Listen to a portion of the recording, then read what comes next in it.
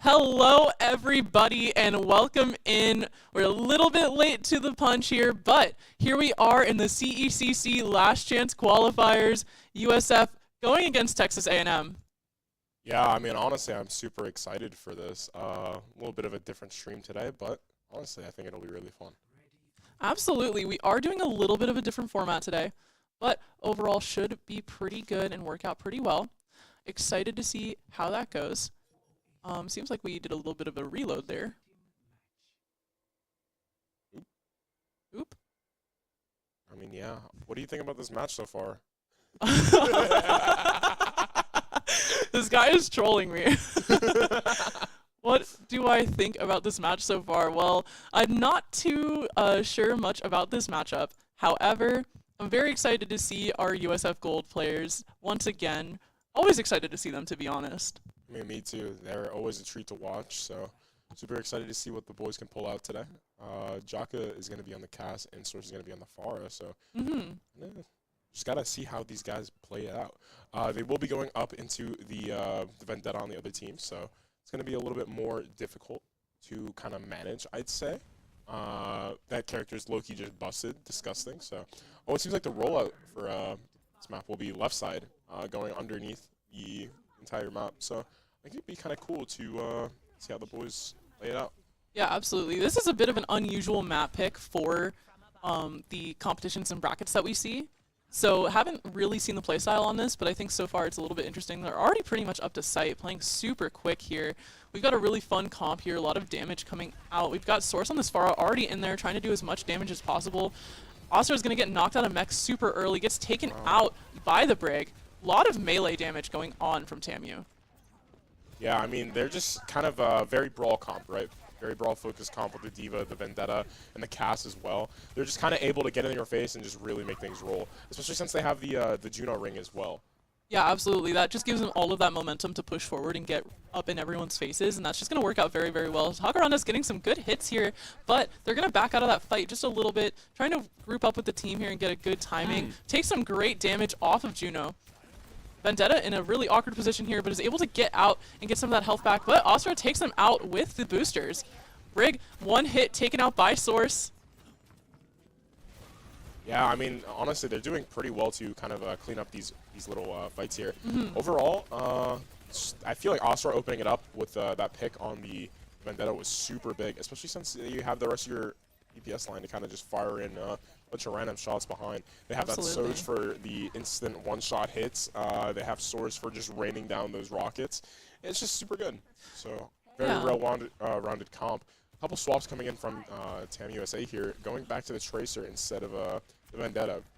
Tracer's very good for kind of just poking around, being a little annoying in their hair. So it's just a matter of kind of getting them to drag crosshairs and possibly even getting those early one clips. Yeah, absolutely. This gives them a little bit more freedom of movement too. You know, with the melee characters, you kind of have to stay very close, but this allows them to play back a little bit. Huge ult! Huge ult coming out from Source, canceling out the high noon there, taking out the Juno as well, knocking them down to support. Hakaranda getting the pick onto Orisa, putting TAMU on the back foot. I mean, yeah, these guys are just really frying right now. Very good ult from Source right there, canceling the cast ult. So, I mean, the idea of just going in like that and ulting like that is just super. It's a instant thing that you kind of just have to do. Like, Yeah. I don't know how to phrase that. Like, but you have to have the reaction for it in order to and then place yourself there. And then he just had that what's it called? The confidence to do so. So honestly, just very well played from Source. Let's talk about the ultimates that USF has online. They've got that Diva Bomb, they've got the Mizuki ultimate, and the Sojourn Overclock. These are pretty strong overall. Asura pretty much gets a free life back, can play a little bit more aggressively here, knowing that ultimate's online, as we are seeing right now, going against this Orisa. Backing up just a little bit, giving a little bit of room for the team to play up. Gonna pop that Mizuki ult, and now they're gonna play very aggressive. Juno ult countered out from TAMU. They're gonna try and push onto site. Orisa popping that ultimate, doesn't quite get too much with it, but Hiwu is going to get the pick onto Shadow, taking USF down. A support, Hakaranda, getting the pick onto the Tracer. Yeah, I mean, the amount of damage they're pumping out right now is so disgusting. The boys are frying. The Fairy's doing work. The pick with the Soj rail is just so disgusting as well. I mean, these guys are primed, honestly. Yeah, this is honestly looking very, Huge very ult strong coming out for from USF. Source. Overtime still getting drawn out. Source popping that big ult, gets taken out by the Cast. A lot of fighting going on site. Cast getting another, but Asura takes him out. Still in overtime though, contesting as much as possible. Jumps off the map. That is not good. Uh-oh. I don't know if that was on purpose, but I think it was, honestly. I think it was. It might have been a tactical reset. I don't know. It looked like he was trying to fly up, so I don't think it was on purpose. But You know, we have to be kind. But overall, USF still crazy in the lead here. They could just take this point back. They just have to get one really good push in and one team wipe, and that's all it'll take.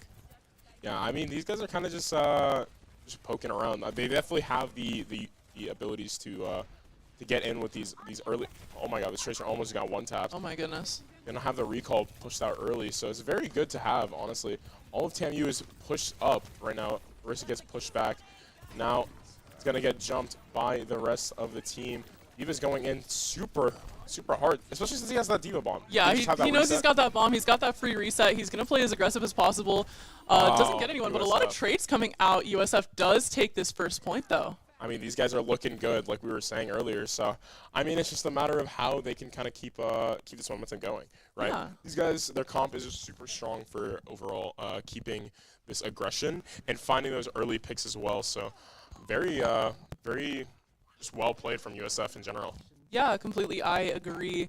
Always exciting to see a map that we don't normally see in these rotations for college. You know, like, it's just really exciting to me because we get to see a lot of new playstyles. We still see some of those comfort picks coming out, but overall we're seeing a little bit of a composition change, which is really exciting to me, and I always really like to see that.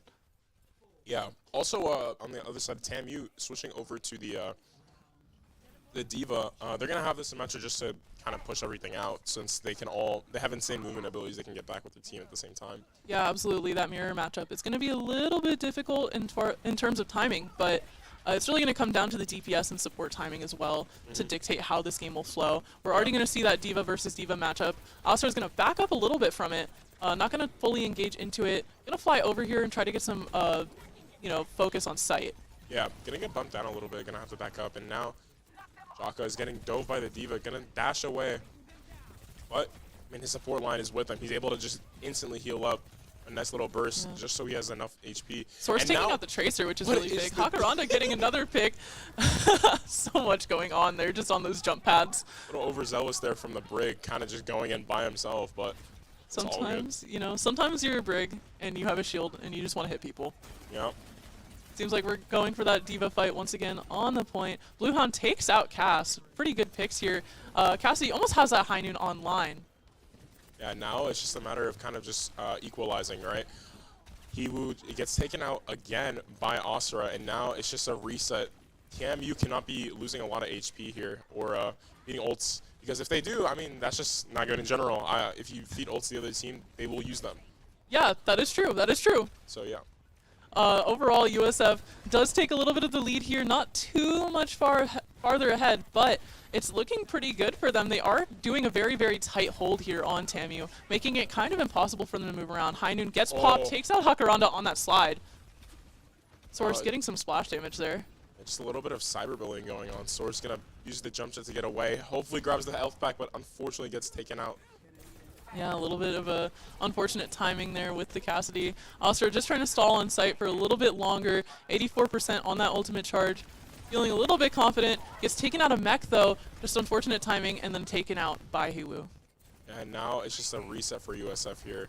Gonna lose a couple of their players, and now it's just up to TAMU to kind of just push up on the amount of pressure that they have against them, since their USF is down 2. USF though is up on all of their ultimates. They do have that Sojourn Overclock and the Kiriko Kitsune already online, which is, that's just strong in itself. Yeah. Asura gets that ultimate online, basically a free extra life. Source as well, we've seen some really strong plays, and he's in great positioning if he doesn't get taken out, but does get taken out by the Cass.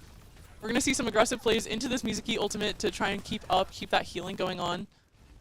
But USF Kitsune being popped on the side of USF as well. Kitsune, a lot of ults getting popped, all the support ults, honestly. USF getting taken out a little bit, though.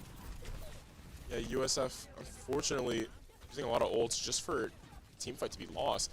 Playbird is just doing his best to keep his keep his overzealous Brig out of harm's way, just eating every piece of projectile util that they're throwing at him. Yeah, she is a little bit eager to be in the front line. But, gotta love a confident player. Yeah. Would you rather him be scared or? Yeah.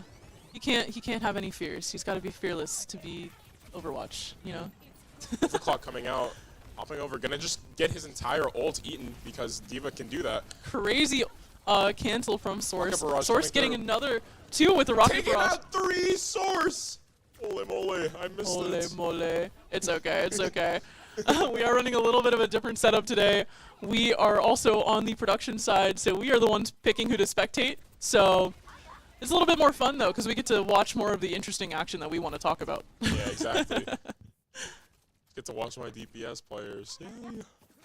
Yeah. I went in for a little bit of a poke right now. USF just needs to stay alive. Hopefully, just get as much ult charge as possible before, and just be that thorn in the side. So swapping over the Tracer from the Pharah. I mean, he did his job on that Pharah, but just right now it does not seem as the best course of action. Yeah, this does give Source a little bit more room to kind of move around, especially on a map that you can kind of get stuck on if you don't have the right mobility. Moonbaby is going to take out Hakaranda, though, so USF down a DPS. Dive up towards the high ground, but will be getting the peel of the lifetime from the other 2 players.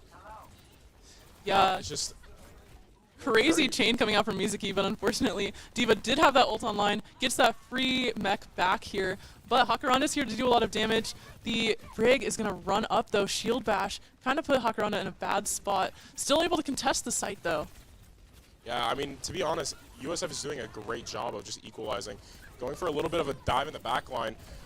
Oh my God, Source is just playing out of his mind right now. Doing Source- honestly everything great. Source on Tracer is always such a delight to see, especially because Zippy Tracers are just so pesky. So you can just imagine Tammy is just like, focus the Tracer, focus the Tracer. You know, it's such a great stall as well. High Noon coming out in the middle of does not. No, oh, he got that recharge. Gonna pop the ult, hopefully getting the mech back. Gonna pop on site, but now we'll be back inside of his mech. There's Overclock so coming much out. action. Gonna USF get taken out instantly, but the rest of the team is cleaning up. Now it's just Juno alive, a man on a mission, but it's not enough. USF take map 1. USF with that very clean cleanup here, taking map 1. Very exciting stuff. Overall, just great plays going on. I can move in this menu? You can move in this menu. All right. Little play of the game here coming out. Yeah, this is the barrage we missed earlier. Yeah. Actually, no, it is not. Wait, is It's it? just this little No, yeah, it's not. play from map 1. Overall, looking great. Looking great. Yeah, I mean, Source is just looking so good on this far. Just All kind right. of pivoting a lot of different pressure. Yeah, I don't know what to do now. Oh, yeah, we're not used to seeing this menu. We're just gonna swap over to break. Yeah, we're going to cut to a quick break. We'll be right back with round 2.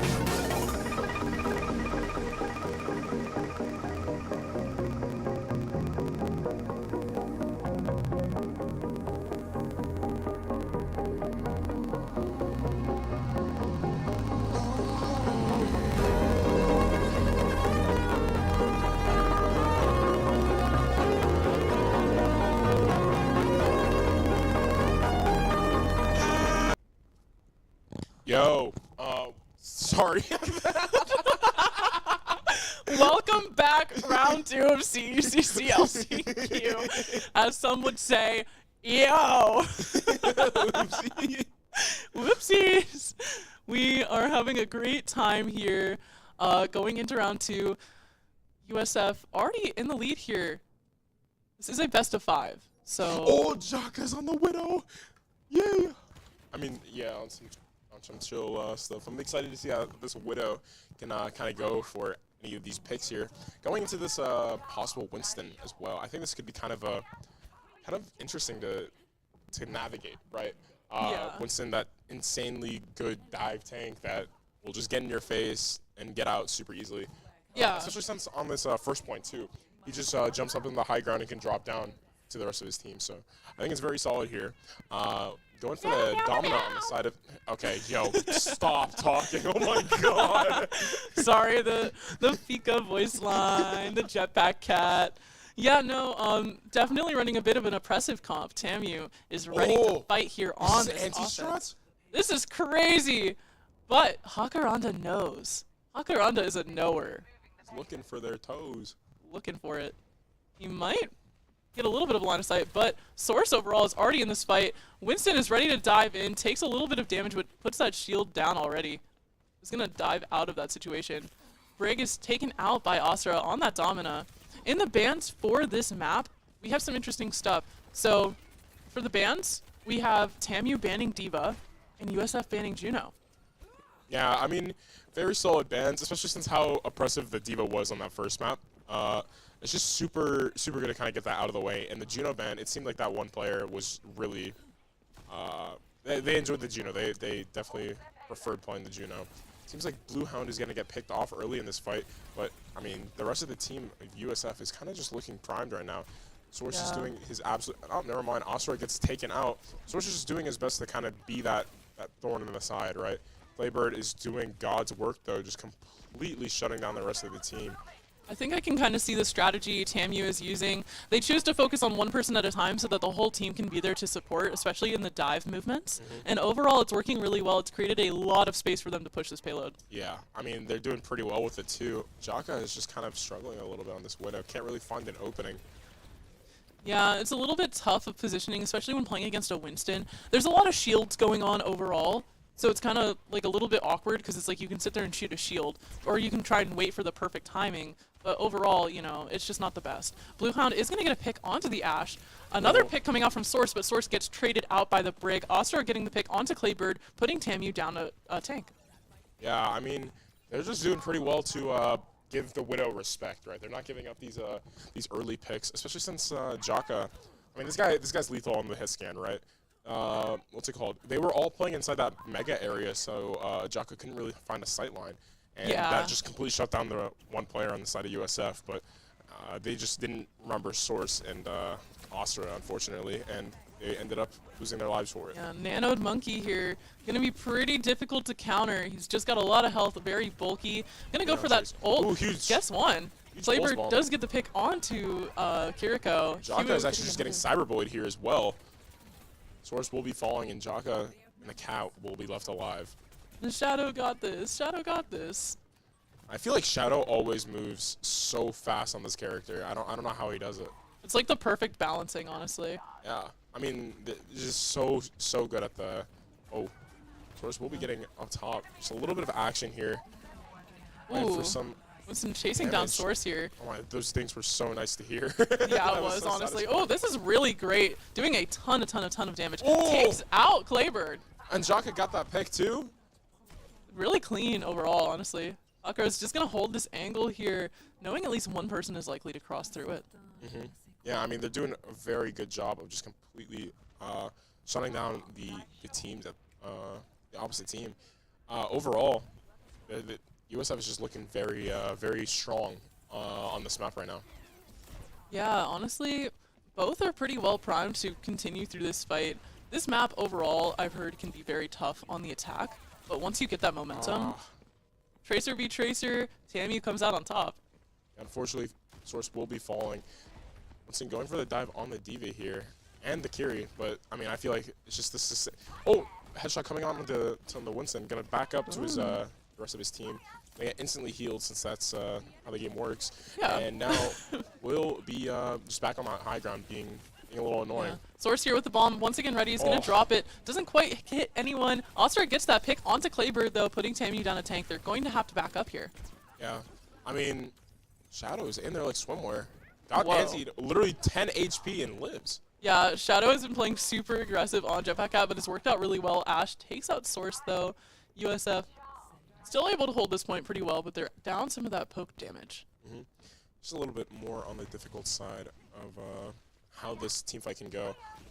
The two supports are coming up on the high ground here, right into Jaka's crosshair, but I mean, Break has a shield, so they can do whatever they want. The shield is so strong against Widow overall. Will be on the point. I mean, Source is just in there, bro. This guy, the little, the melee perk is so good into these tanks, bro. It's actually so insane, the amount of damage you could really dish out. Let's talk about Astra just now. Crazy timing, supported by the teammates, able to get some crazy picks there. Hakaranda as well, just in a great position to do some extra damage, getting Astra that pick. Yeah, I mean, these guys are looking great. Jaka's looking for a pick on his ass, but will get dove back by Clay. Clayburg is just doing a great job right now, just keeping Jaka preoccupied every single time he goes for anything. Absolutely, and that is kind of the role of the Winston in a comp like this. You know that backline is going to be pesky, is going to take out a lot of your squishies, so you just kind of have to keep distracting for now. Kitsune coming out here. Asura as well has ultimate online. The Panopticon is going to pop it here. Potential for a lot of damage coming through. Hakaranda gets the pick. I mean, these guys are kind of just doing a little bit of cyberbullying. Clayburg jumps on top of Jaka and will be getting the pick onto him. Yeah, Source all the way in here, but does get taken out and punished by the Brig. Looked like prime Brig the way he just instantly got one-tapped. Shadow gets a pick onto the Tracer, and now it's just going back into this fight here. Both supports are up, able to help out Asura, but now Winston will be getting nanoed here, and it's just a matter of playing Dead by Daylight. They need to just live from this nano Winston. The Bob comes out into sight and now takes out Shadow, but now it's a matter of playing for the second point, and now USF will fall, and TAMU will take the second checkpoint. Yeah, absolutely. TAMU in a great offense here overall, really using Winston to his fullest potential against a comp like this. We're going to see they kind of adapted to the Tracer playstyle for a minute, so Source is going to switch over to that Sojourn. They were playing, Ana and Brig together, kind of that personal bodyguard for Ana. Moonbaby does take out Source pretty early in the fight, though. Very staggered. Oh my goodness, so much damage being dished out by this this tank. Also, did you see how he lived? He was able to use the snap ability, where and he got his shields back, which, oh my god. Cat Gaming. Cat Gaming, big cat plays. Shadow just, able to really get in there and be very annoying and persistent and then leave. Asura will be falling here. Now it's just a matter of trying to equalize. The tank is down and so is their cast. So it's just a matter of time until they have to really hop on the point to contest. All the team is just stuck on the left side door. It's just super difficult, but the touch will come through. Shadow gets Suzu, will live barely. Panopticon comes out onto site, and now, oh my goodness, the equalization that USF need. Jaka takes out 2, and Asura takes out 1 with his Panopticon. Moonbaby jumping out from high ground will be dropped. And now Corporate needs to live. This is insane. 17 seconds on the clock. TAMU might not be able to regroup for this stall, but they might be able to send this Tracer all the way back around. Yeah, he could definitely go for the touch here, but it's just a matter of getting this momentum going. They do have both support orts online on the side of TAMU, but Tracer going for that push. They have the high noon if they do choose to go for a little bit of stall. Ult comes out. Jaka takes out a player. Will be ulting. Oh, grapple does not come out. Kitsune onto the site, and now it's just a matter of playing for this damage. Bob comes out on the site, and now it's just Asura and the cat will get stuck, and USF will fall. TAMU takes checkpoint 3. That was honestly so many colors on the screen right at the end there. I honestly couldn't keep up. That's just kind of like how that overtime fight goes. You're just putting everything into it at all times, and it works out for TAMU. Yeah, TAMU were just looking very good on that Winston, right? That Winston was so oppressive, as well as the just general damage they had. The backline of Doom, as they call it. I mean, this guy on Brig was like, y'all ladies all right? Every time the Ana got dove by Tracer, and it's just completely shut down all of Source's momentum. So it's just a matter of how USF can kind of get back into this game here around the rest of their team. Yeah, for sure. Overall, you know, TAMU has shown that they can adapt to USF's playstyle. So they're going to have to get a little bit more creative. They're going to recombine a little bit, change their team comp. They're going to switch over to that Emre play on attack. Yeah, it seems like they're just staying on the Ashe as well. Emre is super solid. I think that character is actually it's kind of sleeper, I think. Yeah. When he first came out, was like, oh, I don't know if he's going to be good, but it seems like everyone's been using him. He's just able to dish out so much damage with those nades, that pulse, the pulse pistol that he has. Also, that does not Omnivamp, but lifesteal damage too. Yeah. So you're just able to completely heal back up. And there's a perk where you just upgrade it, where it resets every time you have a direct hit by 0.1 seconds. And it just makes it so you can actually just fry a tank if you can keep your crosshair on them. Yeah, for sure. I think he has a very particular playstyle, but it works very, very well for some players. And we're hoping to see that in this game here. Astra is going to go on the offense here, brought up by Shadow to play some very aggressive plays against the Winston in this little segment here. I mean, this is so funny. Gonna get jumped on by Sword. Oh my god, as we saw, the pistol just kept him alive there with the rest of the team, but Double Craze will be taking him out. And now Claybird, Claybaby. Claybaby, that's our Claybird is gonna go back into the high ground. Triple dash is coming out from the Tracer. We'll be getting away barely. And now it's just a matter of playing cleanup from the rest of TAMU. I mean, these guys are looking super good. I mean, Double Craze is just looking for Jaka in the back line. Look at this guy. Yeah, just lurking around. Just trying to wait him out. Yeah, here we go with the 1v1 once again. They know that if they can distract each other, it does take a little bit of load off of each team. Now it's a matter of going for this backline. I mean, Jaka's positioning is super good if they want to do dive. And look, the Ana goes back to 1 HP. Jaka, I mean, this guy is just sitting around, but he's able to jump onto this Ashe, gets the pick, and gets out. You can see the Brig try to catch up there, trying to save the Ashe overall, but Brig gets taken out as well. I didn't even know there was a mini health pack right there. I'm not going to lie. You didn't? Wait, is it? Where am I? Is it against the wall? Yeah, they moved it. Huh. Against the wall there. Interesting. Because it normally was on the left side where the pillar is where you can get on. Yeah, I think they realized that positioning's a little bit inconvenient for most players. Like, it used to be right here, so I guess they moved it away. Yeah. Oh, I love how I'm observing, so I can just do that. Yeah, here we go. Fighting in the spaceship here. Panopticon coming out. Gonna jump on top of the cast. No one's gonna shoot it for him. Source takes out the Tracer, and now it's just the Source show. I mean, this guy is able to dish out so much damage with all of his util. His nades, his burst. I mean, this guy... Little Hinder going against the Winston, though. Is he going to be able to take this fight? Seems like he's not doing too bad. Yeah, I mean, he has a support on him as well, but Nano will be coming out. Nice stick from Jaka, and now it's just playing the rest of the time. Going for the ultimate. Asura gets stuck as well, though. But, I mean, this ult is so disgusting. The Annihilation, I think it's called. He's just able to completely shut down the rest of the team, taking out 2 players. And now the Winston 1 HP on the point. Gonna pop the Primal Rage, and now we'll get about 1,000 damage or HP back. And now USF... Oh, he's low, though. Trying their hardest. I mean, he's able to take him into the... He's able to grab the Winston, put him into the skybox, and make him a pinata. The kitty kidnap. Just, you know, just coming out there. Getting USF potentially to this point. Jaka's flying! Gets 4 for the... Oh my lord, Hakaranda USF. so locked in. 5 minutes left. Point 2 captured. I mean, USF are looking good. USF looking like they're going to be able to get to this 3rd point. They do have almost 5 minutes on the clock. It's very favorable for them. Shadow and Asura playing up already, just doing as much damage, trying to get through this choke that's usually pretty difficult. We're going to have the Tracer 1v1 once again. Hakaranda goes to pop that ult, does not stick. Oh! What crazy run it back. Oh my gets goodness, the Tracer Double out. Craze just got completely deleted by Jaka. Yeah. Oh my lord. Beautiful plays coming out. Source once again with these clean headshots. They are going to switch over to this Domina, try to counter with this shield. Overall, though, seems like USF has this in the bag. Claybird does take out Asura, though. They could be on the back foot. My DPS line is so goated. What the heck? Yeah, USF's DPS is so dialed in. Oh! Holy! They're so Hakaranda! Cat comes up, grabs the Emery, puts him on the high ground, and this is a dangerous position if you are. Oh my goodness, Corporate gets the pick onto Jacaranda, and now it's just a reset. Gonna have to back up since their tank just got here, but they are down that Tracer. So it's just a matter of playing for this damage, hopefully getting a pick. Source gonna pop the ult as well, just gonna be raining down this damage. Suzu comes out to save Kleber, but will be stunned on the high ground. Panopticon comes out, gets the backline, and now it's just a little bit of High Noon coming out as well.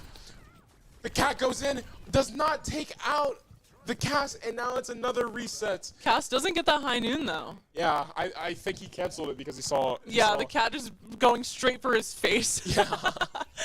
so fascinating. Yeah, no, USF really playing very well though. We're gonna see Austria switch over to that Ramatra. I think that's gonna be a good counter, to be honest. Yeah, the Ramatra I think is pretty strong here, especially since you can kind of just go for more of a brawl play style and just punch them in the face. Yeah, absolutely. Ramatra is just overall really great playing into shields of any kind. We're going to see that Kitsune get popped. Counter Kitsune coming out from Tamu. They're really just going to try and play up here, but Panopticon comes out from Kleber. Kleber takes out Astra. Huge plays coming out from Shadow. Unfortunately gets taken out by the Cass. Cass getting another. No more supports online for USF.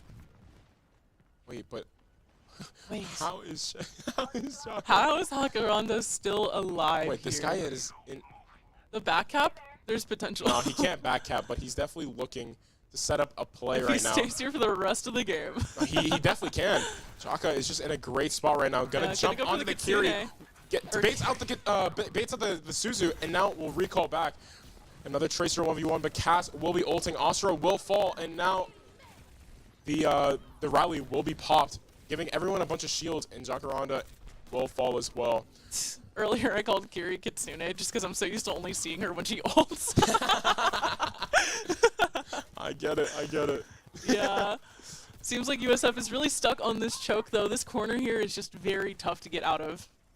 Yeah, I mean, these guys are just looking really good right now on this hold. Basically held for 3 whole minutes. 1:47 left on the clock. Moonbaby gets taken out by Astra, and this is the momentum that they need. Astra will be popping the Nemesis form, and will be just holding the right-click button, keeping that space while the rest of the team has to back up due to his aura. Yeah, you know, it also helps them push the payload forward, get them out of that little choke here, and now all they have to do is play very aggressive and get some of these picks out. Overall, we're going to see, yeah. Annihilation gets out, but Moonbaby takes him. Annihilation's Ramatra's ult. Pulse gets misses on the player, and now Astra's just stuck. Another minute on the clock. They're gonna have to reset. Supports are low on the side of USF, but it's a matter of the wipe, and now USF have to reset for another fight. Yeah, we will see that they do have a minute on the clock, a little bit more favorable. You know, it's not impossible. Jacaranda's gonna switch over to the Cassidy. Probably going to try and do a little bit more damage, you know, now that they've got that high ground positioning going on. Yeah, Annihilation is online for Astra, but he does not know. Oh no, Source! Source gets jumped by Double Craze, and that will just completely shut down that push. Kitsune Rush comes out from the side of Tamu, and they're going to just have to back up and respect it. Hopefully playing for their player to come back, but Astra stuck in a room by himself. Astra in the worst position imaginable right now, being kept alive. He can live, but he Annihilation comes out with the Kitsune Rush as well. So many buttons are being pressed. We are seeing colors, shapes and colors on the screen. They're going to be able to touch here, but are they going to be able to push it up? Beat comes out as well.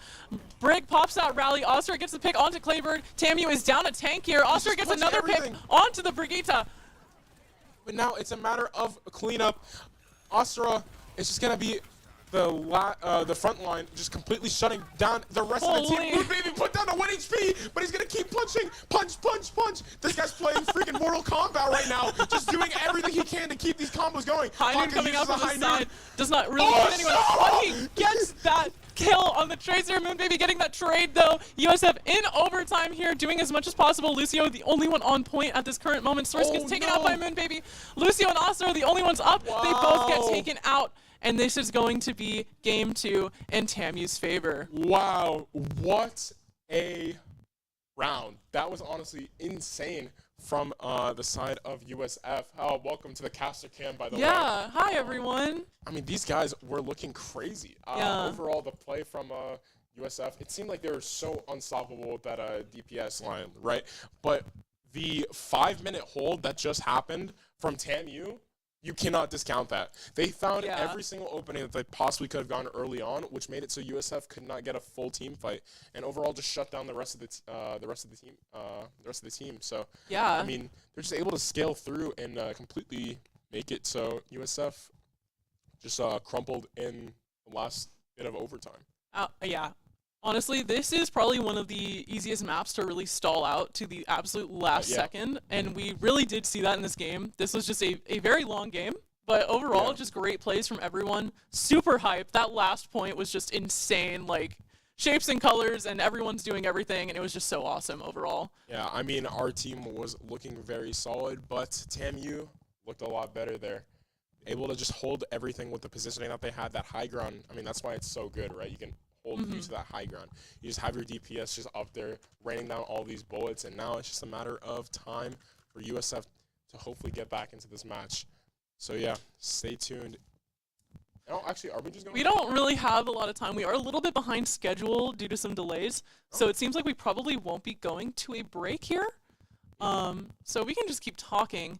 If USF wins this, they will continue in the bracket, and then next they would be playing against the University of Utah. Sorry, I'm yawning. But yeah, sorry. That's not supposed to be any sort of disrespect. I'm just really tired. But yeah, Utah, I think they're a pretty difficult school to beat, especially since they had that bye the first round compared to us where we're playing right now. So they are, what's their seed right now? They are seed number 3. Yeah, so that's a little bit of a difficult match, I think. Yeah, to give further context, USF Gold is currently seed 14. So this is a crazy bracket, to be quite honest. This is going to be a challenge regardless of who proceeds forward into the bracket. Yeah. Best of luck to either team, whoever ends up on top. This is going to be a tough matchup. Yeah, I agree. I mean, USF can really, if either team, TAMU or USF, go to the next one, if they do end up winning, that is a crazy upset. So it's just very difficult for things to get it rolling overall. So, I mean, just a matter of what we can see from the boys, and hopefully they can also show it in the next match. Yeah, absolutely. I mean, USF has been playing really good. TAMU as well, surprisingly well. Earlier, before the game started, their players were concerned about not playing so well. But honestly, they've been playing very well. I like seeing how they adapt to things. They've been doing great, to be quite honest. Yeah, overall, I think the guys are just looking great. So, just a great match overall. So, yeah, I mean, Overwatch. Yeah, we can cut to a quick break really quick. Seems like we have a little bit more time than we imagined. So we'll be right back with more Overwatch for you.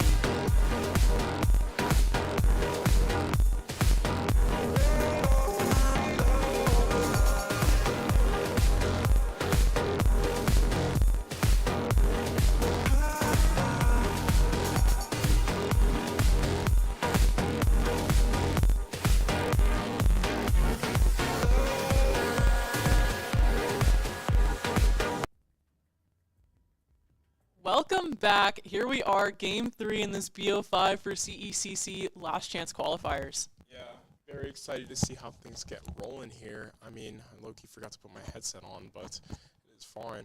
I can't go that way. Unfortunate. Currently, we are learning the boundaries of spectating in Overwatch. I'm usually just talking about the game, so I was not expecting that there. Yeah, we're all good though. You know, going into this, we have two interesting bands coming out. We've got a Cassidy band coming out from USF, and TAMU is going to ban Hazard. Yeah, I mean, the very solid bands as well. Hazard, that character is just insane for the complete, what's it called? The amount of the wall climb capability, I mean, you could just dive super easily. You're able to leap so far and just The mobility live. overall is just really good, especially on a game mode like Flashpoint. Here we are on Atlas. Overall, mobility is probably the name of the game here. Being the first to the punch is just going to be the best thing for you. We're already going to see that with Source playing very aggressive on this Vendetta, trying to push everyone back, and it's working out pretty well. Yeah, I mean, they're just kind of able to get that early pick onto the Mizuki, and now USF going to have the point completely for free. Yeah, they're really able just to, you know, run up and take it. No contesting at all going on here. Hakarana does get that pick onto Texas A&M's Vendetta. Now, just going for more damage, possibly getting a pick. Yeah. You see the two players in the back line. But now it is Source going in, getting out, since he could just do that since he holds right-click on the Vendetta character. Yeah, you know, overall, just holding right-click is the best thing you can do for yourself if you're playing Vendetta. And so far, it's worked out so very well. Asura on the Ramatra, too. Honestly, not a bad pick by any means. Yeah, very solid. Completely able to just get in your face and just punch you. And especially into the Zarya. I don't think it's awful into the Zarya, especially since you're kind of able to just get that charge. Not charge, just punch through those bubbles.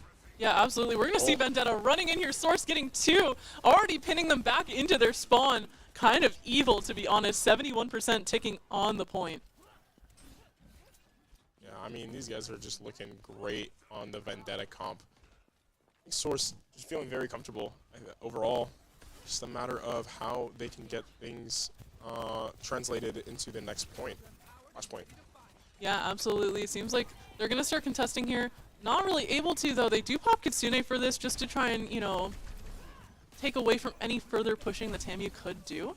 Overall, overtime gets a little bit refreshed, but TAMU not able to touch, and this first point will go to USF. Source with the insane kills coming out here. This really is just the Source show. Yeah, this guy is looking so good today. Barely does not get over, but I mean, Source is looking prime. Honestly, yeah. His Vendetta is so good into their comp, especially since he's just able to kind of get in, chop someone down, and get out completely for free. I feel like there's no pressure on him. Yeah, for sure, absolutely. You know, Source with this ultimate online as well can be a serious powerhouse in the next few points here. In the next few seconds, really. Here we're going to see that ult come out. Crazy lineup. Gets one already with it. Does a crazy amount of damage here. Is going to push in. Get some damage down on Emre as well. Emre looking like he might get taken out by this. Support's coming in to support. Crazy Asura can just block, or not Asura. Source can just block and just takes all the damage. Yeah. Honestly, crazy plays coming out from Hakaranda as well and Asura. Pushing in, really, you know, playing up to the strengths of Vendetta and just kind of playing aggressively. Really matching the pace, and that's really what we need to see on a game mode like this. Yeah, I mean, they're just doing so well into their team overall, just completely shutting down the rest of TAMU with this Vendetta. Asura is just able to complete. I mean, I've just been watching Source, honestly, but it's Asura hard not to be honest. Great. We're gonna see this Lucio beat come out. They're gonna get pushed out of the Mizuki ultimate. Annihilation comes out. Crazy ults just everywhere. Asura getting insane kills here. Holy! Pressed Q. Pressed Q, and they were just able to walk forward. Yeah, press Q, press W, yeah. Win. The win button. Left click. Amazing, amazing, honestly. You know, it comes down to great positioning, too. It really isn't just simply the ultimate. Yeah, just finding that timing for it was so good. Jaka does have the rail if he does choose to use it. Gonna use the spin as well, taking out the opposite Vendetta, and now Source just getting two, but will be traded by getting getting Asura out, but Jaka just in there like swimwear. Like, oh my god, he got deleted. And overall, USF is going to take this flashpoint as well, no contest. I mean, this Vendetta pick, Astra just pressing buttons on the mantra. Just I mean, pressing buttons, That's really all it takes. the thing is, you can't even like discount like the fact that the supports are also just doing. Oh yeah, best no, thing to yeah. enable them Shadow as well. has been such a carry here on the Lucio. Speed boosting, the perfect timing, the insane amount of healing that can come out from his AoE. Just overall looking amazing. Source already has this ultimate online once again. They're really geared up for another push and a really strong hold here. I mean, overall, it's just a matter of how they can keep the momentum going. Kitsune Rush coming out. Source takes out the Okay. gulp. Taken out, but it seems like this is more of a USF map or a team fight here. Yeah, it seems like Astra is really on top of this here, going to chase the Vendetta down. They do still have this point completely to themselves. Tamu is all the way back there, as you can see. So, USF is just in a really great spot here. They're just going to back up. We're going to see Tamu switch to that Wu Yang here. Yeah, overall, just doing a great job to keep this pressure going.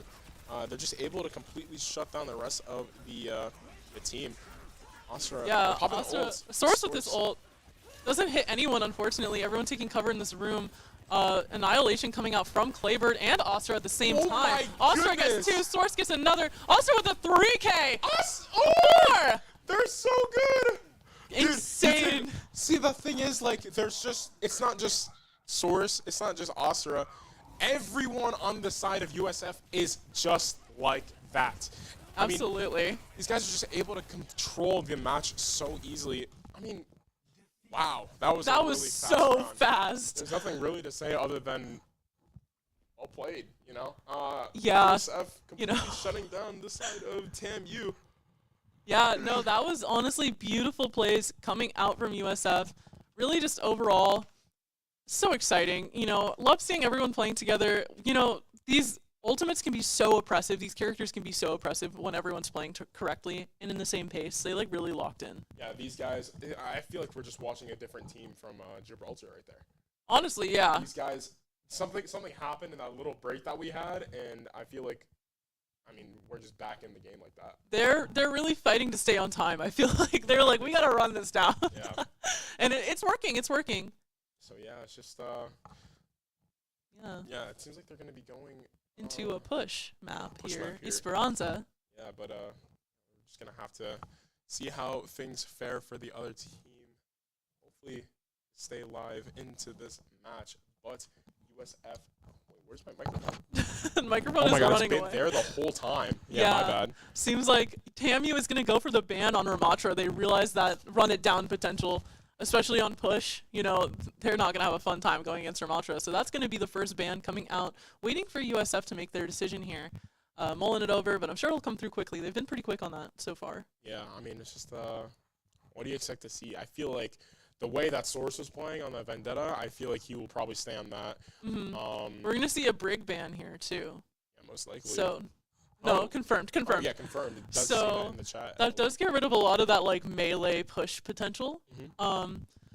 But overall, I think we're probably going to see. I want to say Oster probably goes back to the Diva. I feel like we could see Winston once again.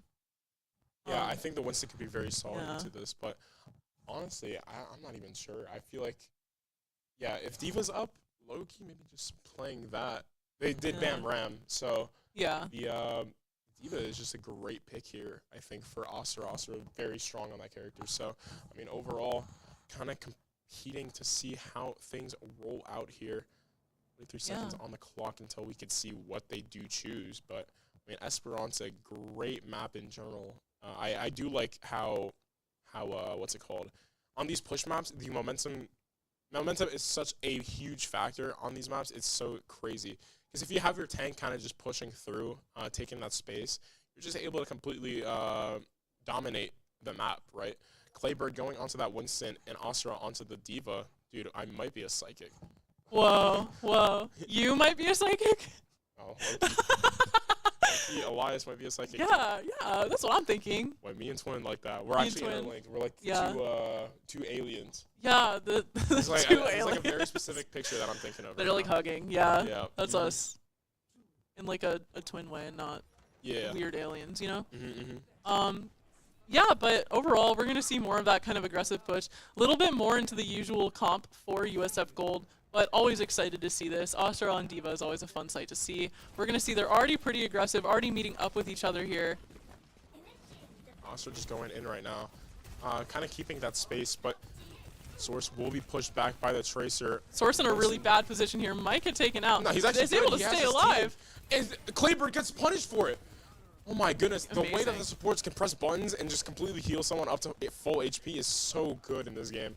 Yeah, honestly, you know, just gotta love supports. Gotta love Lucio, Kiriko, just singular Suzu. Hakuranda with the 3K4! Oh my gosh, he's nasty. That was beautiful, honestly. I can't even comment. Like, that was just amazing plays coming out from Hakuranda. Yeah, I mean, this guy is just looking super strong on this Tracer.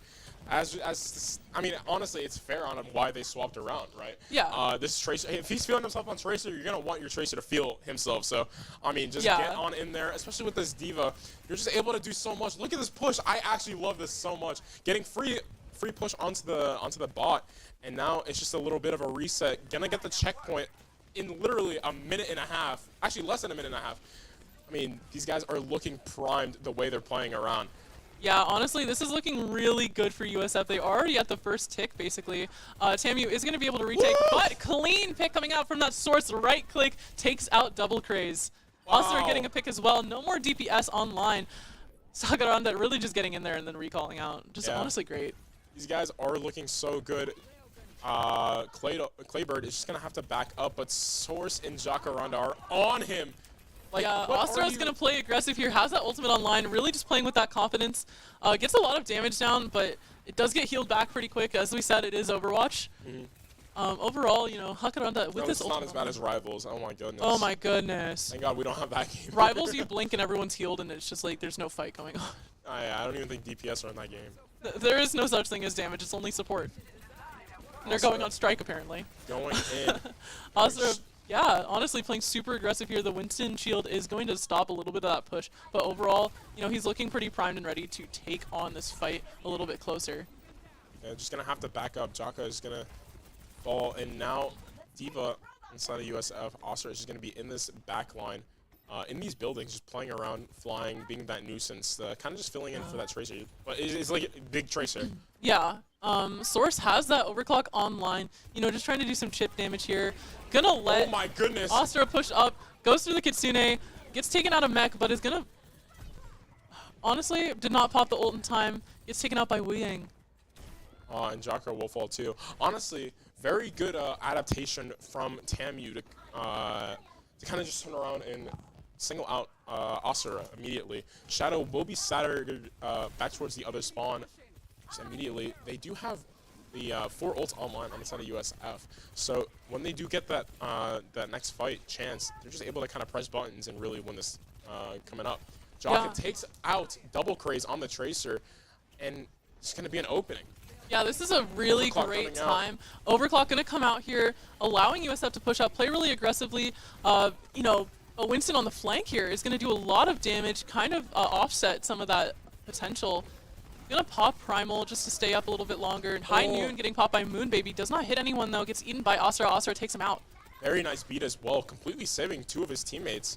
That very well timed, so the D.Va can dive in without worrying about. Crazy picks from Source and Asura there as well. Asura on the 2K here, really just locked in, playing aggressively.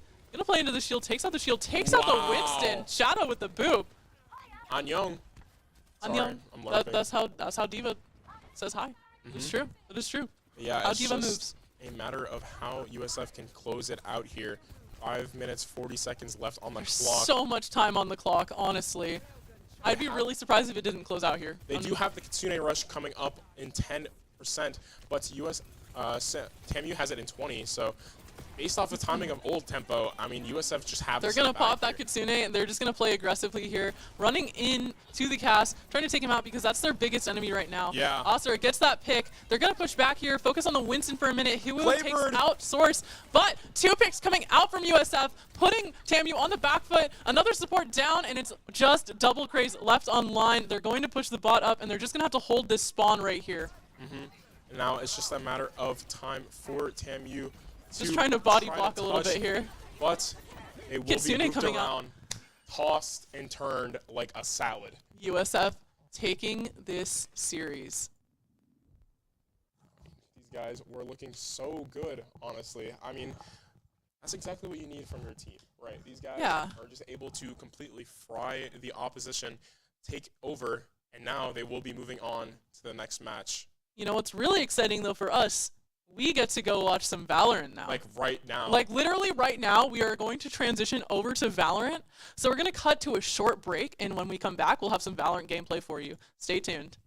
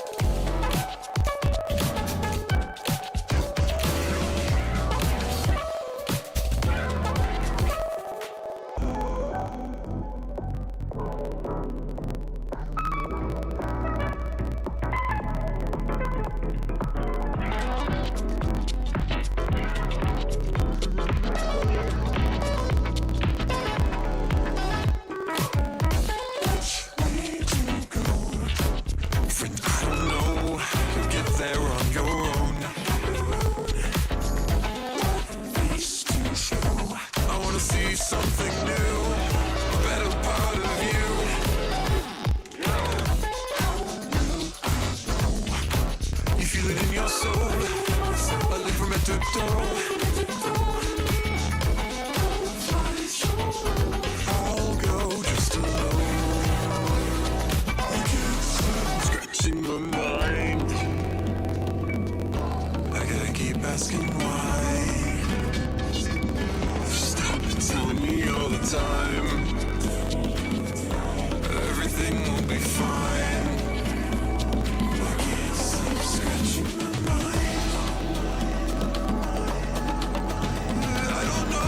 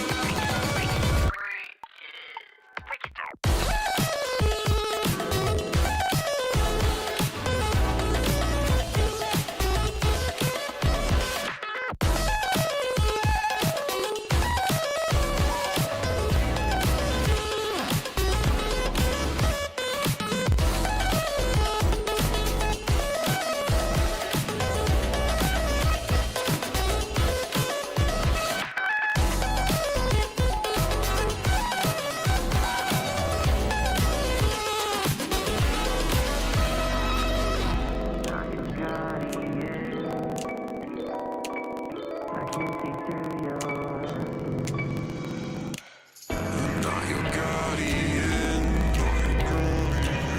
I can't see through your skin.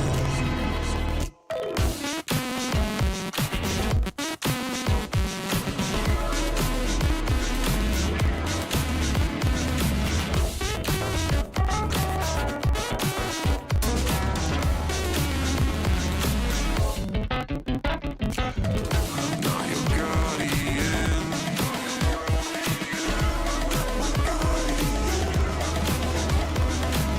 I can't see through your skin.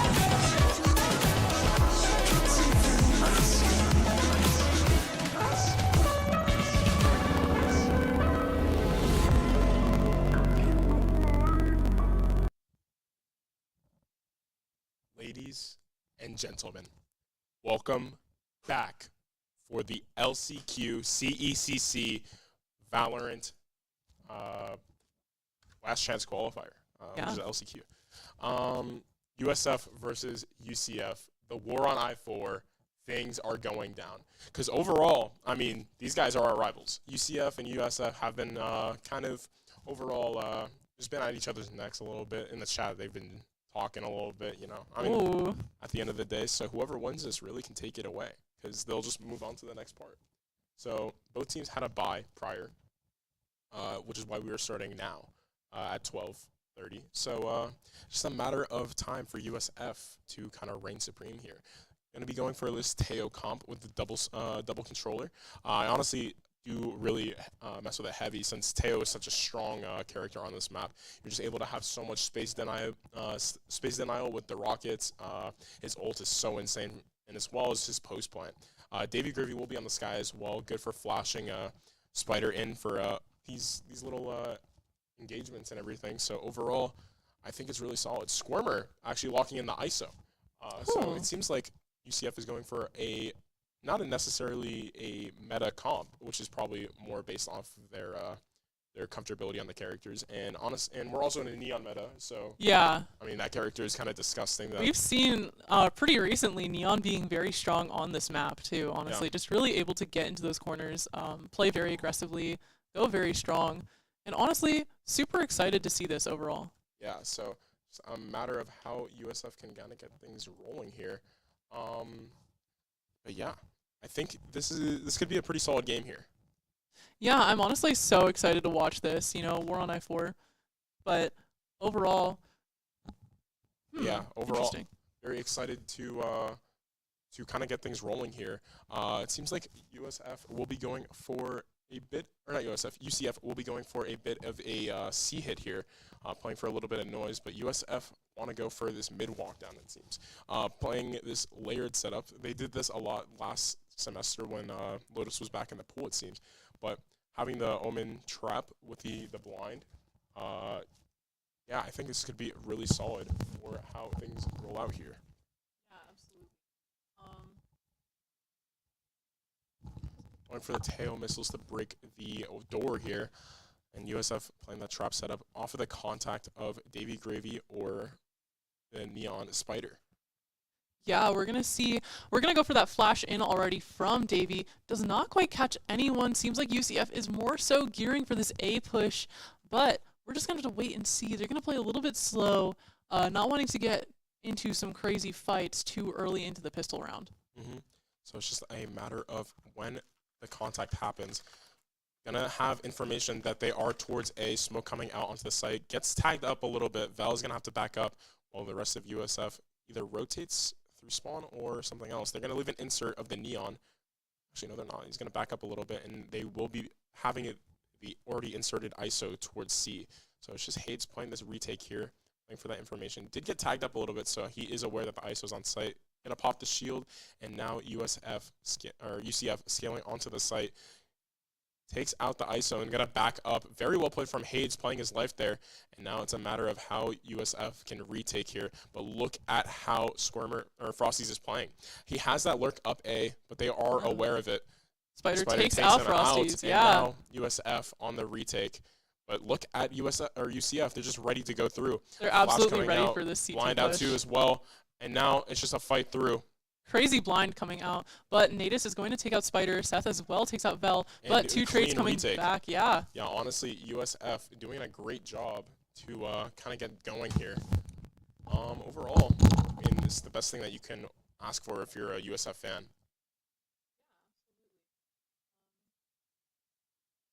Yeah, overall, USF having that momentum on that pistol round is super strong since they can just buy up and have whatever weapons they want. Going for the Guardian buy on the side of Davy Gravy, they can just go for a little bit of a mid-fight here. So it's just up to USF to kind of get things going here. I think the buy will be having that Marshall here. Astra buying that Bucky, as well as the rest of UCF going for the Deagles, the Buckies, and whatnot. So, I mean, honestly, this could be a little bit lethal, but they have that bomb plant down, so it's very easy to force back here. Walrus going to be on the site for USF. This is Aquanix, just in case you don't know, but he changed his name. Walrus having the salt out with the tail missiles. Going to have his blind come out. Yeah, Seth takes one out already, but gets that refrag. Yeah, Oscar takes him down, and now Davy Gravy playing the retake. Spider inside of the smoke gets the no-scope onto Astra, and now it's a little bit of a C pivot. Hades backing off. Just will be playing with the rest of his team here. Have the information that the plan's going down on C, and now they will be poising up for a retake towards CT. Yeah, USF over here in CT going to play a little bit cautiously. They do know that UCF is playing on site here. They're just going to have to creep up. They don't have that much information. UCF, though, doesn't quite expect this. They are holding some angles, but they aren't quite looking in. And Nettis has that Bucky, so we're going to have to look for some but gets taken out, yeah. quick scope, but does not get anything. Going to have that blind come out from the team blind coming out. And unfortunately, USF will be losing their force buy. Yeah, overall, USF kind of in a tough position here, unable to win this round. It's going to be a little bit difficult for the rest of the game, but they'll be able to get through this, I'm sure. Here we go. Audio is back. Now we have audio. Yeah, a little bit of difficulties, but we are back. Thank you for your patience, everyone. Yeah, I mean. Go Bulls. USF are going to have to go for a little bit of a save here since they lost their bonus, not their bonus, their force buy. And look at the side of UCF, having two Phantoms online, a Vandal, and just the bonus up weapons. Their economy is going to be booming very soon. Spider going for a jump spot, spots out the Neon, and now it's a matter of time until they scale up onto the site. Smoke's coming out. Going towards door here. They're going to open up the door to Tree. Going to throw in some Fade utility. Try and see if anyone's holding it. They don't find anything. They're not going to go through the door here. Spider holding so close to this smoke. They're going to go through the link, going through this breakable door potentially. Going to have the flash coming through from the site. Going to have them back up. And now going to go through until Link sees them all through. Stun comes out. but the delay util with the undercut is going to just completely shut down that possibility. Osra running through spawn. Hades takes him out with a nice shot. And now Frosties will take out Walrus, which means USF does not have any smokes for their take or for the retake. They're going to have the God plant on the side of UCF, planning for literally everything on the map, playing all main. 4 players in main, but Hades is there, hopefully going to look for any kind of pick. He is backed up by Spider, so hopefully they can just scale through. Spider takes one out. Frosties, though, gets the 4K, gets the pick, and deleted. Vel and Davy Gravy versus Nidus. Gonna have the drone still, so they're gonna have to look for Nidus. Not gonna see him on the site, but gonna catch a timing. Sees him through close, and now going through. Suppress comes out. Stun as well. Nidus gets taken out by Davy Gravy, and USF will eco them back. Yeah, overall, honestly, great round from USF. Davy Gravy coming out on top here, ready to just kind of, you know, take that timing with his teammate, with Teo, and the utility there. It just worked out very well. Yeah, I mean, USF are looking great to get this momentum going as well. But to be fair, UCF did have a couple players save and bonus up with the other weapons that they had from the prior round. 2 rifles going to be online. Asura buying that Bucky. And they will have 2 deagles. So honestly, they can really get things rolling here if they play slow enough, get the right timings and whatnot. I mean, I think this could still be a very lethal round and honestly very winnable for UCF here. Yeah, I absolutely agree. You know, we're going to see some interesting plays here. USF not so much on that back foot anymore. Yeah, I mean, they're just going to be ready to go for a possible link play. Spider is going to drone through B main and get the information that 2 players are holding. So it's just a matter of playing the retake A, just facing and taking out Squirmer. 2 players, high-low setup, kind of disgusting, but they just knew that they would have done that. So with the pivot, they have the fast rotate since 3 players are on the B site. Spider is on the line of C mound, so this is actually really difficult. They need to play for so much. They have so much space on the side of USF.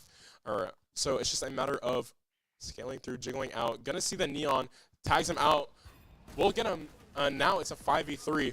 Hayes just going for a couple spam shots, going for a bit of a push. Molly comes through, but they will be pushing through. Hayes, it's just him by himself towards the C-Link space. They do not know that Nidus is through C-Link. It's a little bit difficult. Spider opening up the door. Hayes gets the backstab and gets another player. Spike is down right in front of him as well. And now it's just a matter of time. Fade going for the wrap, though. All the way through towards this flank. This could be really detrimental for the side of USF. They are none the wiser, though. Heading away. Look at how proactive they are. Nidus gets that pick onto Hades. Yeah, I mean, these guys are looking. I mean, it's just such a hard run to do. 1v5 in this kind of environment. Davy Gravy gonna get pushed off of the dog, but the rest of USF is there. Stuns all coming out, and this guy is just clamped up, put in prison, takes out Vel. And honestly, if they can do as much damage as possible, this is really good. Yeah, timer does run out. Spider does get that pick, but you know, great fight coming out from Nidus overall. Yeah, I mean, that guy, he definitely did his damage. USF are going to be knocked down a peg with some of their economy, but they will have a couple ults online. They have the Viper Spell online, they have the Neon Fingers online, but on the side of UCF, they do have a lot of ults coming up. They have Fingers as well soon in 1 ult point.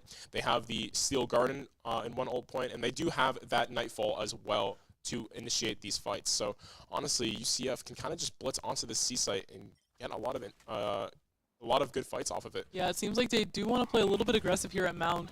Neon is gonna, yeah, Spider's gonna put that wall up just to kind of counter out some of that push. Molly coming out early. Nightfall is gonna be ready and take it out, but I mean, there's 5 players on the side of UCF towards C. Yeah, Fade is gonna pop that ultimate here. Gonna hit quite a few on site here. A lot of statuses on the veto. Nice Asura takes him out. Yeah. Gonna get just completely jumped on, and now it's a retake. 2v4. 1 player is low. Squirmer gonna have the get picks. Walrus takes out 2, and now it's even odds.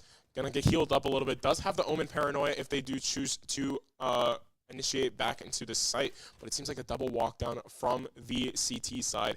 It just seems like UCF is going for a bit of a hold here with just the double setup, holding the link side, holding the close.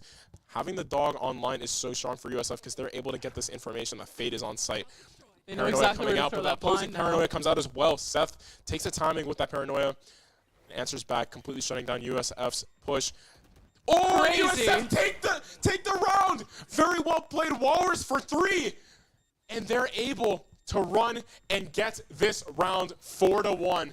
USF are looking primed. USF is looking fantastic here. They really got their timing in order, and they put themselves together, you know, just swinging like the opposite side of that pillar overall to get those two out at the same time, not leaving any room for error. Yeah, I mean, USF, this is their map pick, and they're looking very good on it. Steel Garden is online now. They do have the fingers as well, and USF do have that Viper Spit still if they do choose to use it. Vel will be one away from his Armageddon, so he's able to completely just push everything back, but UCF is on an eco here. Yeah, UCF a little bit on the back foot. They're going to have to figure out how to play. They're going to want to play aggressive here. Going through with those neon fingers. Going onto site here, instantly trying to find out Davey. Davey's in an awkward position here. Gets taken out by Squirmer. Yeah. Now it's just Vel going into the smoke. Gonna catch. Oh my goodness. Oscar gets full accuracy onto Vel, takes him out. And now the plant going down for UCF. Spider only has a judge, so honestly, he could go for this if he does choose to. If he gets a pick early, USF can go for this team fight here. Yeah, Spider is blinded here. He's going to have to hide behind the crates for just a second longer. Going to try and get some jump peeks here, try to get some information overall. But we're going to see UCF is really just geared up here. They're going to pop that Iron Garden. Primary is jammed, so Spider is kind of stuck in an awkward position here. Squirmer takes a pick out onto Walrus, and now it's both USF players stuck in the pit. Yeah, absolutely. Spider going to dash in, get that pick onto Frosty's. Great. Does not clear default. Does not clear. Oh, and Seth gets the pick onto Hayes with a nice transfer. I mean, USF going to be losing that eco, or their force buy into the eco round. And honestly, this is not looking too good. Vel will not have a weapon online. Possibly going to ask for a buy from Spider here. Yeah, going to go for this judge buy. And USF will be going into another... This battle is kind of detrimental if they do lose it. UCF have the economy to back up this team, this round win. So just a matter of how USF do decide to play it. Spider has that Spectre online if they do choose to use it. So it's just how things roll out. Yeah, a lot of utility coming out onto B site, causing the early rotate. Vel does get grabbed in the ISO ultimate, gets taken out by Squirmer with a headshot. And now Seth getting another, but Davey Gravy gets that refrag. Spider taking out Astra, an even 3v3. Yeah, ult's online for USF if they do choose to use it. Dogging through door right now. Gonna see that there's 2 players on the side of UCF there, but Frosties gets the pick onto Spider, and now this is a little bit harder than it was before. Hayes is gonna be out on the site here, just looking for literally anything, but Davey Gravy is stuck. Gonna have the information that Frosties is through. Gonna get traded by Squirmer. Oh, but Davey Gravy, 1v1, 5 HP. Gonna have the Seeker through. Gonna swing through, dinks him. And now, this is a little bit easier. Undercut online. Just gonna have to tap the bomb. Gonna count down, gets the half, but Squirmer peeks at a great time with a crouch peek and one-taps Davey Gravy for the round win. Absolutely. Honestly, great timing coming out from UCF's players. You know, they did get taken out a little bit by the Sky. Like, that was crazy. You know, Sky's utility can be really strong, especially in close quarters. The amount of information that you can get just from a blind alone. Yeah, it's really crazy. But the timing with ISO really just worked out at the end. Yeah, ISO just played that really well, that post point. His team did fall in the door, but he was just able to just secure the round, taking out Hayes, and honestly just securing the round in general. So, and this guy might be goated for a reason. Spider, yeah, absolutely. Pushing up a little bit, does have the ult online if they do choose.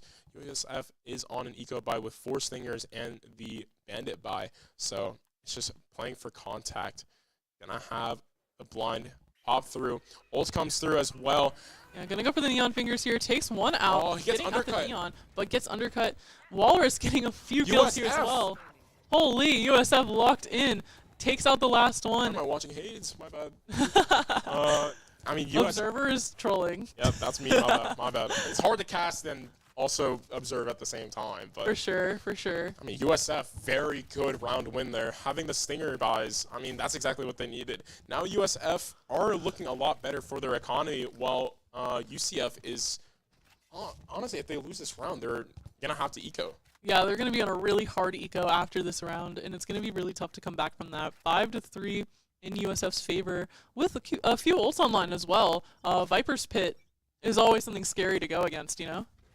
Gonna have the stun come through. Scormer is pushed Wow. up, but Spider gets the pick. Osra all the way up. Spider now- locked in. Oh my lord! Spider with the collateral headshot. Oh my lord! Very nice slide, getting 2 players out, but not like Nidus, or not Nidus. Frosty's almost got the pick onto Davy Gravy to secure the round there. Spider is online. This is exactly what you need from the USF Bulls. They need these rounds as much as possible. 6-3, their map pick. Starting on the defense, this is great. That was an amazing play, honestly. Steel Garden online for the side of UCF if they do choose to equalize their weapon buy. Osra does have the force by the Phantom going for the light shield, but there's a lot of Spider already getting a just got pick. a delete. Control Alt Delete onto Osra, and now just resetting onto the site. They have the numbers advantage, they have the weapon advantage, they just need to play a lot safer. They can definitely play with this range as well, knowing that UCF is going to be on the back foot here. Frosty's kind of playing here, parallel to Seth. Going to peek out, meets Vel for a second, but Vel jumps back, doesn't take any damage from that. Off the door open, they just went for the slide through, and now Walrus playing towards the B site. Gonna have Vel there to back him up, but a lot of UCF are inside of this door, and Scormer's up towards B main, so they do have the control. Plant going down, gonna dog through, clear anything out towards Mound right now. Doesn't see anything, so they do not have to worry about it. USF just need to retake this. Very nice paranoia coming out to stall out USF's force through, but I mean, Walrus is in a little bit of a pickle. There's 2 players on the side of Heaven. He needs to just play his life right now. There's so much map space that UCF have. Line comes through, and now it's just the retake. Could swing through the another door. swing coming through. Spider Swing getting some through the- picks, but UCF really geared up there, but gets my taken out by God. Vel. The boys are back. USF are looking so clean on these retakes. I mean, that was so difficult, honestly. Yeah. The one thing that they had was the weapon advantage, and UCF had that space around the map. They only had link control. Hayes got the reflank onto Squirmer there and was able to completely shut down what he was doing towards main. So, I mean, the boys are looking good. Half shields coming out from the side of UCF, going for a little bit of a save. Not save necessarily, but Seth will be having enough for next round if they do need. Oscar will be forcing up. Never mind, I'm a liar. I thought he was going to have that judge there. But USF are looking a little bit hard here. They need to really scrounge this round up if they want to have a good rest of the map. Yeah, they're going to pop that Viper's Pit pretty early, seeing someone Mound here.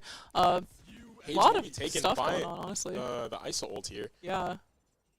On almost wins his Scormer. Gets the dub on that. Stun comes through. Gets Spider out of the equation. But Walrus gets 3.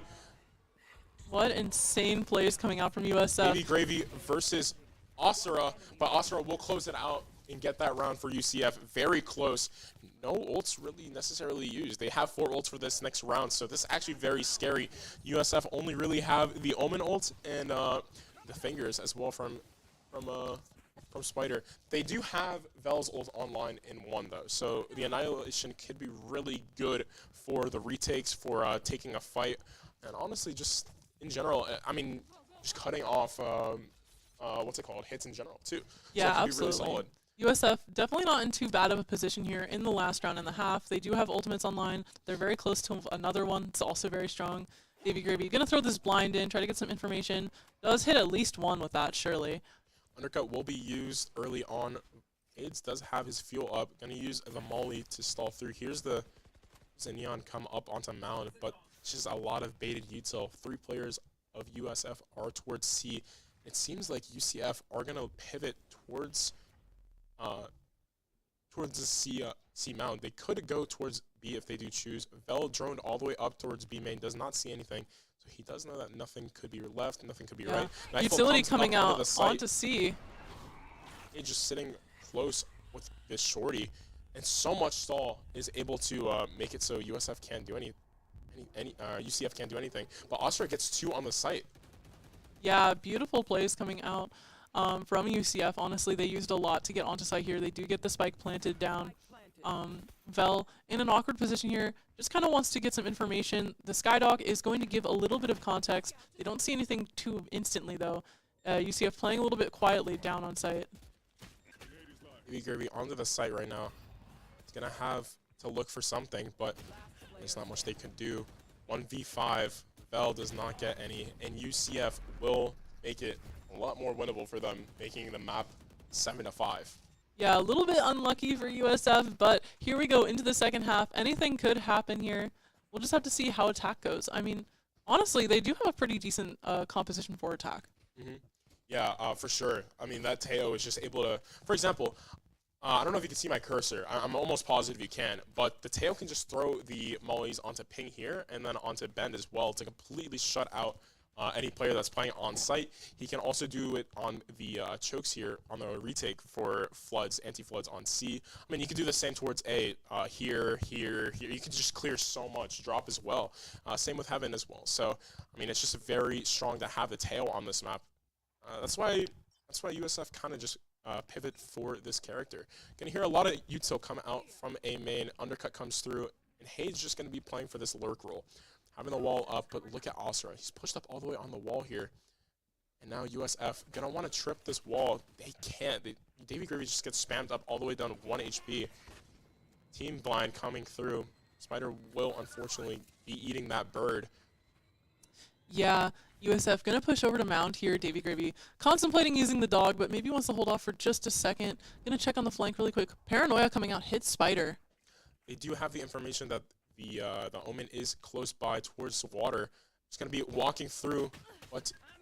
Squirmer. I mean, this guy's gonna spam him all the way down to 1 HP. Maybe Gravy does have the heal if he does catch up to his teammate. Gonna dog through. Actually, no, it seems like they're gonna be playing contact here, but UCF do have an idea of what USF is doing. I have to back up all the way. Heal coming through. Gonna get Spider all the way back to full HP. That's the power of that Sky full util, right? You're just able to have all this utility. Gonna have the dog as well. Gonna dog from all the way up into the site. Spider gonna be pushed up. Paranoia coming through. Stun back site as well. But Squirmer is gonna be towards drop. Astra takes out Spider, and now it's a matter of how USF can kind of pivot around this. Gets the pick onto Nidus. Squirmer gets a pick on the Davy Gravy, and now it's just trades going back and forth, back and forth. Seth in the smoke right now, but Hades gets the pick. They can't Panther anymore. They changed the map.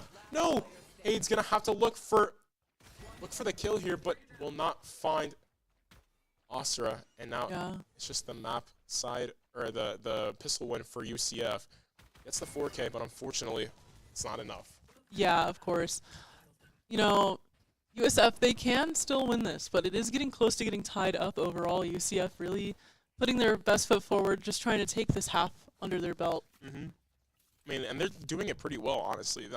What's it called? That read that they were going to re-hit towards A was really good from UCF, especially since there was not a lot of information. All they knew is that they probably had some kind of dog util towards Mound and cleared it out off of that. So that's why they were able to rotate early on. Undercut comes through. Going to have to back up. Hage just inside of the smoke, possibly looking for something, but Asura is sitting outside of it with a judge. So, I mean, they have this A space for sure. They do know that everyone's going to have to be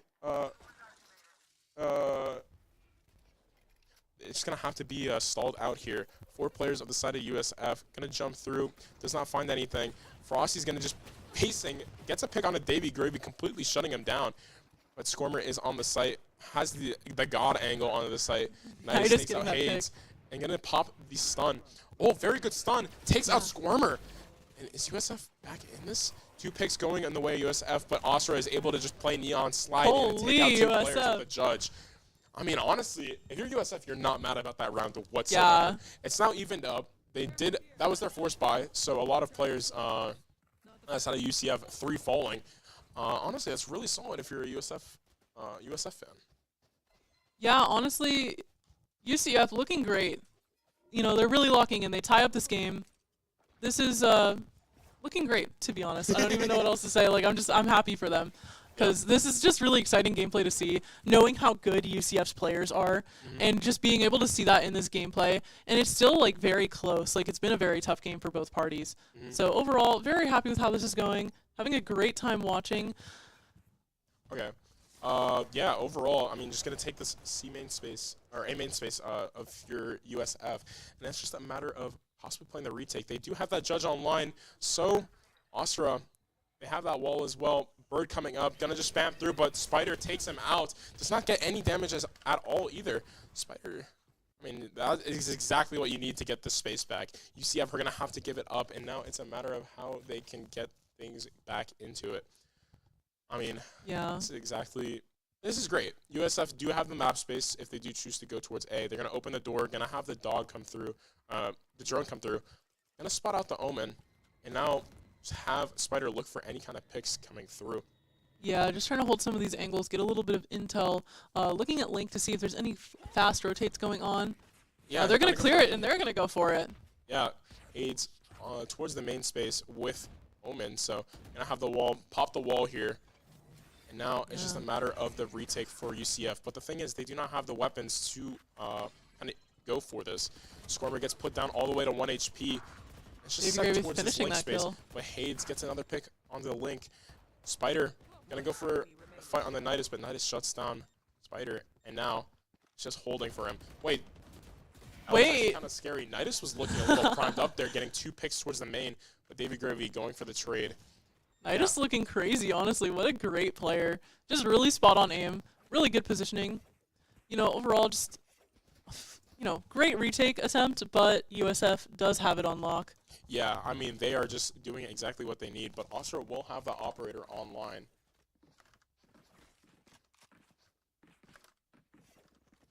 Yeah, I mean, this is just really difficult for, what's it called, everything kind of going on here. Overall, USF gonna have to go and equalize to this C hit here. Gonna have the lurk smoke onto the C site. Yeah, Davey gonna go for this orb. They're gonna drone in, try to get this information. Yeah, they don't want this information. Val is gonna go onto site, doesn't quite see anyone. Davey Gravy gets a spam onto Astra, but Frosty's gets another spam back. Both duos on the side of USF are gonna be cut down, and it's just a matter of it's not a matter of, or it's just a matter of defaulting back around. They do have the ISO online for UCF, but Seth is in a great spot right now. This guy gets a pick onto Vel. Holy! He's going to be playing around right now. It's just him alive. Davey Gravy gets the trade after 2 players fall, but they are going to have the rotates on over towards the site. Davey Gravy and Walrus on the retake. Nightfall coming through, gonna have to try to dodge it. Only Walrus gets hit by it. Gonna go for the plant here while Davey Gravy pushes up since he did not get tagged. Scorer popping the shield. Gonna get some damage onto Nidus right there. Gonna have to fight through. But the drop makes it so USF cannot do anything about it. UCF is so strong in their timing and what they do. And it's really just a little bit tough for USF to, you know, counteract. And it seems like they're just going to keep tying up this game. It's going to stay very close, I think, right until the end, is what I'm going to hypothesize for the rest of this game. You know, a lot of great utility coming out as well. Just overall, like, both teams are playing amazingly.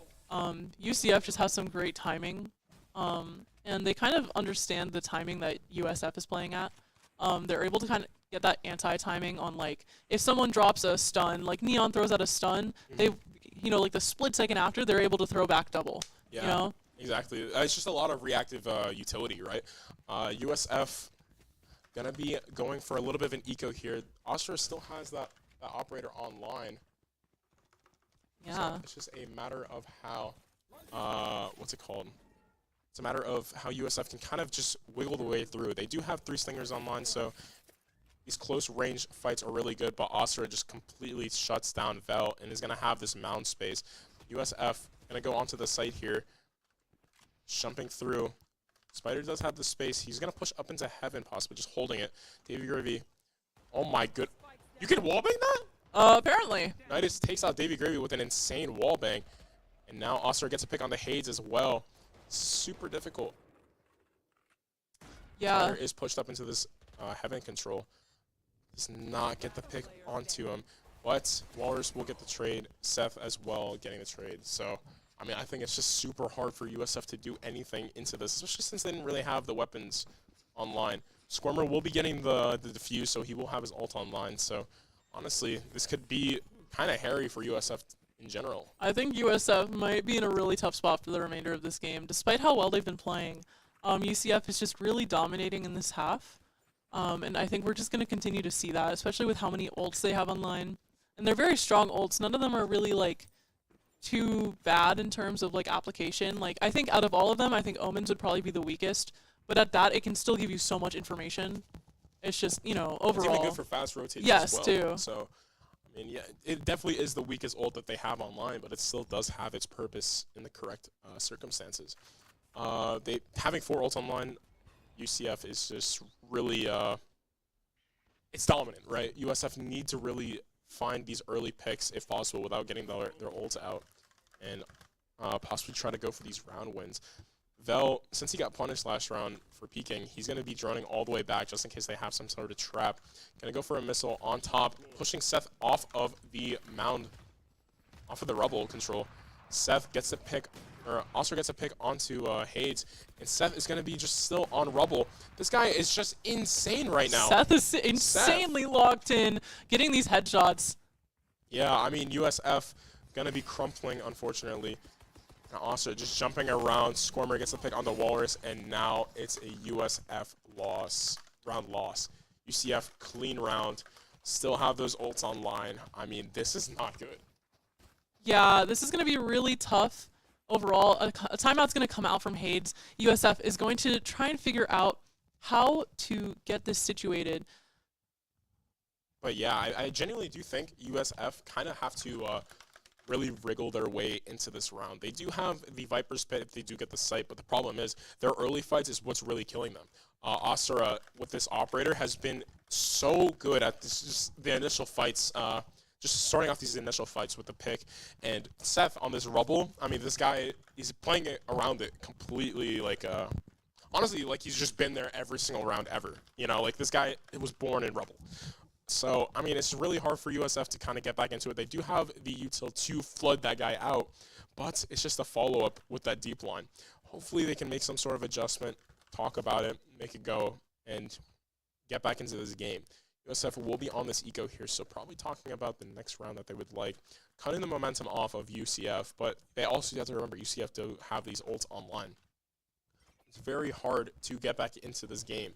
If they do, though, if they use a couple ults, and UCF lose this round, I mean, it is looking a lot winnable. But UCF kind of do need to really fumble the bag, if you will. Right? they would really need a throw, honestly. Yeah, honestly, UCF is pretty well geared up for the remainder of this game. In order for USF to really capitalize on this, it would have to be a major downfall of some kind. UCF already so strong on this. Spider gets pulled into the ISO ultimate. It's just going to try and play this a little bit faster. But Squirmer does come out on top. Look at Oscar on top of this, on top of the site as well. There's 4 players that instantly turned all the way onto the site. Going to re-clear towards B with the dog. Not going to find anything. And 2 players are back, but Seth gets a pick onto Hayes from deep. He's going to TP away. Going to have the information that there's someone there. And UCF are just... I mean, they're all healthy. They have their ults. Nightfall, not online, or did come out. Same with the ult from the ISO. So it's just a matter of how USF can possibly get some damage going. Seth playing the site, gonna call that there's a lot of util coming through, and all 5 players of UCF are gonna come onto the site. Baby Gravy stuck on the side. Paranoia buying a lot of time for his team to come through. Dog comes out. Baitsuck comes out as well, but Seth, very nice swing timing onto Vel, and now it's a 1v5. Squirmer clears the angle and takes out Davy Gravy. UCF, they are up 11-8. And this is very difficult for USF to kind of get back into this game here. Yeah. They do have this force buy, so, I mean, honestly, this is exactly where they need to turn the tides. Because if they don't, they're going to be on low money again for next round, which is going to be the match point. So yeah, they do have the ults online. 4 ults. You just got to press the buttons and use them. We need to find a good opportunity. So, CF, a little bit. There's so many ultimates online. Yeah. Like, we got to see something happen. At the very We least, might be getting a game of Overwatch here. we might need that. Quite frankly, quite honestly, I think a game of Overwatch might be the most beneficial thing they can do. Nidus, oh, he's going to come through, has the suck, baits it out, and now... So much utility going down right here. Just baited out by Spider. Yeah. I mean, that's exactly what you need. Bird comes through, and it's going to back up. They're going to have the mount control. A lot of util from the Vise to saw out the site.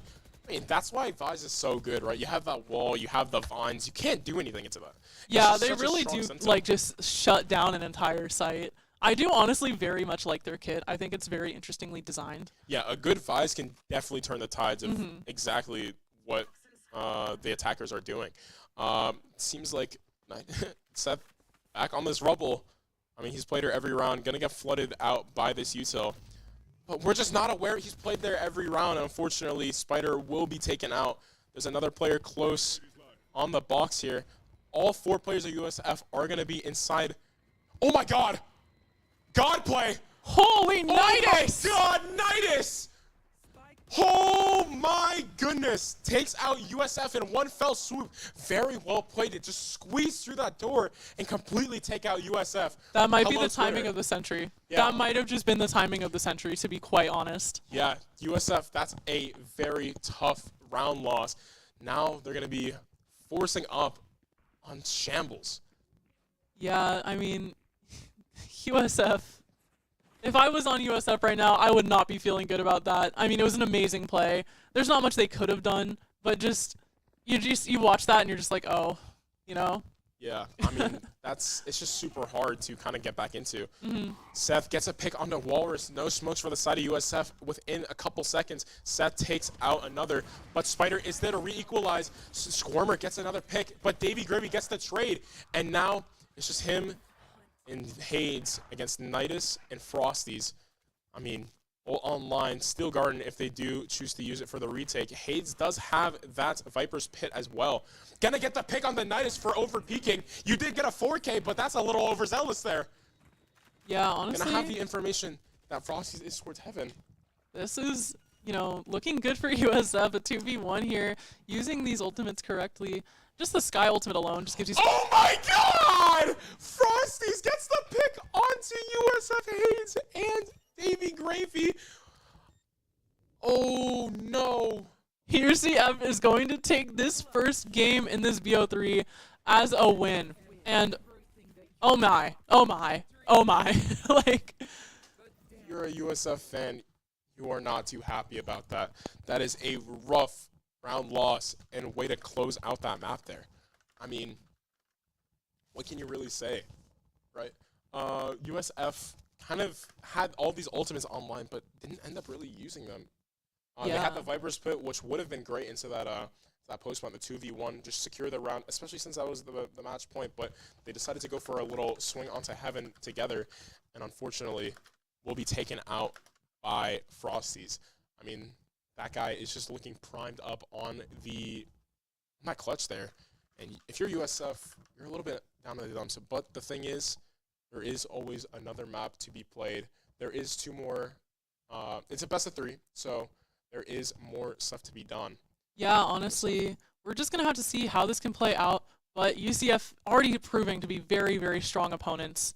Yeah, very formidable. Yeah. So, yeah, USF kind of need to get things rolling again. So it's just a matter of how they can do it. Yeah, but for now, we're going to go to a quick break, and we'll be right back. Yeah.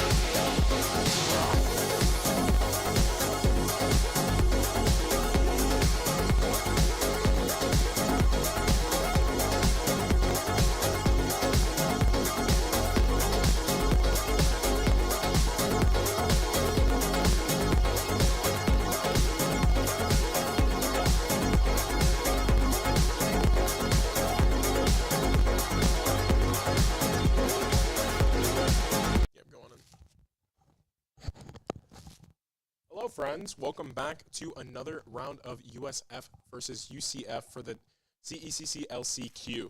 I'm excited to tell you that this is going to be Bind, which is UCF's map pick.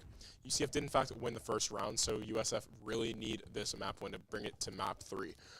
Overall, it's a little bit more on the difficult side due to, what's it called? The upset that, or what's it called? The comeback that UCF did last round, right? They were just able to get, string together all of these rounds and really shut down USF's momentum that they had on their attack side. So UCF going to be going for that chamber with the waylay, double smokes, and USF going for the double smokes, double duelist, and sky. So honestly, this can go out either way. I do like the chamber pick for the defense. They have that the passive information with the util. Going to go for a pick back off, and now USF and just be back in there. Asura takes out Davy Gravy, just completely deletes him. Fell's going to be inside of showers right now. Going to use the bomb buddy to go through. And now it's just a matter of how USF can kind of get back into this round. Yeah, USF a little bit on the back foot here, kind of smoked off from sight. They're going to push up, try to keep an eye on U-Haul a little bit. One is going to push out a little bit, get a little bit of information. Oh my. Seth with a very nice shot onto Spider. And now they're just going to be going for the plant here. Sight smoke coming out from the side of UCF. And now it's going to be Vel going up onto... Hayes gets a 2K. Whoa. On the smoke.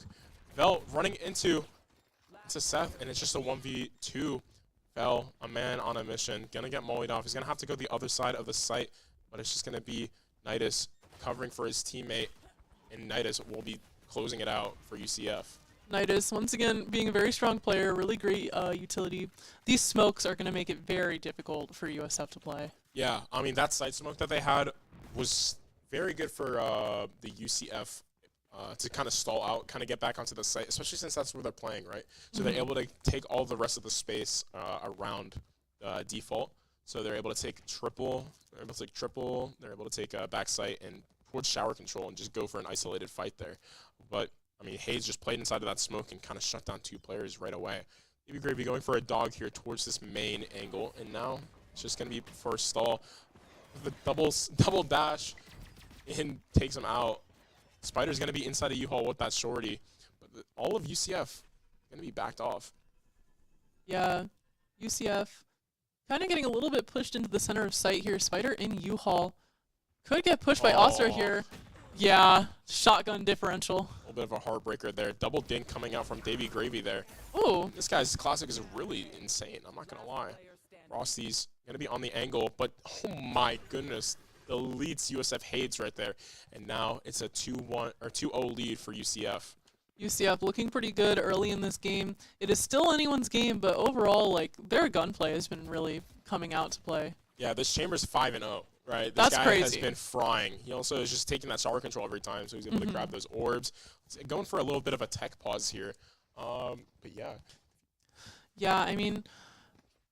just a little bit of a tech pause. Gonna have to wait. Vel DC'd, so I mean we can go to our caster cam. Yeah, we can go back to our caster cam. Yeah. Not much that we can really do right now. Just gonna have to wait to see how the boys can get back in onto this lobby here. Vel probably his game crashed or something, or he's been lagging. But USF going for a force buy here, right? Yeah. UCF, they're on that little bonus. They have an Ares, a Judge, a Bucky, and a Deagle. So honestly, it's a little bit difficult to win this round. I think probably Frosty's could force up since we were talking about how he's 5-0. Yeah. So he definitely has that money racked up. Could go for the force, but also Could go for an op the next round. could go for an orb and a kill and just have Tour de Force in this round. That could be insane, honestly. But, like, it would be a little bit, high risk, high reward. He's probably just going for the save here, so he has that op on defense early. That too, yeah. Yeah, that could be pretty solid too. So, I mean, USF going to be forcing up on this round. I mean, it's 2-0. It's finally their bye. So, if they lose this round, I mean, UCF is kind of just set. Yeah, it kind of spells bad Bowl. news, yeah. Overall, USF is going to be... Jinx. Whoa.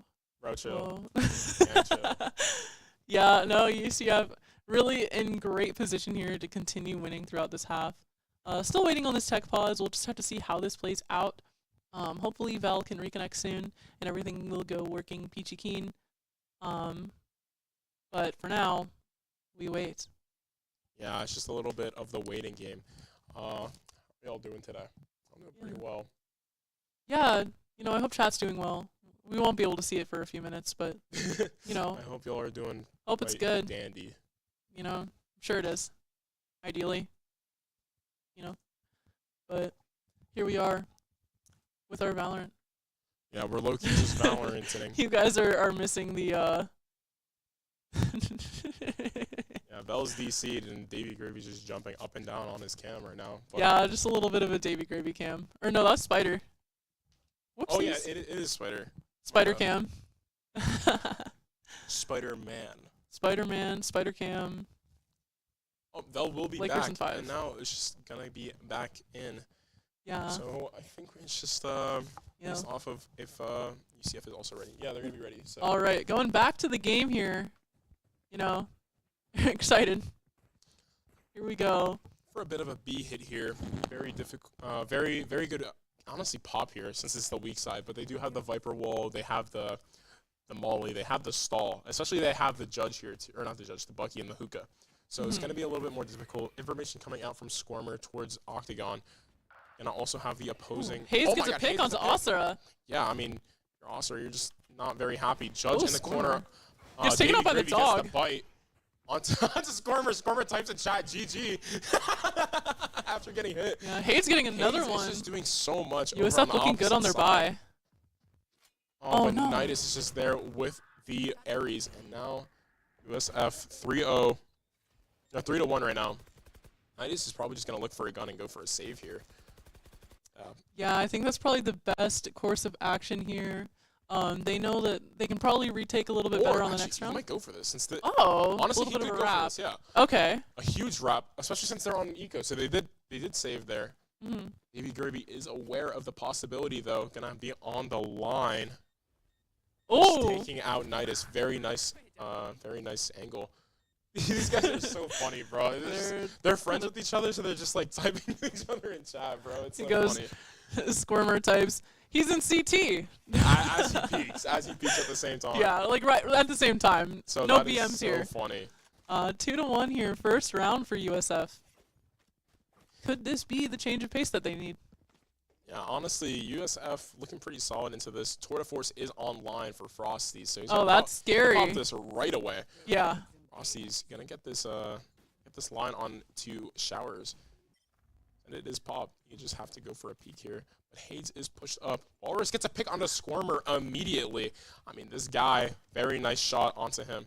Yeah. And now, It's a really big early pick, honestly. for a little bit of a backup. Molly comes out onto site. Gonna have to back up all the way. But Spam comes through as Vel also entries through the Molly. And now it's up to how USF can kind of equalize through. Shots coming through. Walrus takes out the... Oh my God. Nice Whoa, little the no-scope close coming up. through. Yeah. Close up Tour de Force shot takes him out, making this a 2v1 with Hayes stuck in this smoke. Yeah, that's just timing. really hard. The timing Wow. in Asura's favor. You see the double side smokes right there that Yeah. that UCF threw, so the rest of the team could flood through. That was so good from them. They were just able to get in and just completely shut down USF's push. And since they were all backside, they were able to kind of just get through into the smokes and play around them. I mean, Frosty's also with that no scope. I mean, Yeah, that was so good. that was clean. No diss. Honestly, UCF is just in really good shape here. It is pretty early into the game, early into this half even. Not even quite at halfway through. So anything could happen. We're gonna see Hayes watch this orb. Takes Oh. quite a bit of damage here from Frosties. Have to back all the way up. Look at how USF is posed around the map. They're just going for a little bit of a default, but look at how Asura is pushed up. This guy's clearing every angle, pushed up all the way from shower. Asura is so far into This is so here. much information. They just know that they're going to be towards the B site. So if they do want to, they could send some rotates. Asura's going to be up short, not going to find anything. So it's just a matter of how. Yeah, he's going to call, hey guys, I have short, just leave. So now it's going to be 4 players on the B site for USF to hit into. And now the site hit comes through. Yeah, USF gonna put out a lot of this utility. The Brim Stim to get onto site. Oh, Blind insane coming pop out. flash. Oh my goodness. Wow. UCF just really locked in. Frosties with the This guy 4K. is looking primed right now, 10-1. Someone sign him. Yeah, I mean, this guy, that's exactly what you need from Frosty's. especially since he was on that Vise, right? Yeah, I'm pretty sure. Vise, Yeah. This guy really kind of just was like, "Yep, I'm gonna turn it around. I can actually be on a character that could shoot back." So Yeah. this guy, I mean, I think he wasn't doing bad necessarily on the Vise, right? No, But he yeah. was I mean, like- the application was amazing. yeah, To be I mean, honest. he's 10-1 now compared to the a little bit under the negative KD. So it's just a He's little. just like dominating this lobby right now. Going into showers once again. Astra and Frosties. Hayes is going to be caught out, jumping around. Will be taken out by Scormer, and now, based off of that information, they're going to know that there's 3 people there. So USF need to go for this hit here. Going to be on the site. Stun Nidus comes gets the through pick onto into the Vel. corner, but Seth one-taps him. Now Walrus on the site. Going to be aware there's like another guy close, but Walrus for 3! And now it's a matter of getting the bomb down 2v2. They will have the Brem ult if they do choose to use it. Going to be aware that there's someone in the in hookah. So They're a little bit pinched here. One drops out of Jumping hookah. Walrus gets the pick. Does he get the ace though? no! Scormer with an insane pop flash and running gun, so Walrus cannot pull it out. But Walrus, I mean, this guy just showed some life. That was beautiful, honestly. Even though it didn't go in USF's favor, really great plays coming out overall. Yeah, and look at USF. Their ult economy is insane. They're Yeah. gonna have the Viper Spit. They're gonna have the Orbital Ray. They're gonna have the Showstopper online. So they could really get back into this round. They have a lot of they're going for a little bit of a force here. Gonna have what's it called? Have the Stinger online, Stinger by with 2 Yeah, Vandals. seems like they're gonna go for some aggressive closer corner plays here, especially trying to go Scormer against pushing these. up by himself. Yeah, Dog is Oh. gonna come out from Davy Gravy. Very Trying to close. clear Not gonna see anything, and Vel is just gonna run at him. whatever works with that Brimstone, honestly. Yeah, I mean, these guys. Look at Hayes as well. He's pushed up all the way. Gonna call back the rotate after hearing them run away. Insane, Gonna break honestly. trip, have the U-Haul control, and now just getting onto the site. But look at how Frosty's is positioned. He's gonna Frosties is swing able to off of the drop ult, out of heaven here. taking out Vel and Spider. Both duelists on the side of USF are down, Beautiful. but will be taken out. The rest of USF falling to the other players, and now it's just Davy Gravy versus 2 on the side of on this map here. Also out of with a showers. nice shot onto Davy Oh. Gravy, and USF will be down 6-1. This is looking tough for USF. Yeah, this is This very is- hard. Yeah, I mean, this would be tough for any team to come back from. This is just like, you're really far down, you don't have that momentum, and there's really only so much you can do. They have these ultimates online, but they're not quite getting the most opportune times to pop them, especially because they're kind of forced into more aggressive plays often. And overall, like, the utility has been good, but UCF's utility has just been so much stricter, especially with these sky flashes. Tour de Force coming out from Frosty's, and Ostra's just going to go for a walk-up. Can he get Hades? Hades gets taken out by Ostra, and Frosty's gets the pick onto Vel. USF Oh are my just goodness. falling. USF already kind of breaking apart here. Unsure how they will proceed with this because they're just already in such a tough position here, a 3v5. Ostra pushing up onto Spider. Nice pick onto Ostra there with the Bucky, but look at where Nidus is. Not Yeah. Nidus, where Frosty's is. Frosty's gets a quick scope onto Walrus, and Spider gets the trade, but numbers are in favor of UCF once again. That flash timing, I don't know if that was... That was so unfortunate. Yeah, that was Yeah. Davy Gravy's flash. At a very small timing. Yeah, this is going to be really tough. Seems like Davey might go for a little bit of a close. save. Doesn't know. Oh, Nidus takes his gun out. Gonna pop the ult. Gonna be aware that someone's close. Both players of UCF are close. Davy Gravy going for a deep fur flash to bait out the turnaround. Seth on the angle, crouch down. Gonna have the information. Seth gonna have to back up. Davy Gravy Seth is hit. is usually good for these clutches. Seth gonna have to back out. Molly coming through. I'm a believer in the Davy Gravy cause. Gets the pick onto Seth. 4 HP. Gonna have to go for the bomb plant. Not gonna find him. This guy's already rotated. Oh my coming god, back. Davy Gravy does not know where the sky is, because why would he ever go to the opposite site? Squirmer all the way back in spawn. What an insane timing. Oh my goodness. Just like, You would never expect someone to fully rotate off Yeah, I in that think situation. What Davey Gravy was thinking is that why would that guy ever ditch his teammate to go Well, to the that's opposite exactly what side? I would think too. So- I mean, it like, I mean, I can see like why UCF Sky would think potentially, you know, just kind of like, oh, maybe he's gonna get that kill, run into TP, and just run onto B site. But yeah, I mean, he just honestly kind of outbrained him in a way. It's like the double later and outplay. Yeah, overall, still goes into UCF's favor. Walrus is holding that ult just in case they TP up, but not gonna go for it. Osra gets the pick onto Davey Gravy, and this team is just falling apart, unfortunately.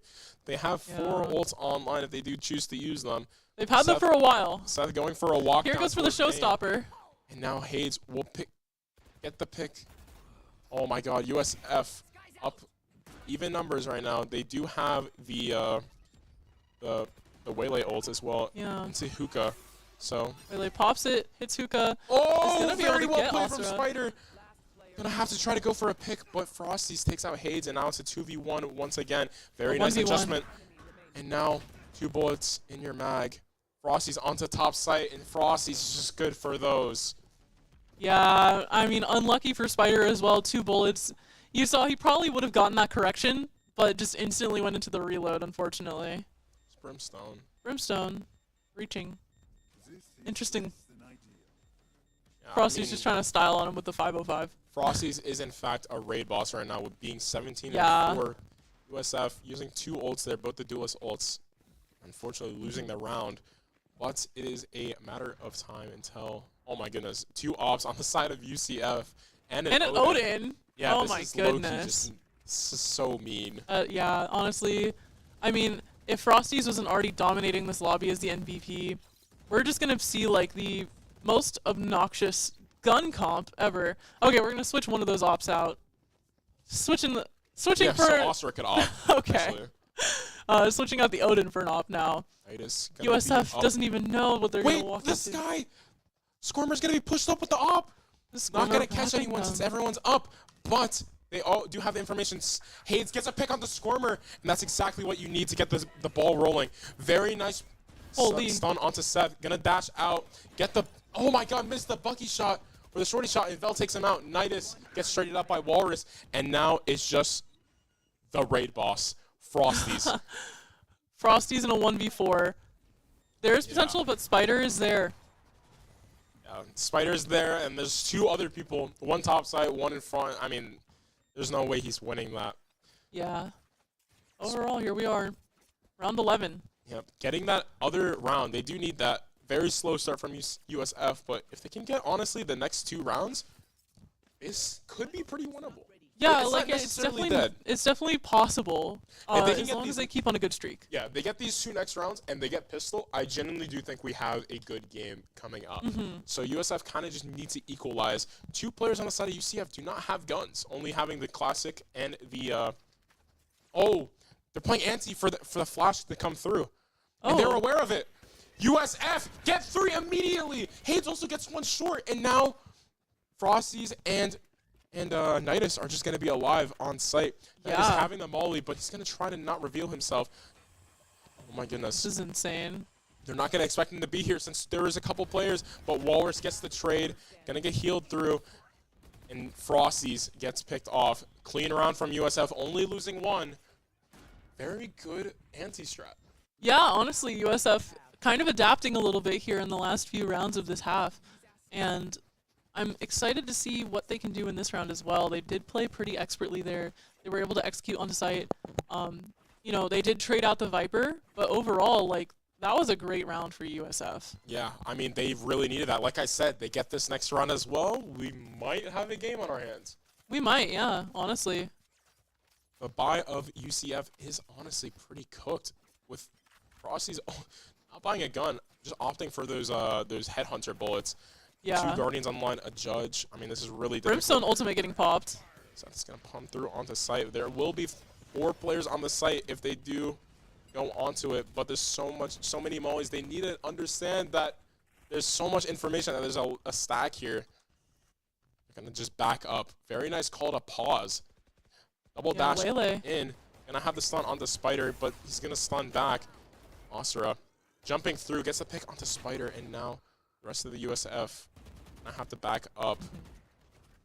Waylay is so strong with these shotguns. We're gonna see Walrus get a pick, but get traded out by Seth. Oh, Davy very Gravy nice through trade. the smoke. 3v3. Davy Gravy is, actually no, that's Squirmer. Squirmer is low HP, so it's a little bit more on the harder side to get done. But Vel takes out Nidus, and now it's just a reset. A 2v3 with Sky having very minimal health here.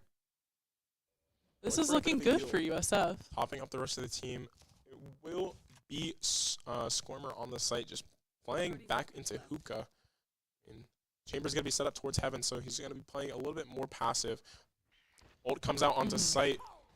Ooh, Gonna Vel clear popping the everything, ult. but they need to find out where Squirmer is. He's going to be sitting in the corner while this ult is up. Squirmer being up right now. Going to look for something. Going to have the information that there's one CT. Viper's Pit online, so it's just a matter of how they can play around it. But they don't know that Squirmer's here. They It's don't a matter know. of if Frosty's They're leaving. can live. Squirmer. Oh my god. Could this? Oh, No. that could have been really bad, though. That could have That was been the actually most kinda scary. insane clip in the world, to be honest. If Squirmer got that, I'm not going to lie, Elias would have to go bald. What? Yep. Why me? Why not You'd you? have to go bald, Why would I have to go bald? because I don't want to. Okay. Okay, I But yeah, guess. USF. I bringing it guess, back. bro. Get in the last 3 rounds and a half after it looking Yeah. after it being so grim. And Get now, this pistol and the bonus. We got a game on our hands. USF on the defense here. This might be a little bit better for them. They've got that Viper. They've got the Brimstone. They've got, double smokes, and they've got so much intel. Like, they get so much information from Sky alone that, like, it gives them enough aggression to, like, play forward as they need. But it also gives them the room to kind of just play back and, like, know who's where and just play with that information. Just how can USF do against their stack? Gonna have a lot of information with the Bird come through. Bird not gonna. Oh my god, Asura. Asura just deleted Spider, and now it's just playing back. This might be a little bit tough for USF, but I think they've got this. Frosty's just immediately running in with Headhunter to clear these corners. They're just clearing up everything, and look at where Asura is. He's just right Asura on this top box. of this crate. Yeah. Not gonna know where anything is, but flashes do come out. Crazy trades coming out, my but UCF God, comes out on top here. Everything happened so fast. I couldn't know. find out who was who, and Yeah. that was insane. It gets to a point where you just have to look at the kill feed, A gnarly overstim from that round. Honestly. Yeah. That was kind of crazy. Overall, UCF taking the pistol round under their belt, but USF not out of the running just yet. There is still potential. Yeah, there is more rounds to be played. USF going for just the save here, having 2 shorties, a bandit here. So there could be some damage done. Vel having that shorty inside the spawn. Oh, they're playing the 1-1-3-1. Just having the 3 players off of information go towards A. Dog coming through. It's going to be cold, and now there will be a stack on the A site. Yeah. It's going to be on the site. Vel playing oh so my close God, with Squirmer. Frost deletes. Wow. Oh my goodness. Squirm. 3K with the judge. Baby Gravy, if you win this, bro, I genuinely don't know what I would do. Go bald. Crazy headshots coming out so far. Pop flash, but Seth gets that headshot, taking him out, leaving UCF 10-4. Yeah, that is a rough one. But to be fair, that was their save there. That judge just put in so much work in U-Haul. That's so crazy. So, I mean, USF 10-4, down 10-4. They can get this rolling, honestly. We might be in good hands for the rest of this match. They really need this round to win. 3 players will have light armor, so Asura is going to have that outlaw buy. Just need to be Yeah. a little bit careful. Outlaw can be pretty strong here. Spider getting the pick onto Frosty's already. That's a really big, important pick. Oh my Vel god, as Vel well. gets a pick as well. And now gonna have to back up from the from Shower. He's gonna have the information that there's no one there, but Squirmer pushback site Walrus is gonna be aware of it. Seth gonna be on default, so it's gonna be the double swing. Vel gets a pick, and now it's just gonna be Nidus in Showers right now. Nidus. Is it Natus? Is it 8? Maybe. Probably natives. It's not natives. Natives. I said that the first time, but then you kept saying Did you? nidus. Yeah. I didn't even notice. I was like, maybe I'm wrong, you I know? didn't even see the E. I'm not gonna lie. All good. But it could be like freight train. You know what I mean? Like, is that spelled like that? Or Yeah. like- okay, yeah, it could be like that. This USF education is coming into play Yeah, on this stream. Natus. Natus, bro. Yeah. Natus. Maybe his name's Nate. Yeah. Honestly, that could be it. Wow. Let's look it up. Let's find him. Let's just find him. Let's go to UCF. All right, here we go. Vel and Spider are going to play really aggressive into showers here, trying to take out Frosty super early. Takes a lot of damage, actually. No spam coming out. Gonna have information dogging through the showers. Or dogging through hookah. Oh my god. Davy Gravy. Oh my god. That's GOAT. Gonna get the pick onto Asura. Gonna have information that there's more players. Oh my Players goodness. close! Oh my god! So close. Gets Molly, Seth. gets taken out by Seth. Now it's just Hayes on the site. Gonna see that there's someone grabbing the orb. Gonna get called out, most likely. Squirmer one off of his ultimate ability. And smoke comes out through. It's in front of assuming Molly. someone playing close there. But Vel gets Vel another a pick. I'm not looking at the map. I'm just. Oh my god, how is Vel all the way up here? Look at That is this guy. so crazy. Look at this guy. This guy's in a great spot, but look at where Frosty's is. He's gonna have so much information that no one's here. But Spider. is on the line. Spider Gotta take him gets out it. immediately, and now that's exactly what USF needs to be back in the running. Both players are going to be on site. We have the flank. We have 2 players on flank. It's just a matter of how they decide to go about this. Taking the shower control is not planned for them necessarily, so it's just how they can get things. They're just trying to look for some picks. Spider going for information, dashing in. Not going to see anything. Going to refract back after stunning close. Oh my god. Insane shot from Spider right there, and now it's just Natus in the clutch, but will be taken out by Vel from the side. Yeah, honestly, USF kind of gearing up here, doing a lot better on this half. Exciting to see overall as the score ticks up in their favor, 6-10 against UCF. Yeah, I mean, they're really just getting back into this game here. Those 2 wins is exactly what they need. Davy Gravy has the ultimate ability, the Seekers online, but the thing is, Seth and Squirmer have theirs as well. They have the opposite Seekers. They have the was it Orbital Strike? Yes. Yeah, Orbital Strike online as well. So it actually could be really good for that post plant, for opening up some kind of space. And yeah, it's just a strong ult to have. So USF do have to be a little bit wary about that. Going for a little bit of a play here. Squirmer gets a pick on the Vel. Very nice shot from him. And now we're going to have to back up. Yeah, USF getting that early trade. Pretty strong, takes out a lot of utility for UCF, but also, you know, trading out your Raze, who has ultimate online, is kind of a little bit of a tough loss. Yeah, I mean, Seems what can like you do, though? UCF pushing up long here, Waylay dashing in. Hades gets thing through the wall, and now Asura onto the site. Davy Gravy is going to be having the hookah control, so this guy is in a good spot if he can just stay alive for his team to rotate through. But look at where Asura is. Asura just going to swing through the smoke like a madman, and now it's just Seth in the clutch right now. Yeah, Seth in a 1v3 has that orbital strike online, but might not be an opportune time to use it. Yeah, it goes for the tap, but Davy Gravy gets the pick onto Seth, and that's a USF round win. Yeah, honestly, USF really on this comeback. We really do have a game on our hands here. What's So happening, guys? exciting to see them lock in like this, especially on Bind. Is there hope? USF, you have both duelist ults online. So honestly, these are game-changing ults. That what's it called? They have the showstopper. The other one, I'm really trying to think of. I always forget the name of Waylay's ultimate. I'm not going to lie to you. Waylay ult. So Waylay they have ult. the Waylay ult online as well. They could go for a set play here with. Oh my God! Yeah, look at how they're set up. Off of. Oh yeah. Oh yeah. They might just honestly burn it. There is a strategy being planned Yeah, here. they just burnt it immediately, and now just up to Vel to find any information. Gonna have the information that they are towards B right now, and now it's just up to Davy Gravy Gets one. to kind of keep the spot.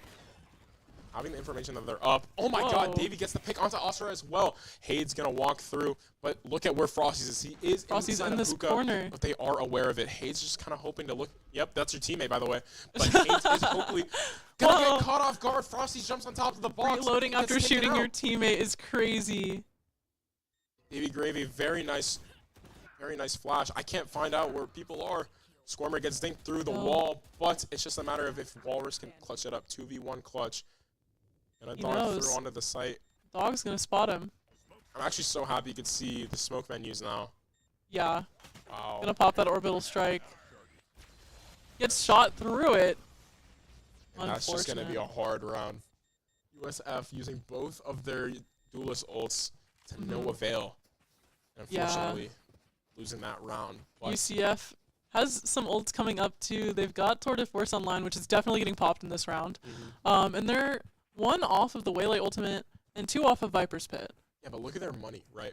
Yeah. Actually, no, they're just gonna buy their teammate. Asura going for that Bucky buy. Generosity comes in clutch. Yeah, having that Tour de Force as well, so he basically just has an operator. This is basically a full buy, except for Asura having that Bucky, but since he has a Bucky, he could just dash into somewhere. I think it might almost be a preference thing, to be honest, for the playstyle. I don't even blame. Yeah. Get body Oh. blocked. Oh no! Oh no! Gets body blocked into the Tour de Force shot, my- and then the slow comes out and hits another. Frosty's getting a 3rd kill with the headshot. A site completely free to UCF to walk on and get that plant down. My jaw is dropped. That was an insane body block. That was so unlucky. Davey, Oh my, this is just a round of just genuine pain and agony. what is the timing He's in the going on? 1v5, they're jumping around him. Knight is just running. Oh my gosh.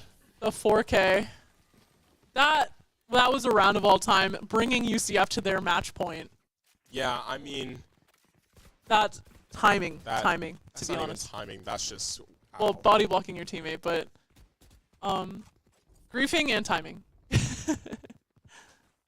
Yeah, I mean, that's just insane. Yeah. There's actually nothing to be said about that. It's just like, wow. we are really speechless on that because there's just no way to analyze that play either.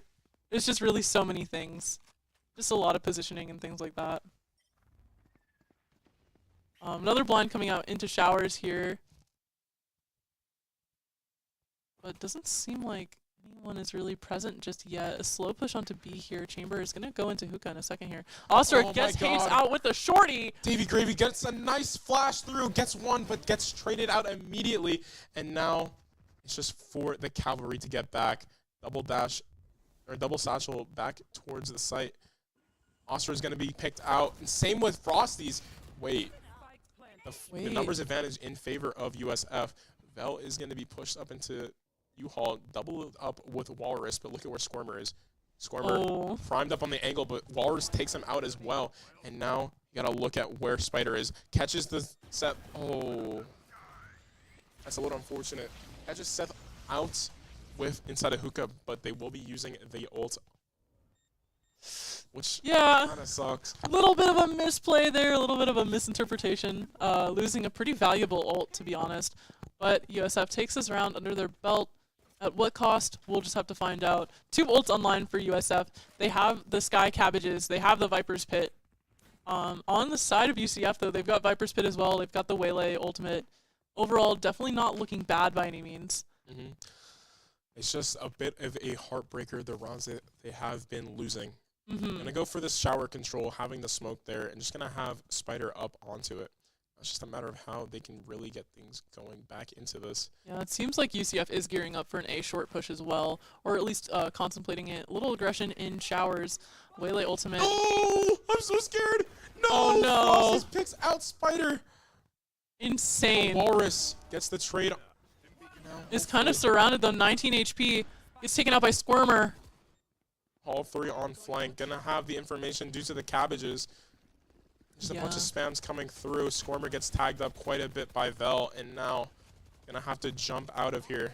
Just trying to Double put as much satchel coming utility out, down as misses it possible. up, and now the rest of the team are gonna have to play through this Viper's Pit. Using so much utility in U-Haul when no one's in there anymore. They're going to pop a Viper's Pit on top of the existing one. just trying to, reclaim some of the space. Oster gets a headshot onto Vel. They're going to throw a molly onto the bomb, making it impossible to defuse, especially inside the Viper's pit. And that is going to be the game in UCF's favor. UCF winning that one out. USF will be knocked out of the CECC LCQ. Unlucky for USF. Yes. UCF putting up a great fight. Overall, being such strong players. It's so tough, Yeah, I mean, that one is just a heartbreaker. Like, if you're USF, it's just, like, what do you do in that scenario, honestly? Especially when you lose so many rounds in the first half. It's not a very forgiving setup. But overall, great plays. UCF, very strong players. I mean, we looked at their stats a little bit, just looking at the things they've been up to, and they're fantastic players. Yeah, I mean, Scormers on Burger Boys. What can you do? What can you do? For now, USF, I mean, they could have cleaned it up a lot more. There's a lot of things that, honestly, I mean, no one's perfect, right? Yeah, of course. And unfortunately, USF, that is the end of their collegiate season. But they are still doing like fun havers and whatnot. So yeah, it's not over for them, but the season itself is over. Yeah. But they're still gonna be having fun and doing what they want Still and trying to playing. get better, yeah. Yeah, still improving, especially over the summer. And we'll hope to see them back in the fall, of course. I think everyone's graduating, by the way. Oh my gosh. Yeah. So oh my goodness. We actually will not be doing that. We hope that their journey forward after graduation is still as fun and exciting as college Valorant has been for them. Yeah. We've seen some great improvement this semester, to be honest. Yeah. So. Very shoddy start, but honestly, not too awful. Very, very good improvement from the boys. A great journey. I'm still proud of them. Yeah. Alex is gonna start crying on the mic in a minute. Now relax, bro. Relax. As for the updates on the rest of the stream, we are waiting for a Super Smash Bros Ultimate bracket to start. That will be our next feature, and that is, I think, expected to start at 4 p.m. 4 p.m. What time is it right now? 2:09 p.m. Okay, well. So, we will have to see how that plays out, but we will be back, and we'll put a little message up in chat. Thank you so much for watching so far, and we'll see you later.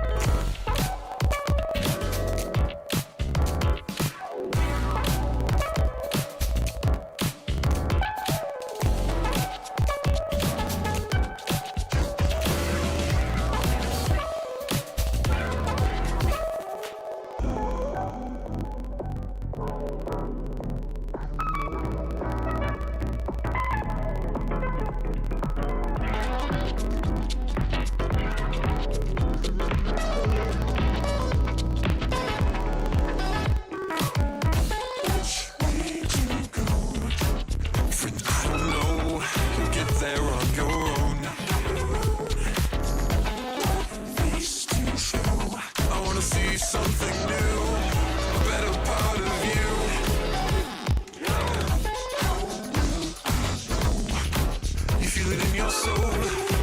I live from head to toe. I'll go just alone. Scratching my mind. I gotta keep asking why. Stop telling me all the time. Everything will be fine.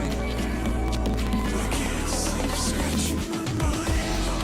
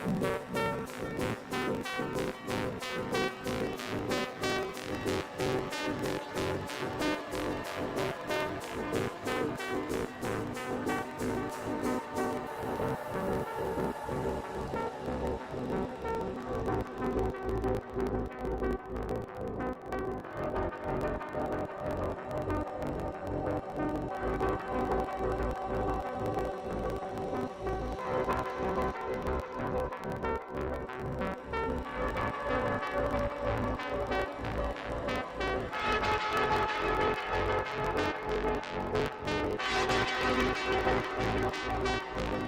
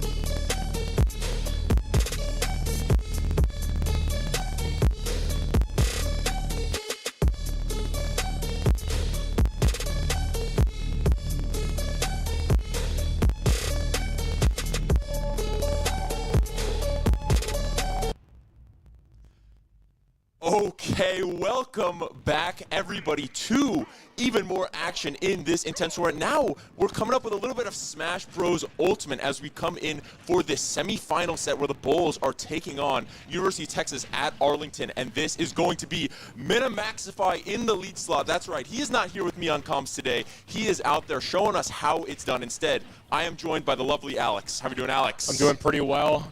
Today, I'm very excited to do some Smash gameplay.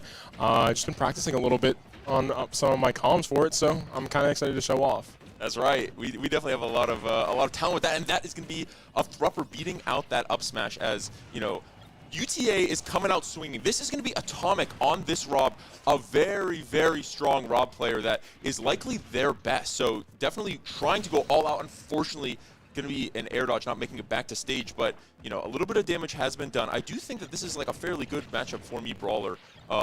Just, you know, making it fairly easy to combo, and it's going to be a matchup that, you know, we have a lot of experience with because, you know, our best player waiting in the wings, Veery also, you know, also runs the Rob, so yeah, I mean, overall, that huge hitbox that Rob has is just really good for just chaining these combos, and as well as getting that Thrupper hitbox is just really core for me Brawler. So kind of excited to see how things go. It seems like Maxify is having a little bit of trouble right now, being down a stock, but high percentage on Rob right now. So just gonna have to see how this.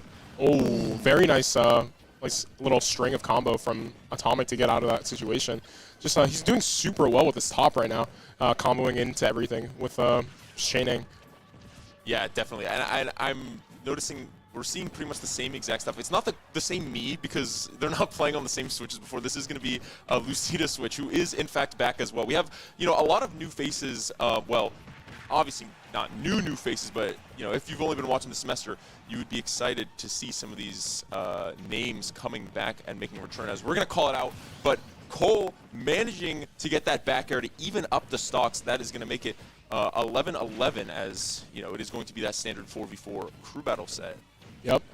Just needs to get as many stocks down as possible. Minimaxify is going to be down to his last stock, so hopefully he can probably either clutch it up or bring down another stock to make it so the next person that comes up has a lot better of a chance to get in. Yeah, it is something that we talk about for the crew battle all the time where, you know, even though it's looking very unlikely that he'll win the game, this is pretty much a really crucial, you know, even stock predicament, which, you know, as I said that, it's not actually even anymore. He managed to find a really good string, and now Rob is all the way up to 73, and now some of these up airs coming up. I don't think that Thrupper was necessarily a danger there, but, you know, we're definitely looking to get the Thrupper counter going in chat, as that is something that we always like to talk about whenever Cole is playing. Yeah, the Thrupper is actually, I swear, that's the best part of the kit. I feel like he just always uses it. It's a really good option for like get up attacking, out of shield as well. It's just so good for just denying pressure. Yeah, absolutely. And there's going to be a flip kick coming out, calling out the high edge, and that, wow, just barely not getting the spacing right on that. And now both players at such high percents. This is going to be really, really crucial. I see fishing for that up air, really wanting that Thrupper now, and that's going to be a down smash, sending Minimaxify off stage. And now Atomic going to catch that jump, and that is going to do it. Texas at Arlington going to come out real strong with the 2-stock to start. Yeah, I mean, overall, I think it's just overall pretty solid. Yeah, I mean, it does have two of the stocks left on the Rob. So honestly, it's going to be 11-9. Right? Yeah, 11-9. So 11-9. We can go put that up on the scoreboard to start. It is. We're not cutting to caster cam because actually Alex is sitting very sadly far away from me, as he is both running the stream and doing comms. So, you know, everybody say thank you, Alex, in the stream chat there. Thank you, Alex. Sorry. Oh, we got the Wii Shop theme going up in the background. 11 to it was 11. Yeah. 11. There we go. All right, perfect. Yeah, well, not quite so perfect, you know, for the Bulls fans in chat watching. That is going to be, you know, definitely a rough one, but this USF team is, you know, we kind of got the Avengers back together for this. Yeah. As you know, as we say, this is, we are going to be seeing, you know, as we just saw Minimaxify, we do see the return of Veery on the Rob, Diddy on Bayonetta, and then Raccoon and Mew, very familiar faces from our current USF Gold roster from this semester, and then also Lucida, who, you know, we all know and love. Yeah. Is also, you know, we're going to be using her Switch also. Yeah, we have very solid, are they all together right now? I think so. They're not in the lab, that's for sure. No, I'm pretty sure they are all together Okay. on that same Switch. Gotcha. I mean, we'll know if somebody new joins the arena. But yeah, no, I think yeah, they're all together then. Seems Yeah, like yeah. seems like they're ready, primed up for whoever would be going on in for the next part into this Rob here. Yeah, and for a little bit more context, didn't get to really, drop the scenario as we went into the game. This is the semifinals of the CECC Last Chance Qualifier, and the USF are the 4 seed. So we just won against the 5 seed. Yeah. Do you know? It was 2-0. Oh, okay. Was Yeah, so USF won 2-0 to, let me see real quick. It was to Manchester University. okay. Yeah, Manchester University. I knew. Yeah. Manchester University. So now, because we took that off, we are now getting to face off against the 1 seed. Texas at Arlington. Wait, chills. Yeah. Texas at Arlington is the 1 seed going into this, and Atomic's a very, very big part of that. But we are going to see Bayonetta. This is a matchup that we've seen quite a lot of, I think, on different streams, whether it be Battle for Florida or, whenever Nitty's in, we're pretty much sending him into the Rob. Yeah, I feel like, especially since, as going back into it, the huge hitbox, it's really good for chaining these combos, and Nitty is just like that guy with the Bayonetta, Yes, right? This guy is so good at chaining these combos and just getting insane amounts of percentage early on. So he's already having, he just has great stage control right now. Automatic can't really get up because, I mean, the amount of control that he has with his neutral air and everything, it's just so much to deal with. Yeah, for Rob. I mean, it is looking really, really brutal at the start. Using Witch Time as well for the gyro is a really important tool in this matchup. This is a very good matchup for Bayonetta. Nitty didn't play this semester on Gold, and hasn't been as active in like the weeklies. And I was talking to Minimaxify about this because we were out getting food, and he was saying like, yeah, Nitty hasn't played in a while, but like that dude, like he still got it. Like I don't know, you don't lose it when you have it, you do not lose it. So. Unfortunately it's not not making it back. back. That is a really, really good edge guard from the Rob coming out, and Atomic, even this to 2 stocks apiece. Except now, Arlington has a full 3 stock player advantage. Yeah, I know. They've been doing pretty well to kind of just just do as much as he can with the 2 stocks he already has. I mean, it's already even.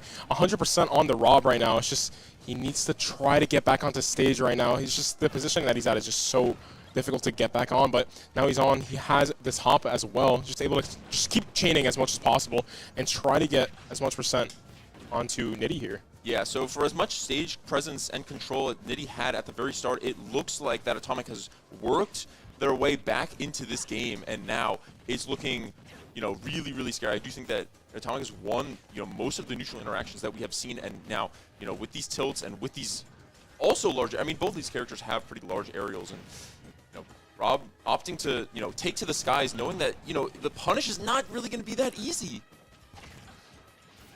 Yeah, I mean, to be fair, it is super difficult. Sorry, I just got handed a fry. But, yeah, no, what's it called? It's just a matter of kind of just getting this last hit, right? Everyone's pretty high percentage, so I think Nitty, if he can chain this combo, he can get Rob out, but Rob's just going to be playing lower on the ledge here. Almost knocks him out of the map. Just super difficult. Yeah, and that is going to be the KO, something that you're always looking for towards the edge of the stage for that knockback. Bayonetta is, sometimes struggling to kill. Now trying to go really deep, trying to maybe, cheese something out early. But, yeah, managing to find the tech. Not quite going to lose the stock that easily. This might be Wi-Fi, but these players are too good for that. Yeah, no, he... Oh, very nice down smash. Was that down smash? Yeah, it was. Yeah. It just barely caught the edge of him. It's just, all these confirms that they know. And now we're down to a last stock situation that, you definitely think that USF absolutely needs to win. Atomic has already taken 5 stocks. Anything more than that and allowing him to make progress into USF's 3rd player would be super devastating. So Nitty now, with a sense of responsibility, already finding some of these openings that I think he's been struggling. Yeah, I mean, Atomic, very nice little, what was that? Getting back onto the stage here. Yeah. Oh, very nice dodge right there. A little combo coming in from Nitty here.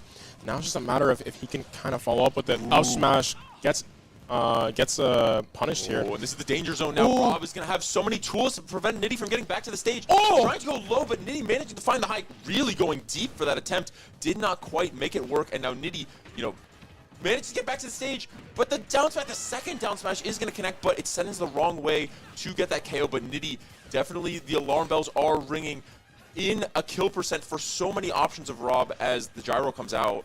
And Nitty, oh my goodness, so many blows are being traded now, but that is definitely going to favor Atomic as the percents are getting so high. But Nitty needs to find a strong hit now, see like a back air or a smash attack or something of the sort, because I don't know how much time he has left. Oh, it's so scary. I feel like just any kind of hit onto Nitty will just knock him out completely. 122% on the Rob. So, nice little back air and sends him away. Nitty clutching it up just with one stock. But to be fair, the Rob did in fact, Atomic, right? Yes, Atomic. Atomic did in fact take 5 whole stocks from USF. So it's very, very well played from Atomic. And honestly, it's just kind of up to Nitty to possibly try to re-equalize into their second player here. Yeah, absolutely. So, hello everybody. Welcome. We're actually here back now. Hey, shout out to Laum who came in clutch, came to the director chair. Oh, he saved me. Yeah, he saved really me. did. But yeah, so we're sitting in a position where, sure, a lot of damage has been done, but, you know, by our scouting report, that is UTA's best Goat. player. That's so their that goat. is going to be, you know, it's a little scary, but especially because they have a lot of good players remaining. Like, this is not. It's not like there's a raid boss and then like, you know, a bunch of like minions or something. Like we got like we got a raid boss and then a bunch of other bosses too. So it's right. like, it's the thing is, they're the #1 seed for a reason, Absolutely. right? These guys are monsters. So it's a matter of how USF can kind of counteract into this. So Nitty's going to be having to stay in, only 1 stock remaining. So they do have a couple different options that they can go for, right? So on UTA, they have a couple picks like such as Snake, Wario, the Rob just got taken out, the Bowser could come out, Game & Watch, and they also have the Sword Fighter, which is a character that you don't see that frequently. However, the players at USF will be very, very familiar with that matchup because we have Alias Star, who played on Gold and managed to, you know, do really well for herself on this season. So, you know, also does well at our locals. So and you know, who's to say that they use the same moveset? Because you know that's it could be completely different too. That's the cool thing about these Mii characters, and especially Sword Fighter. I feel like is everything's pretty viable. I'd say. Yeah. And a lot of Mii Sword Fighters opt for the Tornado neutral B, but that's not what Alias Star does. So it's a very, very different game whenever you're playing her. Completely different moveset and everything. So honestly, kind of excited to see what USF can, not USF, what UTA can kind of pull out here. I honestly, what would you think would be the best option into Nitty here? Yeah, and you know what? To be honest, I don't really know the Bayo matchup chart as far as these characters are concerned. But what I will say is a lot of the time, when a character is left with 1 stock left, you're sitting in a position where, okay, I don't need to worry too much about this matchup because we should win. Yeah. What I want is a character that does well into the what I know is rest. remaining. Okay, and is going to be a neutral, just strong, solid pick that I think can put in some damage no matter what. And it is going to be big damage coming out on Noah coming out with this Bowser. Yeah, the Noah going for the blue variant as well. Or it's not Noah. That's it might be Noah's switch. It's going to be UTA's Bowser coming out. And, you know, this is actually a matchup where I'd imagine Bayonetta does well. So they definitely are not too concerned about this Nitty last stock. But Nitty, you know, maybe going to say that was a mistake as he, you know, finds a couple openings early. But the damage is just so hard to, you know, pass up because it only takes 2 hits and Bowser immediately equalizes. But Nitty. Wow. I mean, that's an insane amount of percentage. Who's the Bowser player that used to play at USF? Blaze X. Blaze X? So this is also one of those characters that, you know, he's someone that played on Gold for a while, so everybody here will have a solid idea for that matchup, right? And that's going to be a back air, catching that roll, and that's going to be another back air, taking that stock. Really, really well done. Nitty not even at a kill percent yet, even for Bowser, and already taking up the entirety of the stage again and winning so many of these interactions. That's going to be a jump gun, if I'm not mistaken, and that is going to be maybe another. No, the jump was still in, but the witch time. And that's going to be... That was so disgusting! That is a 0-2 death to even out this game, and Nitty is not even done yet, threatening a 3-stock now. Oh my goodness, that was an nice clip from Nitty right there. Just completely shutting down that Bowser. Nice little Wow, I cannot believe that that back air did not connect from Bowser, and that's going to be, you know, American Air Touch gone wrong as Nitty is still finding this string of combo. The Bowser has nowhere to land, it feels like. Wait, is Nitty just him? Like, Okay, bad timing on that. That is a really great find for that forward tilt for the Bowser, minimizing the damage. That is something that, you know, when you're getting comboed by that much, it's definitely easy to, like, kind of freak out, whatever, but the Bowser managing to calm it down, take that stock, still manage to move on, and it's going to be a lot better. Bro, why is my name Dark Lord Faked? I mean, is that not you? No, bro. That's so dumb, bro. Oh my goodness. But yeah, no. Oh, all right, let's just bring it back. Okay, That's okay. cool. There you go. Yeah. But yeah, I think overall, Nitty just did exactly what he needed to. Yeah. Completely making the score, believe it or not, 6-7. Yeah. Yep. I knew you were gonna say something. You know, sometimes if it's me and Cole, I'll feel like I have to say something about it. But yeah, I'm not that worried. But yeah, no. Overall, very well played from Nitty there. Kind of just bringing it back for the Bulls here. Yeah. So it's if you lose that one stock without taking any, then it really becomes super difficult for the last two players remaining. But all in all, given the players that have come and gone, and knowing that it is going to be a Bowser coming up on this last stock, I think USF are going to feel pretty good about it. You know, take this next stock without losing any of your own, and then UTA will still have the counter pick advantage. So once again, we're in a position where we're not thinking too much about this matchup.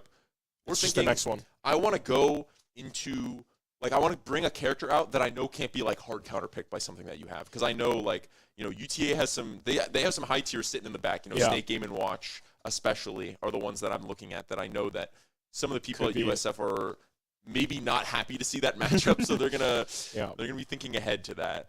Yeah. What would you say USF would probably go into being the, what's it called? Like a possibility of a Snake or a Game and Watch? Game and Watch. I feel like that's, I feel like I would love to see Mew come out, but it could also just be a Veery angle. I mean, honestly, I think any of our players, like, would be all right. But I'm especially excited to see, like, Veery and Lucy as, like, the players that didn't play on Gold this semester, just so we can kind of get a feel for, you know, how they've been, you know, since it's been a while since we've seen them on the big screen. And speaking of, this is going to be Veery on the pink Rob coming out for USF and really needing to take this crucial stock from the Bowser to, you know, prevent the damage from being a little too great. Yeah. You were saying, I think you said this before, but Veery is also one of our really good players as well, too, right? Yeah. This guy's kind of disgusting. Yeah, it's Tampa PR mainstay, and, you know, when he's playing at our weeklies, he's always going to be on the USF, like, the #1 on, like, the USF student power rankings. And right now we're already seeing that as Bowser's taking so much percent. And I think he forgot about the gyro there for a moment, and, you know, just so many openings. It feels like he's always going to find a way, but this is going to be a huge string. Now you have to be a little bit worried. Bowser, one of these characters where, you know, a smash attack at this percent might just take the stock. But the gyro.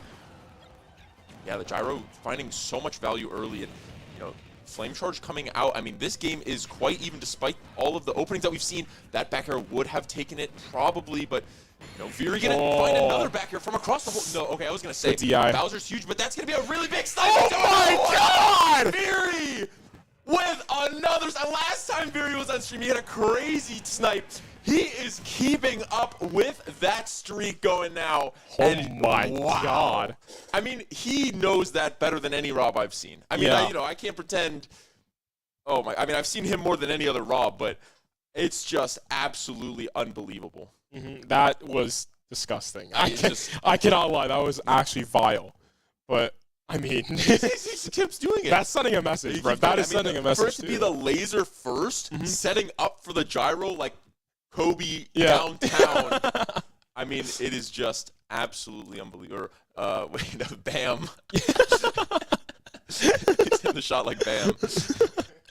But yeah, no, honestly, if you are UTA, it's evened up, right? So they had that huge advantage that Atomic gave to them. Yeah. But now at UTA, it's kind of just you're seeing a little messed up. Your now. advantage back gone to away, easy. and you have the back counter to normal. pick. Yeah. Right, and you have the counter pick, but it's Veery. You know what I mean? Like, that So guy's you're sitting here like, Yeah. oh my god, how are we going to manage to find something into a character like Rob, given what we have left? Now they definitely have a plan. There's no doubt about that. They definitely did their homework. I also assume they also have reps into a Rob matchup too, because their top player is Atomic. Yeah, So exactly. I can imagine that they would be like, okay, they this know it is so a well. comfortable matchup. We would be not completely out of it if I had to go against this Rob, because they do know what could be some possible tendencies that Rob players have and stuff like that. So kind of excited to see how they adapt into it. What do you think they would go? As far as what's left, so we know they have a Snake, we know they have a Wario, and a Game & Watch and a Mii Sword Fighter. So I think any of those are fine. I'm thinking of probably Snake. That's what I was like. I feel like Snake would be, because it also is good for like zoning with your. Yeah, you your have so many explosions items. that are going to come out. Not items. Yeah. Well, I mean, it's yeah. kind of an item. I guess. Yeah, you just throw their nades and stuff like that. Yeah, But and it just is a get off me tool. Yeah, it's just one of those things where anything that I was talking about before in terms of, I'm thinking about like matchups going up, whatever. Like, it's kind of out the window. You're down both teams down to their last 2 players, and you're gonna want to send out your best. Yeah, sure. There's no beating around the bush. This is a super crucial moment now coming out. If whoever can find the advantage here, whichever player wins is going to be good enough to do damage into that last player. So coming out now, it is actually going to be Skits on this Wario coming out for UTA, and now Viri gonna have to find okay. So shoutouts to Lipton, who is a Tampa regular, goat, no? and is a very strong Wario player. So talking about matchups that we know, Viri will not feel particularly out of place here. Yeah, no. Yeah, it's definitely something that he has reps in as well. So for this being their answer, it's actually kind of probably the best possible outcome that they could have had. No. Yeah, I mean, in terms of us knowing matchups, I guess we would know the Rob matchup better, but okay, wow. The combo ended up getting dropped, but just managing to hit that move again is going to be really crucial. Wario stalling the recovery well to prevent the down air from Rob connecting, and that's going to be a really big forward tilt as this gyro's going to set up for a ledge guard, and the ledge trap, rather, and that is going to be a beefy back air coming out, taking that stock, and, 70% bites coming out. What? Ew! How do you even hit that? That was so vile. Viri is kind of just goated on these. I swear he never misses, it feels like. No, I mean, he knows these snipes better than I think anybody, like, seriously. And so many times, I mean, the percentages have been completely lapped, and that's going to be an up air. Oh my and lord. Wario not finding the DI. I mean, I don't even know if you could have DI'd that, but whenever you get hit by that move, they call it a Mario Party minigame. Like, you have no idea which way you're going to get sent. And, Viri managing to get the correct hitbox there and bring USF super close to, glory here, as even more percentages are being tacked on. Can we see the 3-stock? He's off stage. Can the snipe come out? The gyro managing to get blocked by a really smart forward air from the Wario rather. But, I mean, the percentages are being, like, it's adding up very much, and we're almost seeing a complete lapping percent, and this Wario finding that back air, so important, preventing the 3-stock catastrophe that was being threatened. But now Wario has Waft online, really would love to find something else here, and this is going to be a combo. He has the gyro. What can he find into the Waft? Because this stock is going to be really crucial now, and that's going to be a few moves coming out. That's going to be up air. Okay, still going to be in it for now. Viri has to play this so safe now. Nice little back air, kind of having that last second hit. Hopefully Skits can. Oh, there's up air. What's it coming? Oh, I'm so scared, bro. I'm not even playing. I'm terrified. Yeah, if that up tilt connected, I do believe that would have comboed into the Waft perfectly. And there's going to be a bite, and this is looking really scary. Rob is sitting really high up on the stage, which, is kind of where Wario wants him to be, but a falling up air. 172, and that's going to be a back air. No Waft today. Florida. Wow. Going to take the lead here, 5-3. Need that. It's their last player. That would have been, if that Waft had managed to connect, and Viri would have still had the lead going into it, but it still would have been kind of hairy. 4-3 is one of those things where it's easy to lose that last stock, and then we're sitting in just a 1 5-1, right? And you're just saying like one match, decide all marbles, whatever. At 5-3, I would put money on Viri, at least doing a little bit of damage. Yeah, for sure. To make it easier for the Bulls. This is a very, very notable advantage now because he managed to avoid that wall, which was it was looming large the entirety of that last stock. But, you know, Wario did really well to fight it back in, but it just wasn't enough. Yeah, no, Viri set himself up so he can definitely at least okay. I'm not gonna lie. If they have some kind of like Thanos guy on the bench just waiting for it to be the anchor and takes out Viri, that could be kind of scary. But the thing is, it's still a 1-to-1 at the end. Yeah, it's still a 1-to-1, and we get counter pick. Yeah. But the thing is, like, it's Viri. It's Viri, bro. It's Viri. Like, that guy. I'm so happy that we get to see Viri out here again. It is just so much fun to watch this man play. And it's also one of the things that I want to mention is Skits was going to be their counter pick going in. That was the plan. Yeah. You know, that's something that, like, that's the number one rule of, I guess, any competitive game. But things are going to go wrong. Yeah. You know what I mean? And in Smash, when your first counter pick doesn't go to plan, I think it is a lot worse than in some other games. Just because you're thinking, oh man, like that's who we were going to use as the counter pick. So now what do we have like on the bench that can go in and be our anchor to not only, you know, take out Viri, also whoever USF has in the back. So, you know, it's looking pretty good, but you absolutely cannot put it past UTA just yet as the 1 seed. They have been, you know, I think they've been cruising. Yeah, they're the 1 seed for a reason. They've been cruising, so it's going to be something that they've been in this kind of position before. You know, they're not going to be feeling the nerves. It's not new. It's not new, untreaded waters, right? It's like they've been here before. They have the composure, surely. I mean, they're the number 1 seed for a reason. They probably have come back from this a couple times before too. So I mean, it was a long season. That's so the crew it's battle. Yeah, that's the crew battle format. You know, for you, it's one of those things where the 2-stock lead. There's always going to be 2-stock leads one way or the other. As we close into the last couple players, that's when we find out what teams are made of, what players are made of, and now we're going to see what Kyle is made of on this Snake. UTA down to their last player as Viri. Going to try to do a little bit of damage here. Dropping the mine on top of the top, it's just going to be a little bit more difficult, but having all these nades, it's just going to be so insane for zoning, right? You're able to do so much with kind of just pushing him back with the little grenade he puts on the ground, and on top of that, the mine, right? The C4. The C4 is such a good ability to kind of just, I mean, this is actually low-key annoying. I'm kind of I was going to say, it's been 30 seconds. Like, this is definitely, like, the slowest start that we've had to any of our games thus far. This is going to be, you know, a stall fest, you know, and both players, it's like a chess match, right? Both players not wanting to make a large mistake because so much percent can come out, and that is going to be a gyro set up there, which is going to allow Viri, you know, just a little bit of percent. You know, we're not looking at anything too drastic just yet, but that is pretty relevant going into this, as that is a really important parry because the gyro setup was there once again. So I guess that's what Viri's going to be fishing for here. Try to get the gyro behind, you know, get some of these down tilts in, and, you know, we'll do a couple execution tests, and if you mess up any of them, you're going to eat so much percent. Yeah. I think. And wow, nice Snake's little up recovery is so slow in like its trajectory now. He has a couple options out of it, but the up air gonna manage to catch it and bring UTA down to 2 stocks left. Now it is 2-2 on this player, on this specific game, and you know USF with a whole other player in the back gonna be looking real good.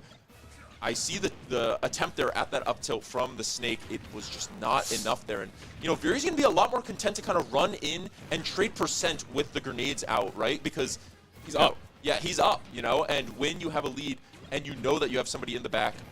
You can play as risky as you want, honestly. As long as you could possibly get some kind of fruit from your labor. You can play as hard as you want. You can be like, all right, I'm going to go for this. This would, I feel like, give me a possibility for a KO, which he's kind of just looking for right now, right? Yeah.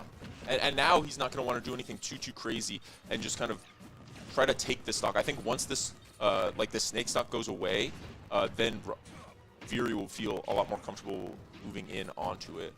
Yeah, I mean, I feel like what's it called?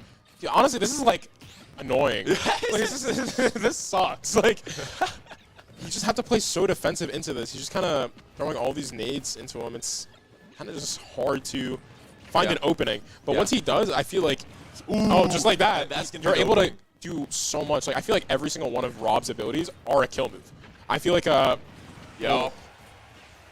Oh, he almost got that snipe No, too, we've bro. seen- That would we've have seen been a couple gnarly. snipes come out. I mean, really, really close on multiple occasions. And now Snake can be whenever he's gone up in that position, it's so dangerous because I feel like the you can't up air- recover high into the Rob. I feel like it's so risky. Yeah, especially if you're Snake, since it's so slow, you don't have too much momentum on it, so it's just really hard. Yeah, and now Snake at 166, gonna need to find something pretty special here to take out this Rob. As Fury just content to kind of throw out some of these large hitboxes that at this point are pretty much gonna kill. 174, the gyro coming in, and that's gonna be a down throw. That's gonna be a and that's gonna be a stock. There we go, The Fury Bulls. doing exactly what we needed him to do. Yeah, 2 stocks, that's your job. I mean, That's your job and more, I absolutely- feel. Yeah. Oh, I mean, like... How many did he get? I think, like... No, and more given what happened last time, because that's going to be 5 stocks, equaling what Atomic did and the lead. Fury comes up strong for the Bulls. Is Rob busted? Yes, yes. That is just like... Yeah, that is, But we don't say it if they don't have a Rob also. You know what I mean? Yeah. Rob might be OP. Yeah, and that is going to be 3-1. So Kyle on the Snake is going to need to find a 3 stock into whoever USF manages to find on the counter pick. So now the Bulls are going to, there's a lot of, I'm pretty sure also this is like an insanely good Inkling matchup. Is it? I think that sounds pretty familiar to me. I'd be surprised to not see Mew come out on the Inkling, which makes me very excited. Mm-hmm. And we talk a lot about nickel and diamond characters on these streams. So Can you like, explain that to me? okay, so there are some characters, and we'll see like Mario or even like Rob or something, where like you can get like a big streak and just take out like a bunch of stocks, or like it's very, it can be fast-paced, aggressive on that sort of thing. Mm-hmm. And then we have some characters, and the main example that we use is Wiccan on the Isabel.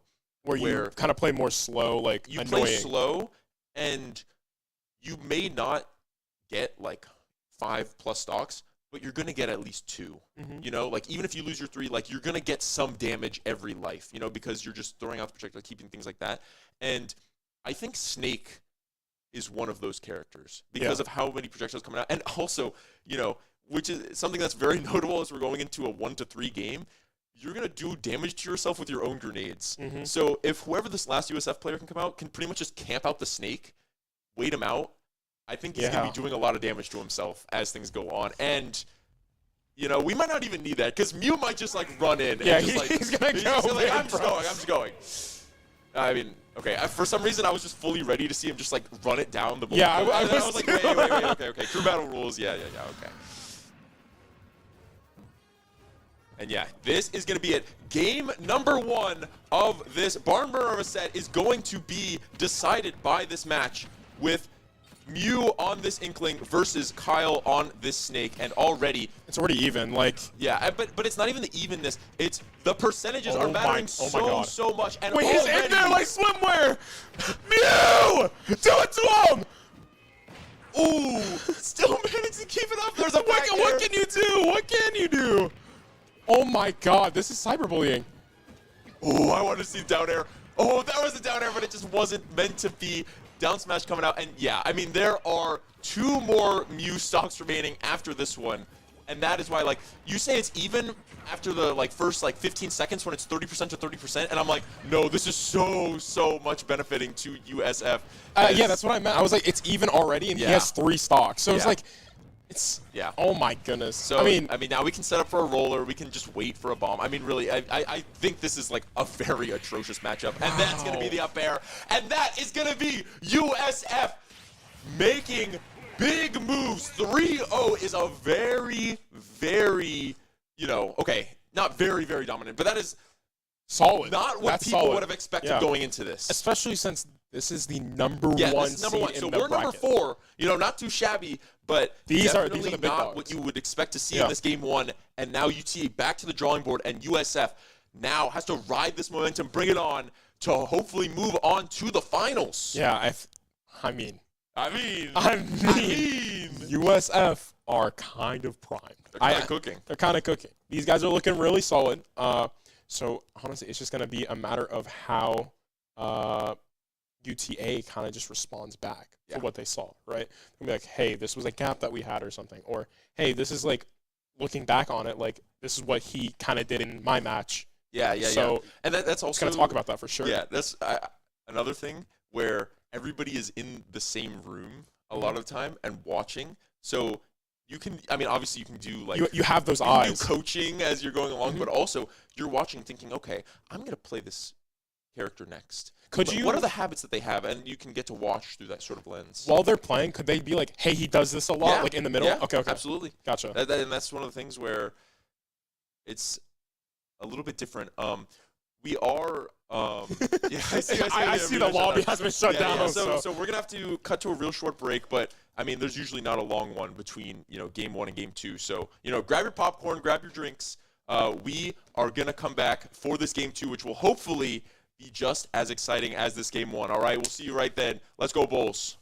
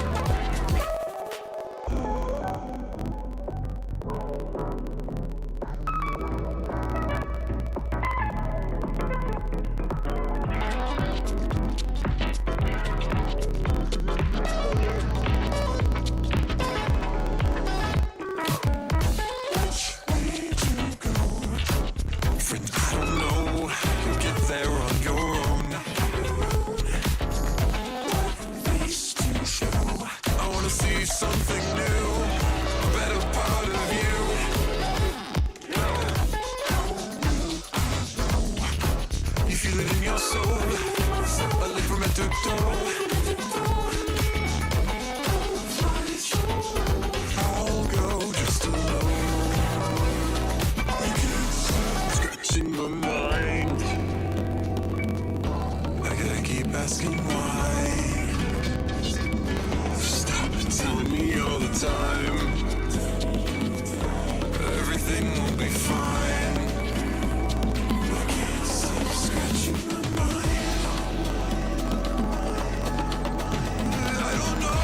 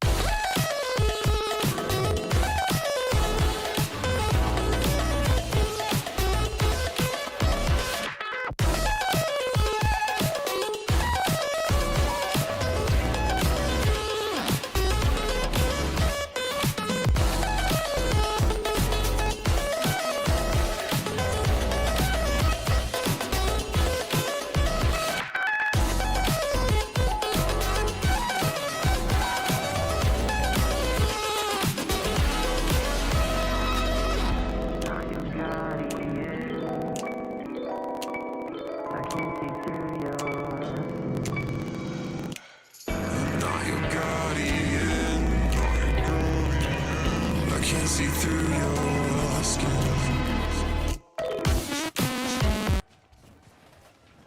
All right, so these players did not end up going for a button check like we expected for game 2. So missing the first opening seconds, you didn't miss much. Okay, except It looked like a button check for a solid couple it seconds. I did, cannot yeah, lie. 'cause they were just kind of clicking moves. But yeah, so this is Ooh. going to be Nitty and Skits coming out on the lead slots. Both teams deciding that they want to mix it up. USF deciding, you know what, you let Atomic, so I want to go Nitty to catch that lead. But you know, UTA deciding, yeah, we don't want to be predictable. We just lost game 1. We want to try something a little bit different. So even though I think their lead matchup worked out great for They're them, probably going to have him on the anchor, honestly. yeah, I would not be surprised to see that, but it is now going to be a totally different ball game coming out, as this is a matchup that we did not yet get to see from game 1. And Nitty, you know, faring pretty well so far.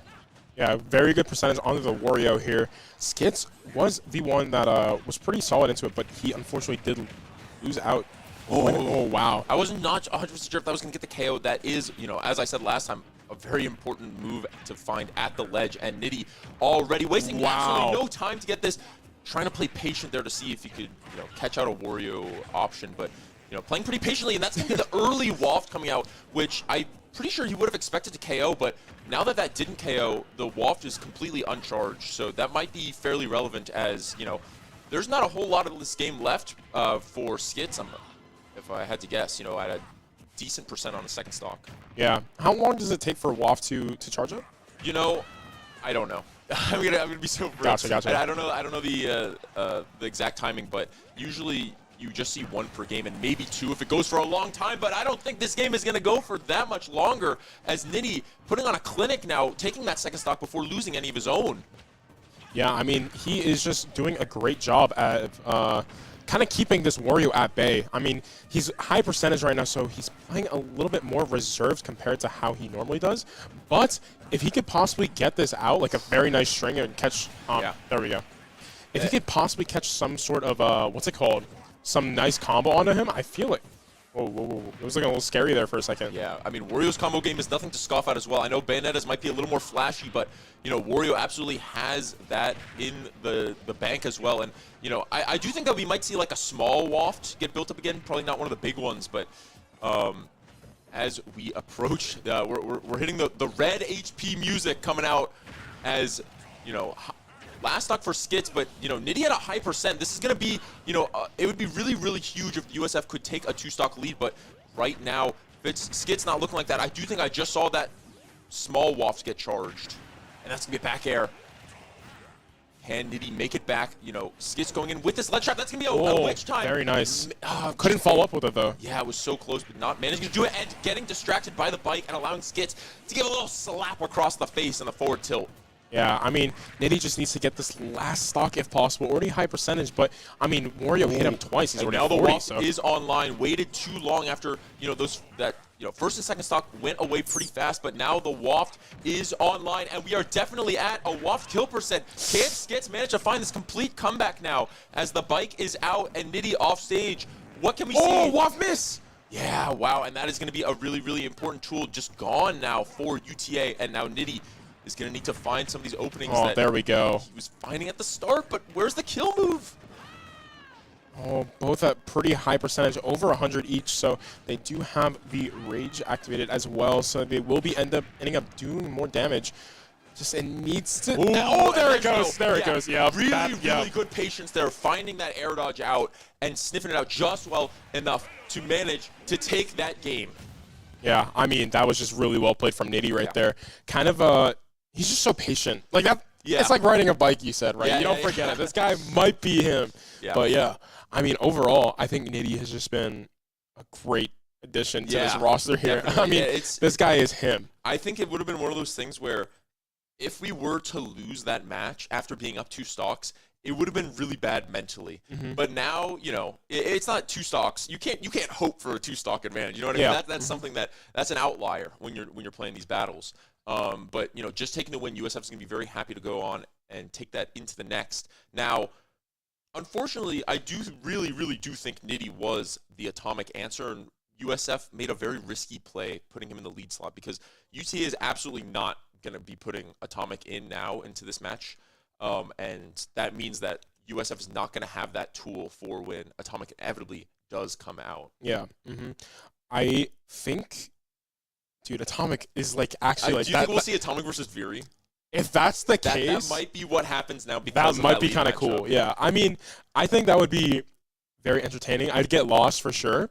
Yeah, which Rob is which. Yeah. Sometimes a lot of the skins look like exactly the same, so sometimes one of them will like swap to like the dark blue. Or like I hope they do that because please, I pray they do that because that'd be when awful. both are hitting like side Bs into each other like Beyblades, and you're like, yeah. I mean, I think that what's it called? Yeah, genuinely, I feel like if they had what is what's it called? Inkling good into Rob? I'd imagine it's fine, and it's a matchup that Mew will know. So I don't think a lot of these things are like so awful that there has to be like you absolutely cannot do this, whatever. The only matchups that I can think of that are like that is like Bayo into Rob I feel like Inkling into Snake. I think are those two where USF actually has probably the matchup advantage in terms of just the rosters. I feel like Snake would be pretty solid into Mario, no? Oh, probably. Yeah. I feel like that'd be a pretty solid We pick didn't into see Mario. Raccoon, but we absolutely do have Raccoon on this roster, so she definitely could make an appearance. Yeah. I mean, I think just Mario in general is like you just got to run in, right? And you have no like necessary, what's it called? You have like you don't have a lot of range. You only have your fireball, but like you have to Snake like is rely all a lot on zoning. cape, but that's slow. Yeah, and with the amount that we saw the Snake just throwing at yeah. I mean, that would be too much. But I mean, I feel like since they have last time they put Bowser out, which I don't think is going to happen again in terms of bringing into Nitty, because Nitty did really well into that. Yeah. So, they got options. Yeah. We haven't seen that Game & Watch, the Mii Sword Fighter either. Yeah. So. Yeah, but in terms of actually, it is interesting, because in terms of the characters that we have seen, either you go Rob, which is a very bad matchup into Bayo, or you go Snake, which then immediately USF will go Inkling, or Mew, which is bad. And then, you go Bowser, which, Bowser, Rob, both bad characters. So I would not be surprised to see a new player come out for UTA, or Atomic just says, you know what, screw the matchup being bad. I have 3 stocks, you have 1. Like, I'll back myself to win this. Yeah. But again, if I'm going to be honest, I think that's why they're taking their time. Yeah, I honestly don't even think they put the Snake back in, to be honest, because they have that Inkling. Yeah, unless Mew has already come out and gone, I do think that's a very risky play. Yeah, I think otherwise they're just going to keep Mew on reserve just in case for that, unless it's like obviously the last bit. But yeah.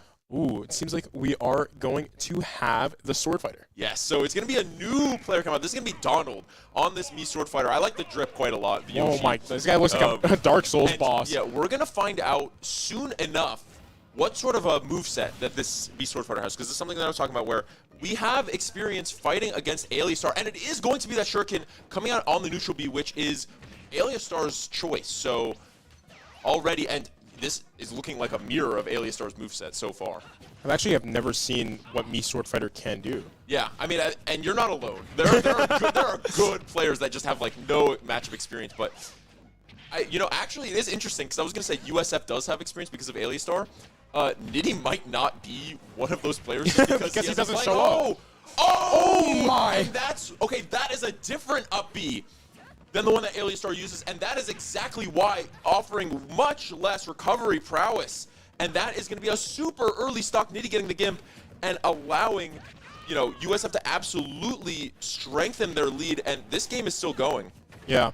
What's it called? Having this kind of... I mean, if Nitty Loki could get another one... Yeah. Wait, which...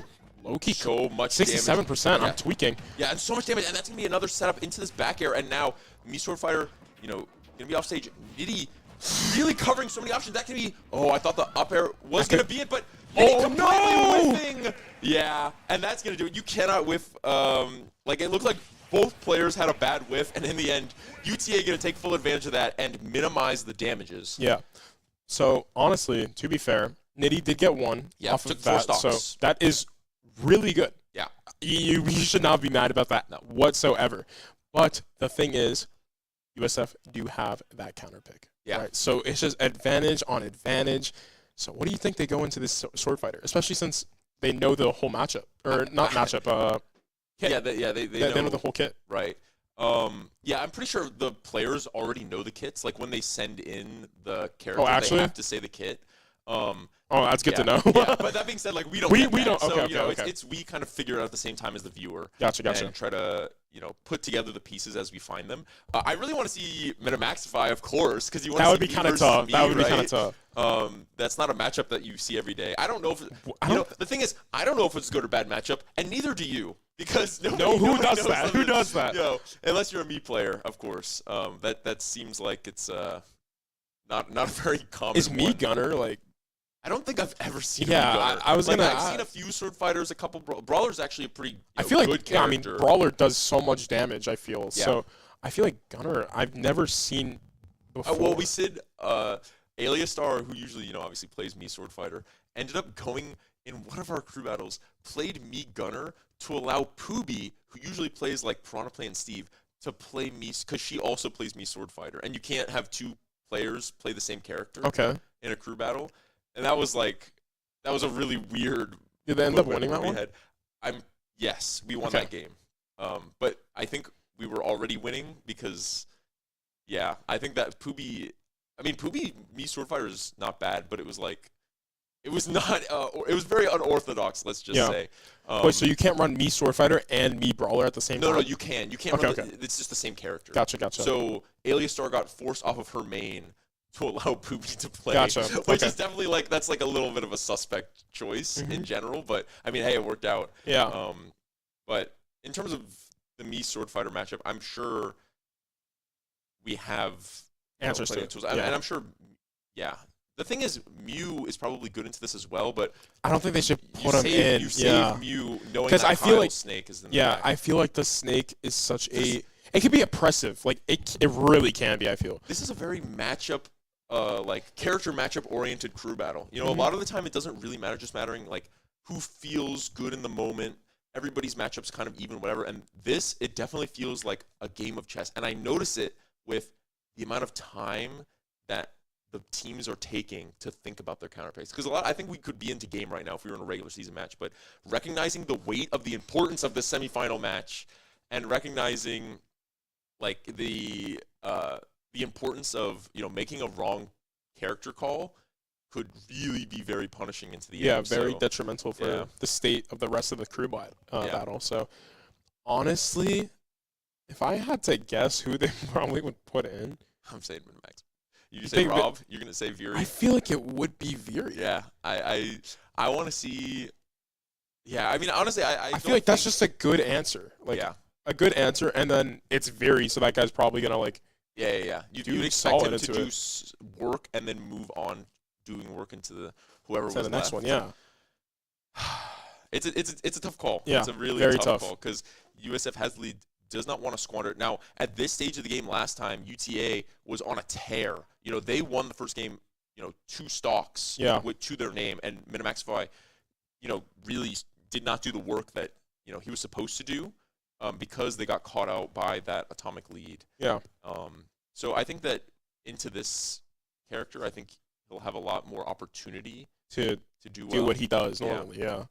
So I mean, it's just a matter of when it happens. Yeah, it's a matter of when it happens. So there's nothing yeah, really I we wanna can't know- say right now. No, So the other side of things, we haven't seen Raccoon, we haven't seen Lucida. So we already seen UTA bring up the Esports who didn't play in game 1. This is the importance of roster depth. yeah, You know what I mean? And this is something that we've seen in USF Gold's regular season matches all the time. We had so many players, so many different combinations of people coming up between games. going in. Okay. So showing okay, so It's roster depth not being happening. shown, but it is going to be happening. It is going to be me versus me violence coming out. My And- guess is that he was making the me. That's why it took so long. Wait, low-key, this is a different me than last time. I actually think you're right. Like, okay, I didn't see if they left the arena, but there's a very good chance because, you know, on Lucida Switch, I guess he wouldn't have, like, every combination of Brawler, and already— Oh my God. Oh, he's coming— Ew! Oh still my managed to God! I find thought it. that just killed, bro. I was about to start tweaking. No, I cannot believe also another notable moment. Oh, and there you go. That's the blaze kick and the shot put coming. Oh, wait! Another snipe. It's not going to find the kill. Veery, you know, maybe giving a little bit of a guru advice to Minamaxify in between matches, showing him how Is it's done. Veery on the controller? Be real. No, Like, come on. Oh my Lord. And the other thing, we didn't see that Thropper kill, but it was very close, very early. I cannot believe that UTA allowed Minamaxify to play on Battlefield. This is like Kinda his disgusting. favorite map. For Especially Brawler. since, yeah, you have that high platform, Yeah. which is really good for getting his thropper, right? He can just kind of keep comboing upwards and then keep resetting his jump so he can just get all the way up in that skybox. Yeah, and now at 167%. Yeah, Okay, that's that's going to be surely a forward throw. Yeah, he doesn't really have any kill throws, but what he does have is, a thropper. yeah, I mean, proper and back air. I mean, he's definitely going to be fishing for one of those options at this point. A shot put also, I think, would do it at this point. Yeah, or or Nair. I mean, Yeah. that's strong hit Nair. I mean, that's ridiculous. At 200, surely that kills, Yeah. right? And, you know, he's maybe going to be kicking himself for not getting that kill slightly earlier, but, you know, at the end of the day, he still has a very sizable lead as this is going to be Donald's last stock now, and that up air is going to force Minamaxify into a very high percent, but, you know, there's definitely a chance that he manages to find this early. That's going to be a down throw. There's going to be a throw. Oh! Yes! USF! That's my boy! Taking a 3-stock lead. Minamaxify taking those 2 stocks without losing any of his own. Completely Holy. flipping the script on his performance in game 1. Managing to bring that Thrupper counter up to 1. You just know that Min-Maxify, when he's on that sword, or not sword, the brawler, he's gonna press the button. He's gonna press the button. He's always gonna press that button, and he is going to do it when he is allowed to play on Battlefield. That is the danger of it, especially when you're down a stock and when you want to. I mean, I guess you wanted, like, it's just a variance that you don't want, right? When do you Because, choose map? they knew the counter pick, so they knew the character, and then there were stage bans. So UTA gave stage bans, and then Minamax wait, no, who won that last one? It would have been Sword Fighter. Sword Fighter won. Sword Fighter won, so then Sword Fighter gave stage bans, and then USF looked at the ban, said, "Oh, That's here." Battlefield, okay, Okay, and that okay. is exactly danger because that was a grab at, I want to say, like 30. That was like, I think that was like 20. Yeah, it was like unironically. something like 20. Gets the down throw, jumps up top platform, and then gets the grab again because it's just something that you can just do. yeah, I'm you not, can just yeah, do. you can just do know what that. I mean? Yeah. And there's not a whole lot that the Sword Fighter Donald could have done about it. And Minamaxify, you know, not failing that execution test by any means. Like, that is never going to happen. I didn't know. I didn't know that was like okay. I was thinking, I was like, okay, this could be a little like maybe there's like a stock being taken. 110%. Yeah. You know what I mean? So even if USF goes in with a 2-stock advantage, you're thinking we're doing great. Each player has found a little bit of room, right? Yeah. And as we go on, but taking that other stock completely flips the script. UTA last time had Atomic come in and take 5 stocks to get an early lead, and then USF equalized. Now it's kind of being the script is being flipped, right? Where now USF has the lead, and now Atomic is going to be forced to equalize. Either Atomic. I mean, Well, I think based on I'm how almost game 1 positive started, it's going to be Atomic. yeah, because Atomic did so well into Minamaxify in that game 1, I'd imagine that we are going to see that rematch come out. And, you know, even if Cole only takes 1 stock, that's still a lead. And then we get to, go maybe go Viri and see that Ditto. But either way, a lot of work to be done for UTA as USF threatening to take this game to and make it to the finals of this LCQ. I mean, boy, it's still early. It's still early. You can't count them out. No, I mean they have some, but it's looking solid. Yeah, it's looking solid. Solid Snake, probably not going to come out in this match. No, dude, they should. I mean, he needs redemption. I'd imagine it does well into Brawler, and then they have Mew on Mew, yeah. And then Mew probably it's wins, gonna be like, I'm gonna breathe on you. And then Atomic anchors, unless they're very committed to the. I think they're on the last. No. Yeah. It is 9-6. It's 9-6. It is 9-6. Yes. No, it said 6-3. I think you're lying for fun, but we're about to find out because it is actually going to be that solid Snake. Yeah, it's okay. Dude, where am I? It's been a long day. Okay, I thought it was 9-3. No, you're good. You're good. And it is going to be the Snake coming out who, I guess this is the wrong stage. It must be the wrong stage. They're all losing their stocks. No. Okay, whatever. Yeah, so I guess one of the players messed up the stage pick. Yeah, but I mean, that is going to be the matchup, right? So I can't imagine this is fun for at all, bro. For me, Brawler, who's forced to move in. You have shot put, which is just a worse projectile than anything that Snake is going to do. So yeah, it's going to be a frustrating one for sure. But Minimax Fight going to be trying to force the openings as much as he can to try to take at least 1 to 2 stocks, because then we can allow Mew to come in, clean up. And then, yeah, I'd imagine that is the line. I imagine the line is completely set. Yeah. This battle goes, Snake wins, then England comes in, and in a ideal world, then England wins, and then Atomic comes out, wins, then Viri comes out, and we see the big 2. All Might versus All for One. Yeah, thugging it out, and a final game to decide if we're going to a game 3 or not. But I mean, there's getting ahead of yourself, and then there's whatever I just did. So right now, I am just excited to see what Minimax can pull up against this Snake, Kyle. If he can honestly just get a stock, I feel like this is good for me Brawler here. Yeah, absolutely. I mean, that's the benefit of having the lead, right? Like, the damage has already been done. He's already done 2 stocks, right? So if you take 3, then like you did your job, right? Take 3, and you're at least giving yourself like counter picks advantages and that sort of thing. And that's where the Nitty advantage early on really coming into clutch. And yeah, it's just the really good spacing from that. The roll out is just going to be the wrong option there, and getting punished for it, taking that stock early is going to be really big for UTA. And Minimax, as we said, if your job is to only take 1 stock or 2 ideally, the percentages is going to be pretty relevant. Like, you just want to live as long as you can on your opening stock to get a bunch of damage, but it's ending up not going to work out that way, as the percents are going on. He really wanted to get that up air into Thrupper, just barely not finding the spacing correctly. I mean, it's so tense. I can't even say anything. I just want to keep watching because I feel like there's something big that's about to happen. You know what I mean? Like, I feel like there can be. It's just a matter of waiting out this barrage of grenades. Yeah, but just like that, exactly. That's going to be the up smash, and that is going to take a really important stock for USF. And now Minimax going to try to do a little bit of extra credit now on this stock because, as we've seen, he can be very explosive on this, and that's going to be it. Oh my God. Here, just barely not going to find it, but, not going to be disturbed by that. And it's going to manage to find even more. That's going to be an insult dumper.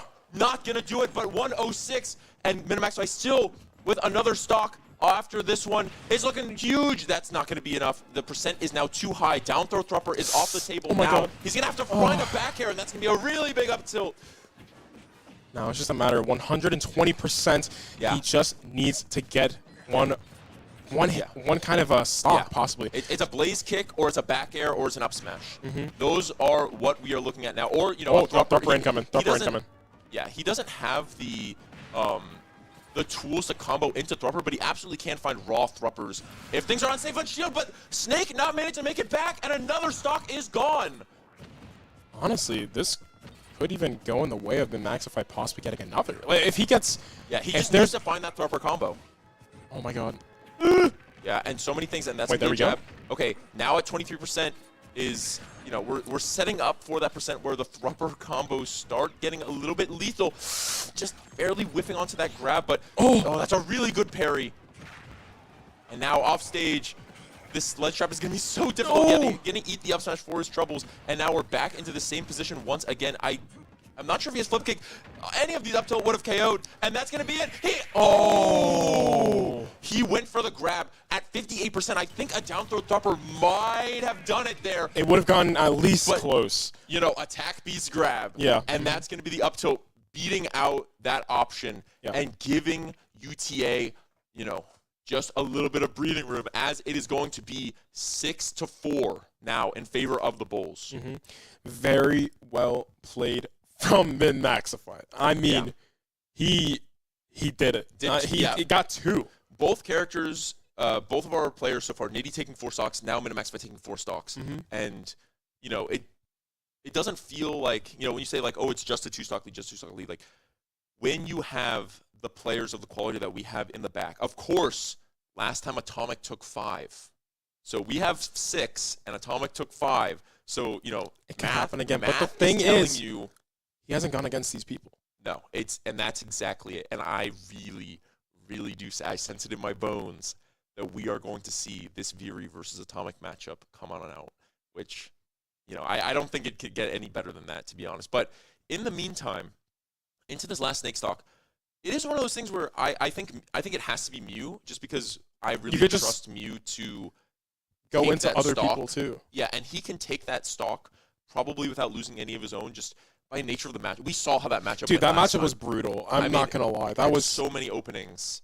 And it was literally the exact same situation where it was 3 stocks to 1, and, you know, it just went away super, super fast. So if Mew can take his stocks and bring them into Atomic, he just has to do a little bit of damage. Yeah. You know, like get 1 stock. Yeah. I mean, that is the current playbook. Yeah. You know, and if you can take 2 or more, that's excellent. I feel like the matchup, especially since he has experience into it too. Yeah. Into the Rob, if it does come out, like for all we know, bro, we could see Game & Watch. Like we could see some random stuff. That would be gnarly. I cannot lie, but that would be a choice. But like, I don't know. Like, what are they? They're gonna be like, yeah, let's just switch it up for fun. You know? Yeah. I mean, you know, you never know. But like, I genuinely do think, what's it called? I feel like the experience that Mew has into a Rob on top of his character, like the nature of his character, could be really good into a game, Watch, or not Game & Watch, into Rob as well. Into Atomic, so I feel like it is very high chance that he could possibly even get 2. Yeah, and Mew is not like a stranger to being forced into the top dogs. Like this guy's been fed into the wolves a lot of the more than I've seen. We're like, oh, this player's so good. All right, Mew, you got that. You got that. Go. He's looking like, what?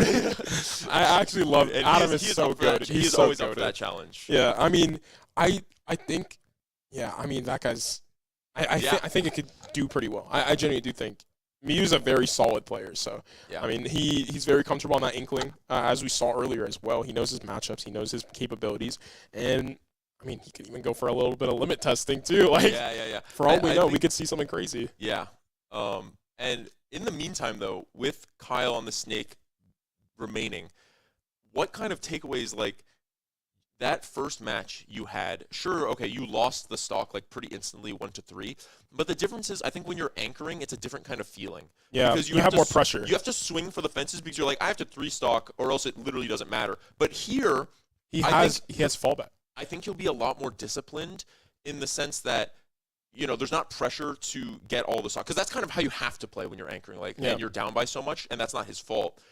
But now you're thinking, I just got to take 1. Yeah. If I take 1, we're good. If I take 1, I trust Atomic to come in and take 5 again. Like that's the UTA playbook. I was talking about the USF playbook. UTA playbook. Yeah, that's kind of their win con. Yeah, it starts with Kyle taking 1 of Mew stocks, and that's definitely going to be something that they're talking about in the back room right now, trying to plan for. You know, because it is definitely no small feat, but it's definitely something that, you know, all of these players here are very, very good and very, very capable of swinging the match on their head. You know, it sounds like we have all the answers and we have it all set up, but that is not going to be the case. Now, I know it does look like both the characters were just revealed, but I think they're going back, selecting the map, which has actually been more impactful in this crew battle than I think it usually has been.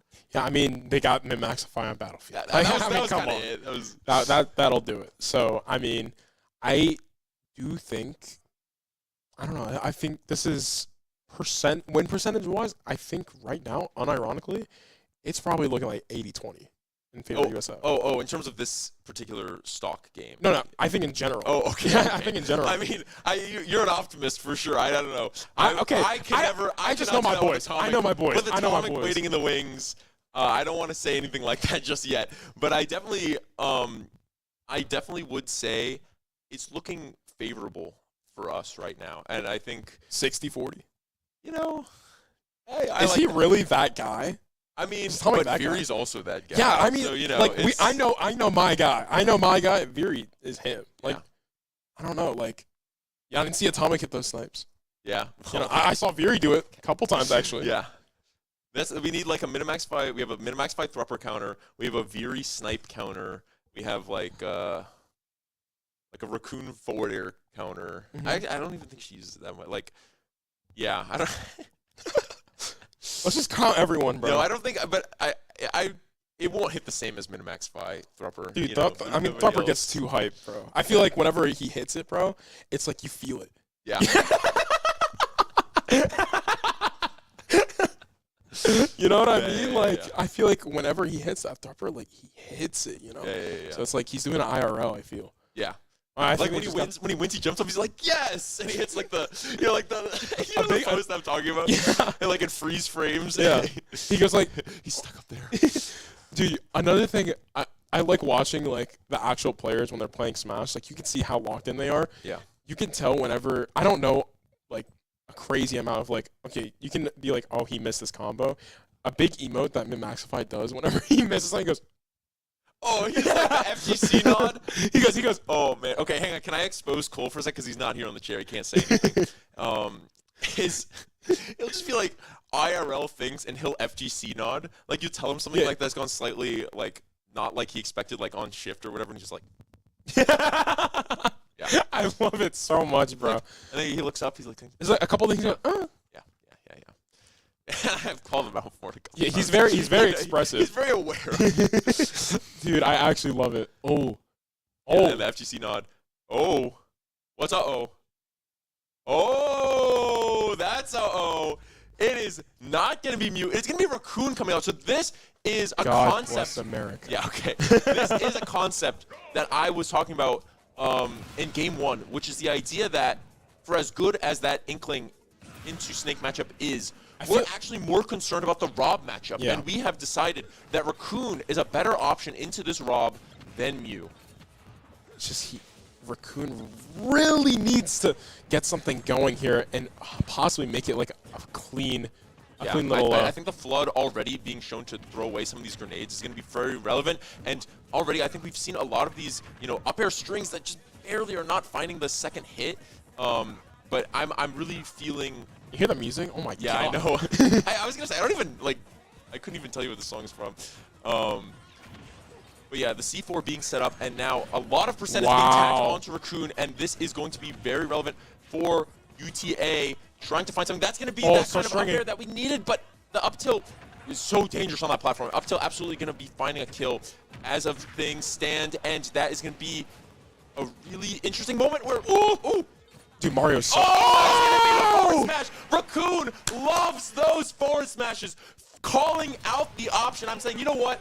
I know you're gonna just fastball down. You're gonna expect me to go for some sort of back air, any aerial, and try to continue my combo in the air. So I'm just gonna fastball down, forward smash, and it pays off in spades here. Mario is so cool. Mario's so cool. I love Mario. I love Mario, we didn't bro. even see one of those standard Mario combos with the standard finisher that we love to see all the time. Like no back air, no forward air. Yeah. Oh my god! And it's like it's just the My simple favorite like is flood into cape. flood into characters cape is with bad- tough. Yeah, With bad recoveries. Yeah, and you just completely. it's just cyberbullying. Yeah. No, exactly. The forward smash is so strong on that character. Like it hits. You know what I mean? Yeah, and it's So- one of those things where for Mario, it's also just like a disjointed move, and also when you're charging it, your hitbox shifts, and then after you use it, your hitbox goes back like right away. Like it's so fast too, I feel. Yeah. It's definitely one of the better forward smashes in this game, and it's going to be something that Raccoon, she relies on. Well, I shouldn't say relies on, but it's something that is a really popular option that we've seen a lot on stream. And yeah, and I was talking about Flood and Cape and that sort of thing for characters with bad recoveries. Unfortunately, it's not going to be a character with a bad recovery coming in last because It's Rob. Rob can fly. You know, if you didn't know, he can just do that. You know, it's kind of messed up. And it's going to be on Raccoon to, you know, just take a stock or two. You know what I mean? Just do a little bit of damage, ease the pressure as, you know, we are in fact setting up for that grand finale. You know, 6 stocks to 3. Last time, Atomic took 5. And if, you know, he takes 5 again, that means that we're going to be setting up for a last stock scenario. So USF is definitely going to want to avoid that. We're going to want to, you know, smooth sailing, cruising right on along. I don't know how feasible that is, but we're going to find out right now when we see what Raccoon can do into Atomic. We have to think about it like this: 6 to 3. Raccoon. This was the matchup that was kind of preferred, right? So Raccoon feels more comfortable on this Rob, it feels like, and I agree kind of with it because Mario's a very heavy like combo setter, right? Rob's hitbox is big. Yeah. You know what I mean? And that's Like, going to be it's exactly huge. what we're going to see. Oh my and God. it just barely was not enough. The hitbox is going to be the wrong hit, unfortunately. But, I mean, the damage is relevant, right? It's something that we talked about. Oh, dude, that up air is kind of gnarly. I cannot lie. That up air is so dangerous. And when the percents are both getting high on both sides, when you're in a position like Raccoon, no way! DIing probably the wrong way. Nothing that, you know, you can really do about that. And, you know, 57% is, you know, not the most of what you would have wanted to see for that first stock, especially when you almost got the entirety of the stock itself out of nowhere. Up air. Ooh. Yeah, and you know what, Raccoon, I really like, going for the second one, I do not mind that at all. And I like the, you know, the patience there to wait before going for that up B and, you know, just allowing for that percent to stack on. But Atomic looking really dangerous with these up airs. I mean, this is, you know, it's getting a little spicy as a backer comes out, and that's another stock. UTA now, Raccoon down to her last stock, and that's going to be it. Oh on my. to the side B. Oh, DI. And Atomic finishing it. Wow. Up, and we are even here. Wow. No, you might be right. That Atomic fella is low-key kind of goated. That was brutal. The entirety of the lead vanished in a trace off of what we wanted to be the matchup. Was that a 3-stock? That was, in fact, a 3-stock. And off of that forward air, which was definitely pixels away from hitting that strong hitbox, which I think would have gotten that kill. Or I guess Rob can fly. So, you know, but I'm pretty sure it would have happened. It would have been pretty solid into it. Yeah, and that is such a huge swing because even if you just take one, you're thinking that's fine. But now the momentum is coming out and the pressure is building now as Viri is going to be relied upon now for USF and not have any help done. So it's just going to be one game.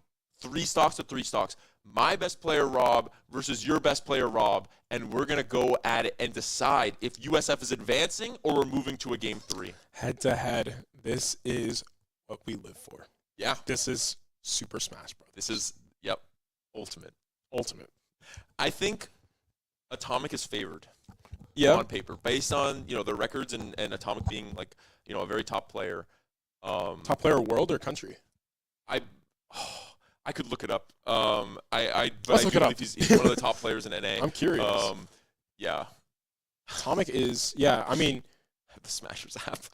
You have the Smashers app? There's an app? Yeah, there is an app. But anyways, regardless, Viri's not going out without a fight. Yeah. You know, this is going to be one of those things where I've seen Viri take on other Robs, other strong Robs in regionals, and it's just going to be one of those games. You know, it's going to be one of those games with your school relying on you. It cannot get any more pressure than this. And Atomic is 136 global. Wow. So, you know, it's pretty good. It's pretty good.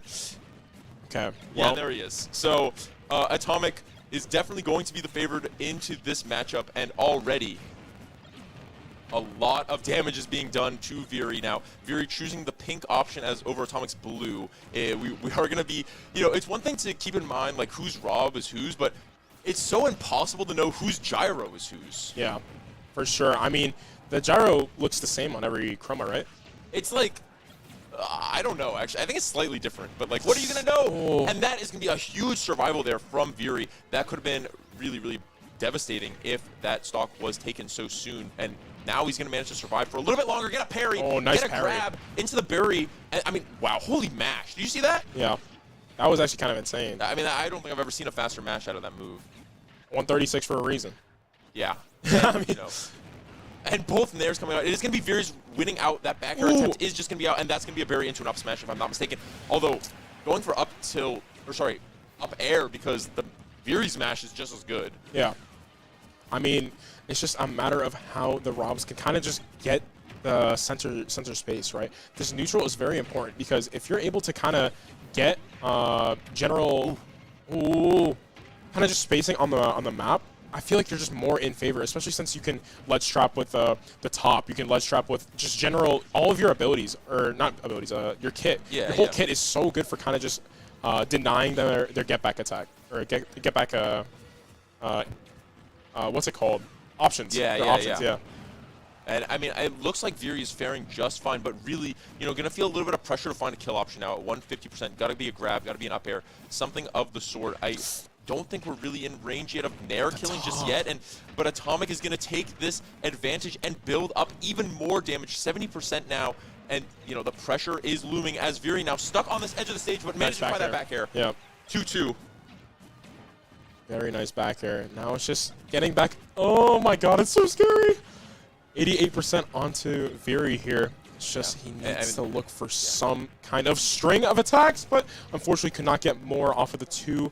So now just got to be so careful around the honestly, when Rob's in air, it's really scary. Yeah, I mean, you've seen like what happened to Raccoon last match, especially in that last stock. You know that Rob can take a stock at the tip of a hat, right? And even though this stock is looking very much in favor of Atomic, Viri, tops are different colors. has the ability to turn it around at any moment if he gets a good string with a gyro or something. And that was nice so side. close. The back air coming out would have been massive, but it ends up being Atomic whose move wins out, but the damaging blows are being traded, and that's going to be a huge top. swing. What is that combo? What can Viri find? And then up tilt. I mean, that mash is insane from Atomic, and Viri's going to need to adapt. It's so scary. I mean, overall, back air trying to come out to get the get up, but does not find it at all. And this back air is going to find it this time. And now Viri is in a very good position, but Atomic's Nair to stage is going to find that KO. And because Viri was at such a high percent, but Atomic has such a high percent himself, Viri is at the second stage, and now Atomic. I mean, blows being traded back and forth. So much damage being tacked on. Now the ledge trap is going to be in favor of Atomic. And that's going to be it. That's going to be it. Nice. Last stock. Game 2. The percentages are not even at all, but we know what Viri can do. So show us something now. But the percentages are going even further into the opposite direction because Atomic has his gyro, has the stage control. Viri needs to go God mode here, genuinely. 19% to 110. This is not one of those matches that he was expected to win, but managing to stay with it the entire time. All it takes is one combo now. At these times of percent, it's going to need to be something really, truly special, though. Atomic throwing out a lot of his options, managing to get Viri off stage. A lot of the resources burned on both sides, but Viri closing it back in well. Now it's going to be the shield is getting super low. There's the down tilt. What can he find? Atomic managing to make it out of the close, and the percentages are so high, and that's going to be, no, not quite the gyro, not going to be enough. These charge slashes are flying both sides. The percentages are so high. No! That's Viri! Oh my God! USF advance! USF advance! They're going to the finals! I'm lightheaded. Oh my God. Taking out the globally ranked player on the character Ditto. That is what we are made of here. This is USF Esports. Oh my lord. Just needing to stay with it. Keep it close. Keep it close. I trust myself. I trust myself. I know if I keep it close, Dude, I can find that blow. the comeback, literally 0 to 110. He could not get hit. And he Oh, could not, I yeah. mean, he was at such a high percent at the end. The rage definitely, Definitely, taking that to definitely account took over there. And that is just such an my insane play, when, lord. especially when you're going from 6-3 to 3-3. The mental damage that does to teams, to the room. I talk about read the room, the mood when Raccoon gets 3-stocked. You're thinking, crap. That was the playbook because we needed 1 stock. We even set up Raccoon in instead of Mew because we wanted, and it just didn't work out. And that's what players like Atomic do. Yeah, I mean, But then Veery is not one to back down from the challenge. Not one to be nervous. Not one to be saying, "Oh man, my team should have gotten us." No excuses. this guy just comes in, means business. I mean, I saw the last time I ever saw him play was Battle for Florida, and this guy walked into the room and he looked dangerous. Oh, I mean, this guy. I was like, I wanted to talk to him. Yeah, but he was so dialed in. He's so nice though. He is very nice. Yeah, outside. and then after he was like when he unfortunately did lose in the Battle for Florida, he was like, oh, all good. And then he was like, he was just, man, I love you. that when that guy is locked in, he means business, and we saw what business does. Yeah.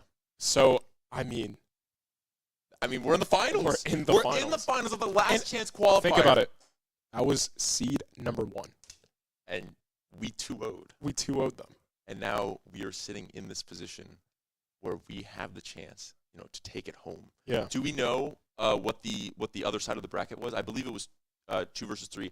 I think the bracket should be up on that tab. Yeah, there's a tab. Yeah. So who's in the other side? Oh, that's exit. Okay, that's error 404. Okay. All right. Huh. Well. Okay. Oh wait, no. Hasn't happened yet. Hasn't happened yet. Okay, hasn't happened yet. So, what are the 2 seeds? 2 and 3. Okay, so it is going to be 2 and 3. What colleges are those? UTD, Comet, and Wichita State. Okay. Wichita, we have experience in 2, right? I think we the played them. Shockers. Yeah, the Shockers. Oh yeah. I think they beat us. It was very close. It was close. I mean, we're on one right now. No, I'm trying to remember. We're definitely on one, and this is a different roster than what we had for the original season match. Yeah. For, this is the this is the Avengers. This is the Avengers. So we have Captain America. That's Veery. Iron Man. Like. No, I actually did say that though. I think who did I say that to? I was like, yeah, we're pulling up, everybody. Dude, Iron Man is for sure like who we put it on. Low key, I think Iron Man is Mew. Okay. And then Raccoon, that's Spider-Man. I like that. I like that. Nitty, low key Thor. Yeah. I think Nitty's Thor now. Okay. Like low key kind of tough. I'm so dumb. My bad. Yeah. But yeah, wow. But we really have pulled out all the stops. Our players are playing so well right now, and we are going to bring this momentum on. We're going to keep you updated as to, look out in our Discord for announcements and stuff when we know what the next matchup is going to be, when it's going to be played. We'll probably keep you updated in chat as well. Yes. So, don't go anywhere because finals is going to be absolute cinema. We're going to cut to a break, but until then, watch those clips on repeat. Go back and clip that. Bro, yo, awesome please. Okay, I think our director's already clipped some of the stuff. I was freaking out from I some think of the that is, stuff. as things stand, if we manage to go on and win, this is looking like it could be the best day of USF. I don't want to get ahead of myself, but that moment right there, 3-3, Veery over Atomic, might be the highlight of USF Smash. I'm gonna have to. That was but insane. the Bulls are gonna have to come through and prove it wasn't for nothing. In the end. So, make sure you stick around because it doesn't get any more exciting than this. Mm-hmm. Stay tuned.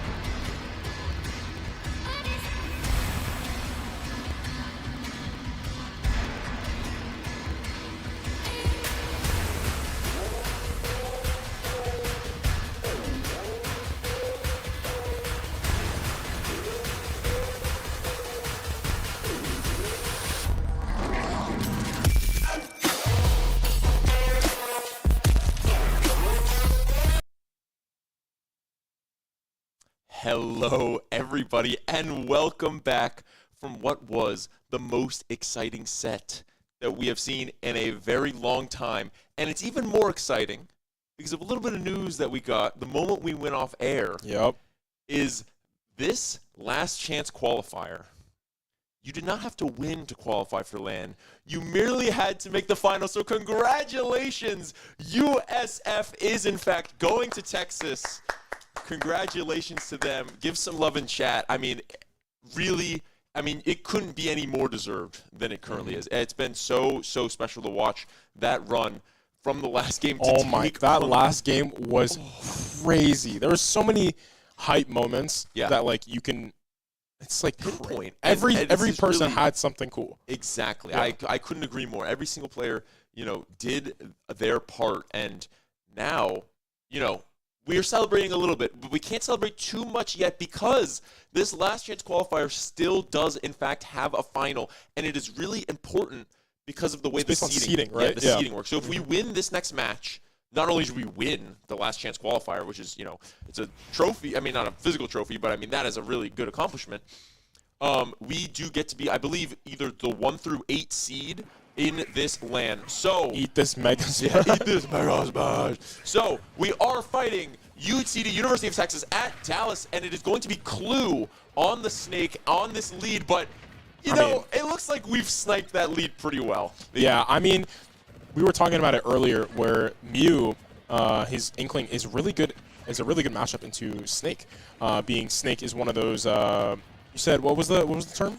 Nickel and dimer. Nickel and dime. Yeah, I just think it's Inkling is one of those characters that can just kind of dance around it so well. And when those openings are found, Snake really struggles to get out of it. So that being said. It's not like a free matchup by any means, even if it's a good one, because the players at UTD, this is the 2 seed, right? We just beat the 1 seed, but we're still the 4 facing off against the 2. So, this is a very scary team with every single player being very good at UTD. Yeah. And that's going to be a C4 that I think Mew just, lost track of for a moment. And, that's going to be the first stock. Matchups be damned. And, UTD going to find the opening here. C4 right there. Ooh. There we go. Early dodges it using just the run-up. And then there we go. Just throwing a couple of the ink bombs. Hopefully trying to catch any kind of early percentage. Nice up air to get that elim. And now kind of even odds right now. 10% for Mew. So honestly. We get to re-go. Oh. This little ground from the roller. And now it's just a matter of chaining all of the combos together. Mew, we saw in the last game, completely just like annihilated the other team Snake, but it seems like this one is faring a lot better comparatively. Yeah, absolutely, and I think you just doing pretty well to try to tack on percent. Played a little bit slower here, but as I say that, overextending a bit, getting caught by 2 dash attacks now, and is in this position off stage where Mew can always stall his recovery super well, but these ledge traps from Snake are definitely not an easy one to do. I'd like to see some more rollers come out. We saw a roller like at low percent, which came to a slight combo, but maybe that's why you don't want to go for it too much, because that up tilt is always looming from Snake, and it's going to take that KO. These grenades, bro. I mean, there's so much to deal with, especially having the C4 on the ground too. It's been so hard for you to kind of chain like these grabs and stuff like that, because every time he's had the grenade on the ground. Yeah, the grenade managing to save from that ink brush. That was certainly going to find a kill, but that is going to be yet another roller. That was a weak hit. I actually can't believe that Snake managed to find the survival there, and also finding the hit there. Mew is at quite a high percent. 172 is obviously, very good, but it just takes one good hit, and suddenly this battle could be flipped on its head. Mew really needs to find something, and that's exactly why we were scared, is because that rage into that up tilt is going to be a huge swing, and UTD taking this first game 2 stocks. Yeah, very well played from the Snake on UTD. Clue, I mean, that guy really showed us what Snake can do, honestly. To be honest, going into this from the last match, it just seemed like it was such a dominant matchup. But, I mean, I feel like Clue just didn't have any openings whatsoever, which is kind of disgusting, because, like, I have no clue how, but no clue. Oh, I do know how, but clue. Like, boy, if you don't. But no, every single time, what's it called? Miyu tried to go for literally anything, like chain together like these grabs, or like go for like any kind of combo, there was always a grenade, there was always a C4, Yeah. there was just always something that completely messed up his combo, and he couldn't chain anything, which was a stark contrast to how it was earlier when he kind of just instantly took him off map and he couldn't do anything. Yeah. Like off stage, he just couldn't do anything. And it's the advantage state that is so beneficial in this matchup, but just never managing to find that advantage state is just, you know, playing the Snake played to like their pace very well, and that really shined through the rest of the match, and it allows UTD to, you know, now not only have the opening that they would like in the sense of like they took 2 stocks. That's usually USF's counter pick coming in. Yeah. But the arena was just closed, so they're going to have to go and remake that and figure things out. So we are going to cut to a real short break, but, you know, don't go anywhere. This one's not going to take very long, all right? So hopefully the USF can bring it back.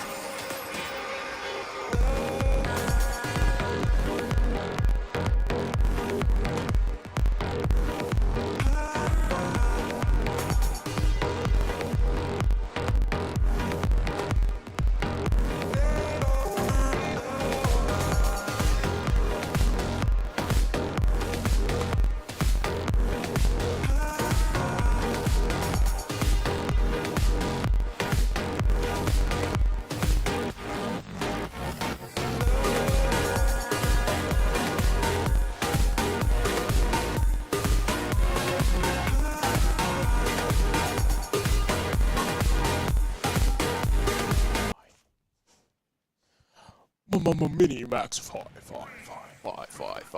is going to be our next player coming out into the Snake, which I think is, this is a matchup that we saw last time, a little bit more pronounced than last time. And it is a slower one, right? But Minimax Fi finding the openings that really gave a lot of value, I think was the kind of the name of the game from last time. And there's a Snake recovering high, and yeah, I mean, he's just gonna go straight for it, like, he gets punished a little bit, but honestly, like, as far as the risk-reward goes, I don't hate that at all. And it is going to be a big up smash coming out, and wow, that Thumper just not managing to find it, and then he lands into C4, so the damage is definitely racking up on both sides. I mean, yeah, he's just super solid on getting these openings, right? He's been very good at just closing these gaps as well. Like, he hasn't been getting as tossed around with these grenades like Mew has. Mew just kind of had a little bit of trouble. I mean, you're definitely right, but as you say it, he gets hit by a couple of them. And it looks like something that's so difficult. Oh, that up smash could have been dastardly. I like that word a lot. And I like that read attempt as well. And it didn't quite work out, but the percents being very, very high on each side. The up tilt and the thropper. Both of these characters have very iconic up moves. Oh, little shot play coming through. Yes, and there you go, waiting out the air dodge. That is insanely good patience from Minimax Fi, managing to find that thropper, which I think is going to be the second of the stream if you're keeping count. These up smashes are so fun. Yeah. And flip kick is going to be kind of crucial in this matchup. I don't think that you really can do anything without flip kick, just because of the way that. Oh, nice parry. Yeah, it was a good parry. And I do think that the Snake has had a couple chances. So even though Cole's going to lose his life there, I do think that he lived a little bit longer than you might have expected. So honestly, not the worst thing. And here's going to be a down throw. Can it be the up? No, the grenade coming out in time is going to disrupt that combo. And yeah, that's just so unfortunate. From that grab, what looked to be almost a certain KO at such a low percent, but he plays so patiently there. But the Snake, realizing that he got punished for the air dodge last time, and that's gonna be an up smash, and that's gonna be minimizing the damages. 8 to 9. That is really important. Minimizing. Minimizing the damage done to the I'm minimaxifying. Yeah. You're following, right? Mm-hmm. Yeah. So anyway, Cole is going to manage to take those two stocks, only lose one of his own, and bring us to a pretty standard crew battle score, right? Like when you lose the second match after a strong opener, then things get really, really bad. Or even when you lose like a second stock on your second player, then it feels like when you're down to one stock, you can't do anything. It's just so easy for it to get away from you. And USF managing to stay with it, right? And yeah, I don't think anybody's going to be too alarmed as things go, given having Viri in the back and Nitty in the back, like we've seen. They definitely have that what's it called? That leverage, right, with those two. Killer edge. Yeah, with those two in the back. I don't think Viri can lose actually anymore. Yeah, like, I think Viri is. I think he has a buff right now. I think he is a globally ranked Rob player right now. I think that's how it works. Like you eat the other one, and then that's what you become. Yeah. So, I mean, really unbelievable. I still can't get over the last game. I know that this is a very important match, but like, come on, like that was electric. So I mean, that's GOAT. Yeah, that's GOAT. But we have other GOAT playing right now in Cole with two stocks, and now we get actually a little bit of a chance to talk about the UTD lineup. We know we just saw Snake. That was Clue. We know that they have a couple high tiers of their own. They got a Steve. Yoshi is another popular Tampa pick. Greninja, Shout Out Black Lemonade also has a good representative around. Bayonetta, I would love to see a Bayonetta Ditto. Yeah. And they also have a Bowser player, which we saw UTA actually bring out in the semifinal set. It didn't go so well for them because of it's just a very bad matchup spread into our team, but it could be interesting to see them come out as well. Yeah, I completely agree. What do you think UTD goes in response to? Well, if I had to guess, I would say Greninja. Greninja, you said? And the reason I would guess that is because I it's cheated, up on the screen. and I saw it up on the screen before we transitioned. So here is Master coming out on this Greninja, and Minimaxify forgetting to SD. Wow. That's tragic. That's tragic, actually. You know, we went like the full semester. Not a single time did somebody forget, and this is what happens. See, Minimaxify, you know, when he's He's locked in. He's too locked. It's because he's commentating with me a lot of the time, and he's not playing. So he forgot the muscle memory. Shame. For shame. How could he? How could he? But yeah, that is going to be Master coming out on the Greninja. And as I was saying, Black Lemonade is the Tampa representative, who was a former USF Gold player before he graduated. Whoa. Yo. Okay. Wait, no, pull that back up. Yeah. Pull that back up, bro. What's that big what's that big smirk on your face? Reached 231 decibels last game. Very Glazer and comment pinner. You know, right. I'm guilty. I'm guilty too. I think we're both guilty. I think we heard from like outside in the other room. They were like, "Yeah, we just heard you screaming your lungs out." We're like, "Oh, that's nice." I mean, but I do think that we are we're going back into it as they were wasting no time going into the second one. I think I'm having a little bit too much fun with the comment cards. You know, we got some game to watch, man. Come on, and it is going to be a matchup that we're very familiar with, and it is going to be the small battlefield stage that I think is fairly neutral for both. yeah, I think they are the platforms, so it's for sure a good little combo extender for. Well, I'm jamming out right now. I cannot lie. For Min-Maxify. Very good combo extender, since you can also kind of just get higher with that thropper, right? Also throwing up people and just like, I don't know, just it's good. He has options. For yeah, the he has ledge, options. you know? Yeah, he has ledge options. And the Greninja, I mean, it's super good. Getting those back airs in there, I mean, back air is so good on this character. Same with the Nairs. Yeah, and I'm excited to see if we can see any like up air chains from the Greninja over the platforms. Could definitely be a very strong option as well. So, you know, all in all, very even, but you know, the game itself hasn't been even. Wow. Trying to go for the ledge option at just the wrong moment, getting caught by that water shuriken. And I do feel as if Master has won the majority of the neutral interactions so far. So, you know, a little bit of a, you know, something to change up a little bit. And that's going to, okay, I didn't think that the Thropper was going to connect because the percent was just a little bit too high. But, you know, calling out the option as well, going for a burst option that doesn't quite work out either. I mean, they're just kind of swinging. I think the last few attempts from both players have not amounted to much. Yeah, I mean, it's just a nice little jab combo right there. Going, I mean, they're just really trying to hit each other, but they're all just, ooh, very nice combo with the up airs. Hopefully just getting a couple more strings, but Maxify's looking for something, but he just can't connect. Yeah, I mean, super difficult. so many of these moves are really difficult to land. Oh, and there we there's go. A good burst option coming out. And Shot put almost just kind of dunked him. yeah, and you know what? He read the neutral get up, but just the timing is so difficult to get down for that, even if you know it's coming. There's an up smash, maybe feeling a little bit antsy now because you absolutely do not want to go 3 stocks down in this crew battle. Now, as both players are nearing decently high percents, Minimax going to try to set up for a back air here, as that is looking like, oh, trying to read the roll out, but instead Greninja opting to roll in as the safer option towards the stage. What can we see now from Greninja on the ledge trap? Not going to opt for that much, as both players are just going to sit and shield in the center of the stage. There we go. Going for a little up throw. Hopefully looking for something to chain it with, but UT Dino gets it all the way back. Master is just kind of cooking right now. Tries to get him off with the up. Oh! Very nice side B coming out from Maxify. And now, I'm just making noises. Like, I don't know. I feel like, there we go. There we go. That's good. That is massive. So, you know, it's the way that we talk about crew battles is every situation is a last stock situation because, you know, obviously Greninja still has 2 stocks, but that is going to do a world of a difference as we go to the last lane. But you never know because of the way Brawler is, especially with this rage. Can he find, oh, he goes for the jab block there, really trying to get something off of these platforms. Definitely going to be sitting under the platforms, going for an up tilt, going for grabs. Really trying to get the up tilt again. The Greninja's definitely, okay. Very nice back a little there. nervy there, I think.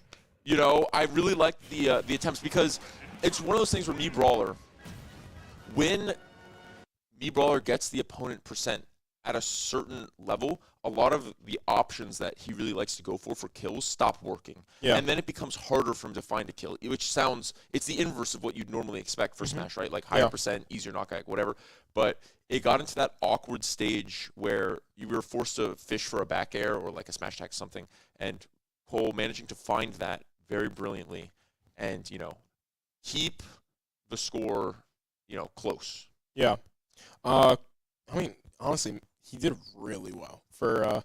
Well, He could have done better. he took but, one stock loss. Yeah, I mean, for how it was looking about at the like start, yeah. 20 seconds ago Yeah. comparatively, I think he was a lot better. Yeah. Than what. Well, if Greninja takes that stock, we're having a very different conversation right now. Yeah, I agree. Yeah, but overall, it's gonna be how many? Is it 6 left?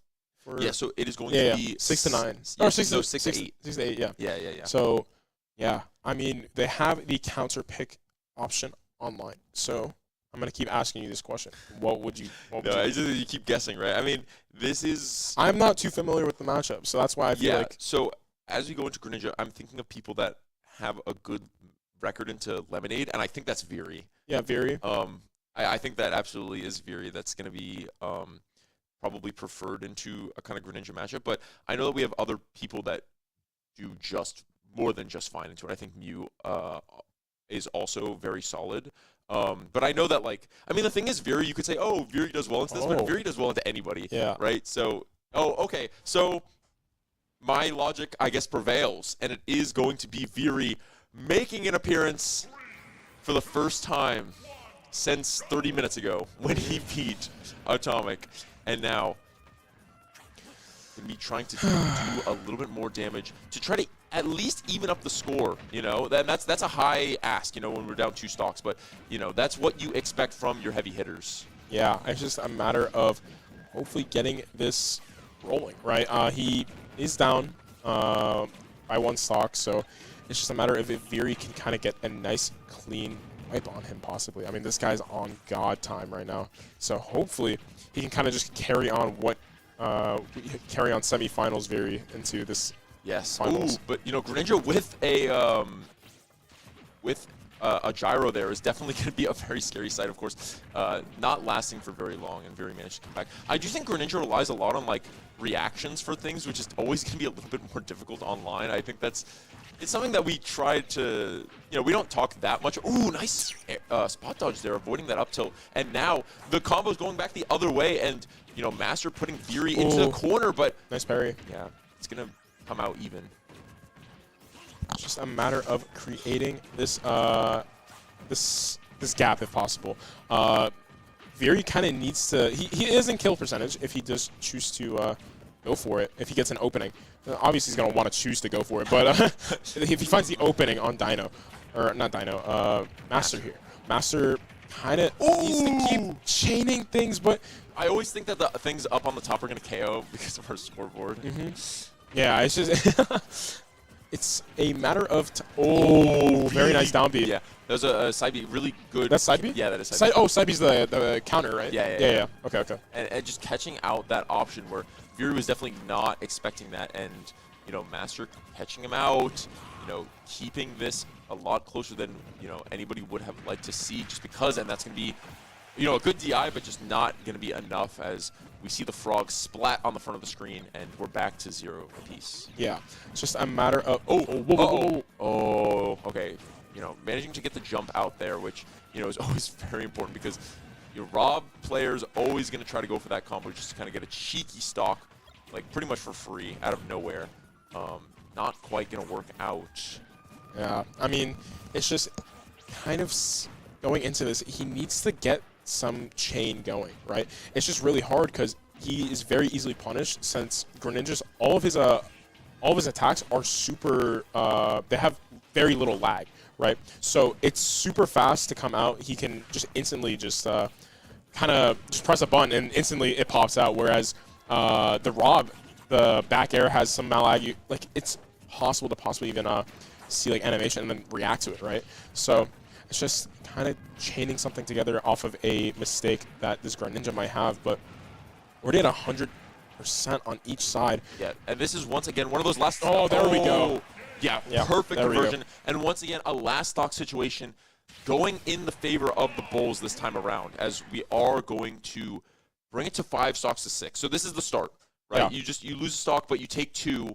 We're inching our way back in. It's only a 1 stock disadvantage now, and we have Rob in, or we have Veery in. Yeah. Which is... It's not even Rob, it's Veery.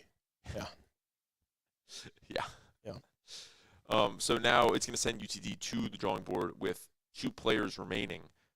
Who do they trust to be their option into this? So that this is game 1, like the download game, right? What they say.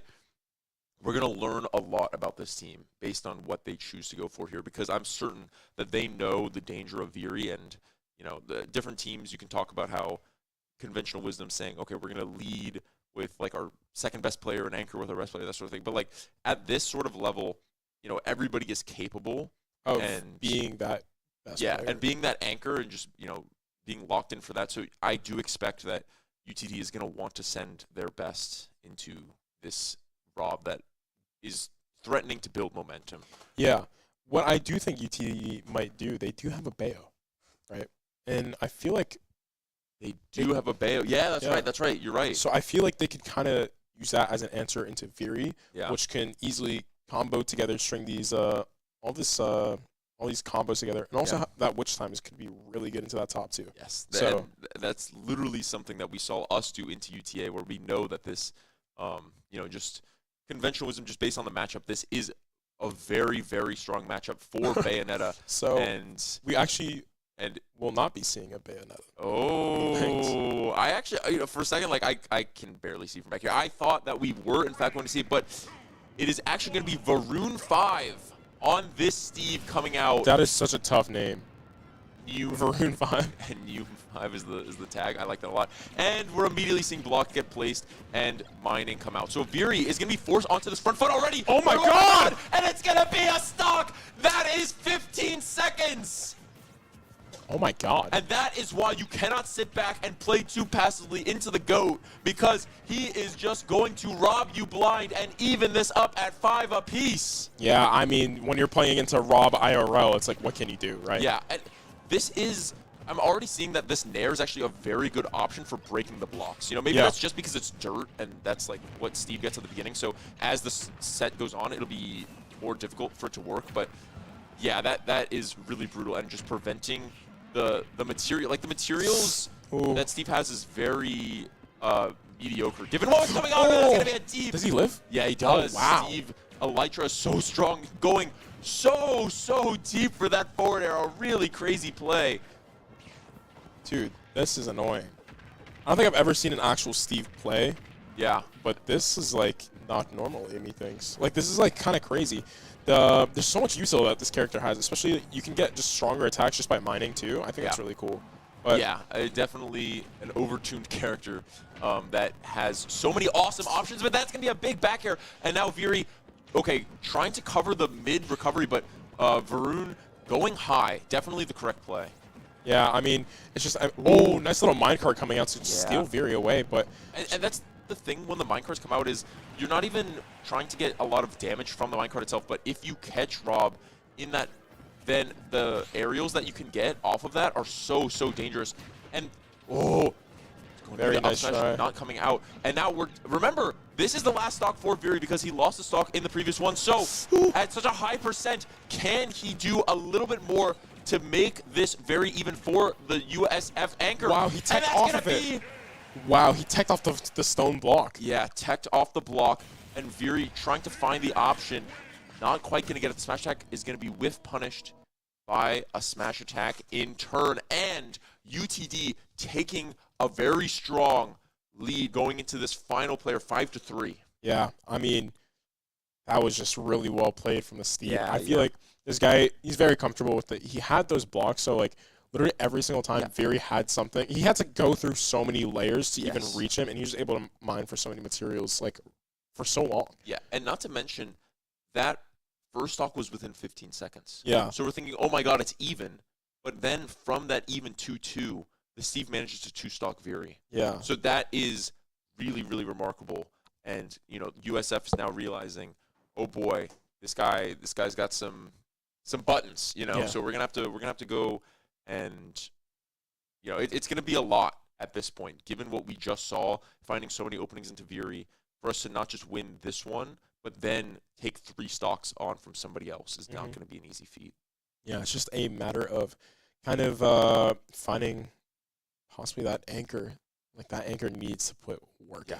That guy, 5. Yeah, they have 5 stocks, right? They don't even have. I mean, it could be literally anyone, right, on the side of UTD that comes out after. Yeah, So, exactly. assuming we are correct, I assume it would be Nitty coming out, right? Yeah, it could be Nitty, could be Raccoon or Lucy. What would you say it would be?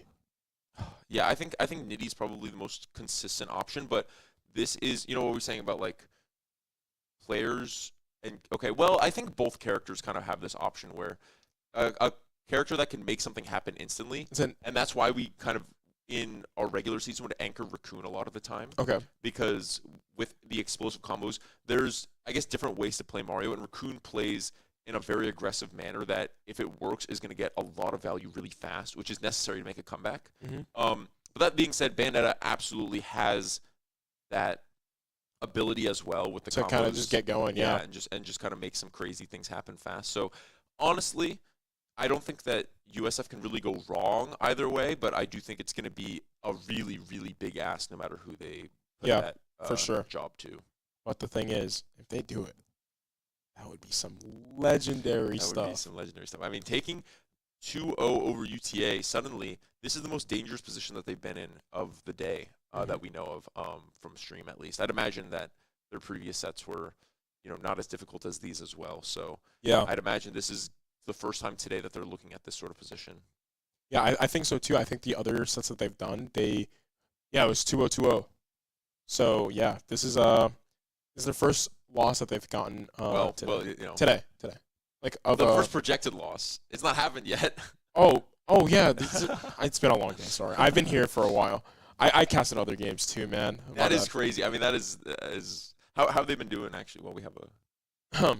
So we might be out. Okay, so USF Smash is the best. Yeah, USF Smash made it all the way. Overwatch won their stream match, but right after they went into second seed, and they were like seed 16 or something. Oh, okay. So a good fight, but yeah, something like that. And then they went into 4 seed, but it's the same thing, right? Yeah, I know. And Valorant lost their match, unfortunately. So.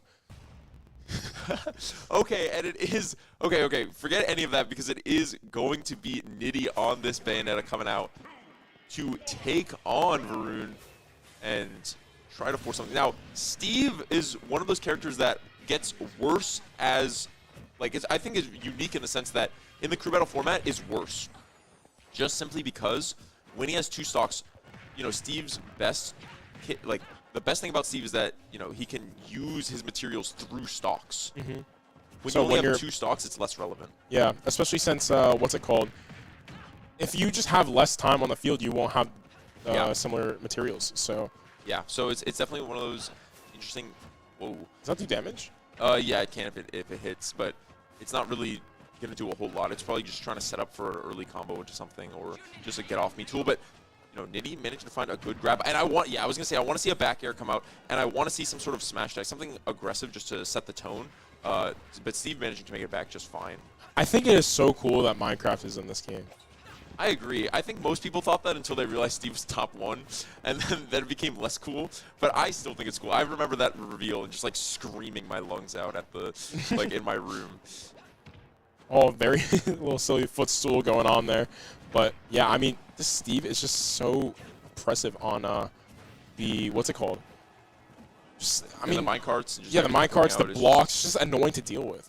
So it's a very fast character. Well, that was crazy spacing, managing to live that anvil. And a lot of the materials have been burned from Steve, and he's going to be a little bit forced to back up, and Nitty's going to try to take full advantage of this. But the blocks are just brutal.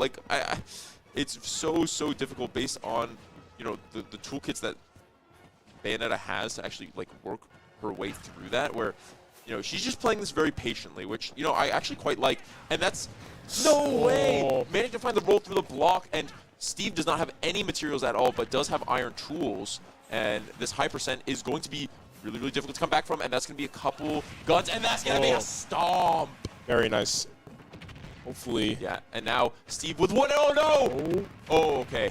Okay, that could have been brutal, but now Nitty trying to go for a reversal, of his own, not quite going to work out. But, the stone is out, but no other real material. Steve kind of forced to back up, playing with even less than he has at the opening of the game. Oh, which time? Yeah, it just didn't work out and getting punished for it. every little bit of percent matters here because, you know, this is a really crucial. Like, if Nitty only has one stock going into the last player, it's pretty much curtains. But, you know, with 2, anything can happen, but that's going to be a really big footstool into Anvil. I wasn't even sure if there was enough materials to make an Anvil, but, you know, Steve, of course, managed to find that and bring USF down to their very last stock. And that is going to be a witch time.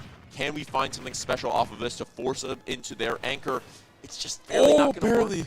But, I mean, the percentage is definitely adding up, but, yeah, it's looking really rough. Yeah, I mean, very close there to, if he lands that, maybe it's out of the map right there, but it's just kind of hard to tell. Just, this guy's just doing whatever he wants. It's so difficult to go into this Steve as well because Steve just can do literally everything, I feel. Has the gold material now, so now he's going to just be going for probably more aggressive plays here. Gets the diamond. Now, Ooh, yeah, and then the grab coming out, and, you know, not even opting to go for the diamond, just saying, you know what, I like the speed that I have from the gold here. I'm just going to mine for a bit, and now I'm going to have the diamond out, which is going to allow for so many of my aerials to just find something. Wow. I mean, with the diamond, you needed to make something happen fast because a lot of the random aerials from center stage are just going to start killing, like back air or whatever. But Nitty managed to find a backer of his own and force UTD. Okay, at the very least, we're getting information, right? At 1 to 3 down. It's looking rough. You know, the players here are good enough to the point where, you know, for as phenomenal as Nitty is, it's really hard. Yeah, it's really hard. You can't just ask somebody to get a 3 stock out of nowhere, but that is what we're doing. Yeah. You know? And it's game 1 relies on it. You know, it's not the end all be all, but definitely want to be starting on the right foot. I mean, if it happens, bro, imagine. I'm not gonna lie, that Nitty guy might need a scholarship. Like, that would that would be kind of crazy. I think we're sending him to Texas. You know, he's got the whatever. Yeah, he is already going to Texas because we did qualify. We did qualify. But I mean, no, that would be crazy if he does this. But it's looking not the best. Honestly, yeah, like you were saying, it's good information to see what they could possibly be like. Oh, this person is probably more comfortable into this Bayo matchup, right? And it seems like already a bunch of these guys are already comfortable since they do have someone that plays Bayo on their roster. So it's just a matter of who they would see as the best for this. Yeah. And I mean, okay, they have a Bowser, which I feel like is not the play. Definitely. And then they have another Bayo, which honestly, like, might be the play. And then they have a Yoshi, which I'm sure would also be fine. And Yoshi, I can only imagine is a bad matchup for Bayo because Yoshi can double jump super armor out of the combos and just kind of like prevent a lot of that stuff from working out. But I mean, we'll have to wait and see because I don't really know the intricacy of that matchup and how exactly that that like interaction plays out between the armor and whatever. Because, you know, if you can get Yoshi off stage like without the jump, then that's gonna do it pretty much always. Yeah. So, but yeah, Yoshi is a character that we have multiple representatives of at playing at a good level in Tampa. Shout out to, you know, Fortunato and Ginger.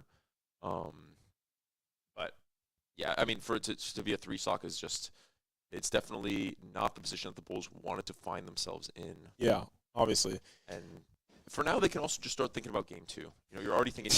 And the thing is, you got the lead right. You know, like whether we win or lose, we should be thinking about game 2, right? In the sense of, we on paper got the lead right, but it just didn't go our way. And then from there on, it didn't get any worse, but it didn't get any better. Yeah, and obviously it's just going to be a matter of kind of, I don't know, it's just a matter of like maybe mental reset. Like, yo, if Nitty can low-key get them fired up for this one, like 2 stocks here, honestly would be kind of like make him a little nervous, right? Because there's the thing, you do not want Bowser. It's gonna be Bowser coming out, which, okay, that's the thing about Bowser is Nitty is never safe. You know, you get hit like 3 times. Yeah. You're sitting at kill percent, and this is just gonna be execution test. Execution test is gonna come out where, you know, if we can find like a perfect game, there at least now I think this is a little bit more on Nitty's end. You know, it's up to Nitty to make something happen more so than, you know, the other team can do a whole lot, because I think Bowser plays a lot more reactionary. But yeah, he's immediately reacting to that, and is going to find a couple hits. That is a really, I like that down B option a lot. And Nitty is already sitting at kill percent, going for that F smash, because why the hell not? You are sitting with 3 stocks at low percent. I mean, you have a lot of grace, and that's going to be even more damage being tacked on. Nitty is struggling to find any of the openings here that he would absolutely need, and getting hit by that get-up attack, I mean, this is brutal. And that's going to be a smash attack, and that's going to be game 1 to UTD. I do like that chroma for Bowser. I think it's the nice. red? Yeah, the red is really nice. But what's it called? Honestly, that's a little unfortunate. Right? Yeah, I mean, we were trying to hype it up, right? Make it interesting. Like, oh my God, it's about, the matchup's probably not good, whatever. But all in all, that's pretty much the expected outcome. And now we can go back to the drawing board and at least know, hey, look, they have a Bowser and we've seen their Bowser play. They're pretty good. Like, we know, obviously, each and every one of these players have all the data on. I mean, they're obviously going to be good, right? Yeah. We're not sitting in uncharted territory, but now knowing, okay, they like keeping their Bowser for the anchors sort of thing. At least that's better than if we had lost to the Steve in the start. So forget about all of that. We're going to take it back 12 stocks apiece all the way to the top for game 2. Yep. Back to the drawing board, if you will. So just a matter of how the boys and gals can get things rolling. Yeah. And a lot of it's, I think, still going to come down to the lead. I thought that we had gotten the lead right, and it just still didn't work because their Snake coming out on Clue, who we thought played Kazuya, actually. I think that was the on my notes from the start, that they were a Kazuya player, but they actually end up pulling out a character that we didn't expect to see at all into probably a good matchup, but it still didn't work out in the way that we expected. Could they change their character from game 1 to game 2? Yes. Okay. Yeah. So, I mean, they could go Kazuya next, or... Yeah, I mean, there's a lot of flexibility as long as we're not playing the same character twice, which I think is just done. It might be like an online-only rule to make sure that, like, people aren't just, like, playing twice. You know what I mean? Like, here's Minimaxify's Rob, and it's, like, actually just very, you know what I mean? Yeah. It's just something, although, actually, Minimaxify does play Rob. We'll never see it in a crew battle, but he does, in fact, a little trivia point there for you. But, yeah, a lot of things just fell flat for us today. Yeah, I mean, or not today. Not today. Definitely Not today. We were kind of match. locked in today, but yeah, going there, things to look out for, right? That's Steve. That's a character in the video game, so we got to be a little bit careful of that. I don't really know what to do against it necessarily. I think Steve's a very flexible player, you could do a lot. You could do a lot with it, no? And that's why, that's what we talk about the game 1 download, right? Yeah. You kind of get a feel for the playstyle, how aggressive they want to be, how much they're going to camp for materials. And this guy liked doing that a lot. I think they had a pretty decent balance, I would say, compared to a lot of Steves. And it's also going to depend on the matchup, because if Steve's playing a matchup they can get away with camping, then absolutely that's what they should do every single time. Yeah. But I don't necessarily think that was what we saw in either of the matchups. Mm-hmm. But yeah, I would be very curious to see if UTD, because their lead went great for them. Yeah. So in their mind, why, if it ain't broke, don't fix it. But on paper they might be able to, really good they might be able to do something even better. You think so? Yeah. Maybe a Steve lead, possibly. Yeah, honestly, I wouldn't hate that at all, because Steve being one of those characters that you want to have 3 stocks versus 3 stocks, because the longer the game goes, the better. So you want to bring the Steve up against somebody who has 3 stocks. So the lead matchup is the perfect position for that. Yeah, definitely. So yeah, I think that could be pretty solid, and we will be going into game very soon here. Yeah, so it looks like forget everything that we were saying, because both sides opting for a change, and it's going to be Minimaxify coming up against Master, whose Greninja put in some crazy work last time. And this is going to be a new moveset. That's Tifa. Yeah, that is in fact Tifa Lockhart coming out. And I believe that is going to be the command grab side B, which is going to be what's different now. We're always going to see Thrupper. I'd imagine it's still going to be flip kick shot put, but I suppose we'll have to wait and see. A little bit of a tune change too. Also on Battlefield, small Battlefield, so those platforms are very solid for the 2 of these characters. But the thing is, we saw how this matchup went. I mean, Maxify kind of lost into this guy, right? This Greninja was very solid into Maxify, so a lot higher hopes for this guy. But it seems like Maxify is hitting his abilities, bro. This guy, I feel like in the matchup that they had earlier, he just couldn't chain anything. And that's going to be a different neutral beam. No shot put this time. We did, in fact, see flip kick, but just barely not finding that KO. can be really unfortunate because of that find. That's definitely one of those moves that you want to expect to find as a kill. And to survive, but the damage has definitely been done, and that's going to catch it out of the field, and that's going to be that first stock. Very well played from Maxify. 103% to the 0. What? This is the first time I think that we've heard like a high-pitched me voice as well. Like it's very jarring, I think, from what we're used to in terms of like the audio cues of when they're using certain moves. Yeah. But you know, that's obviously gonna be a little bit relevant. This is the same. Stage that we saw last time. Oh my God, dude, that would have been crazy. I'm not gonna lie. Make me feel alive, man.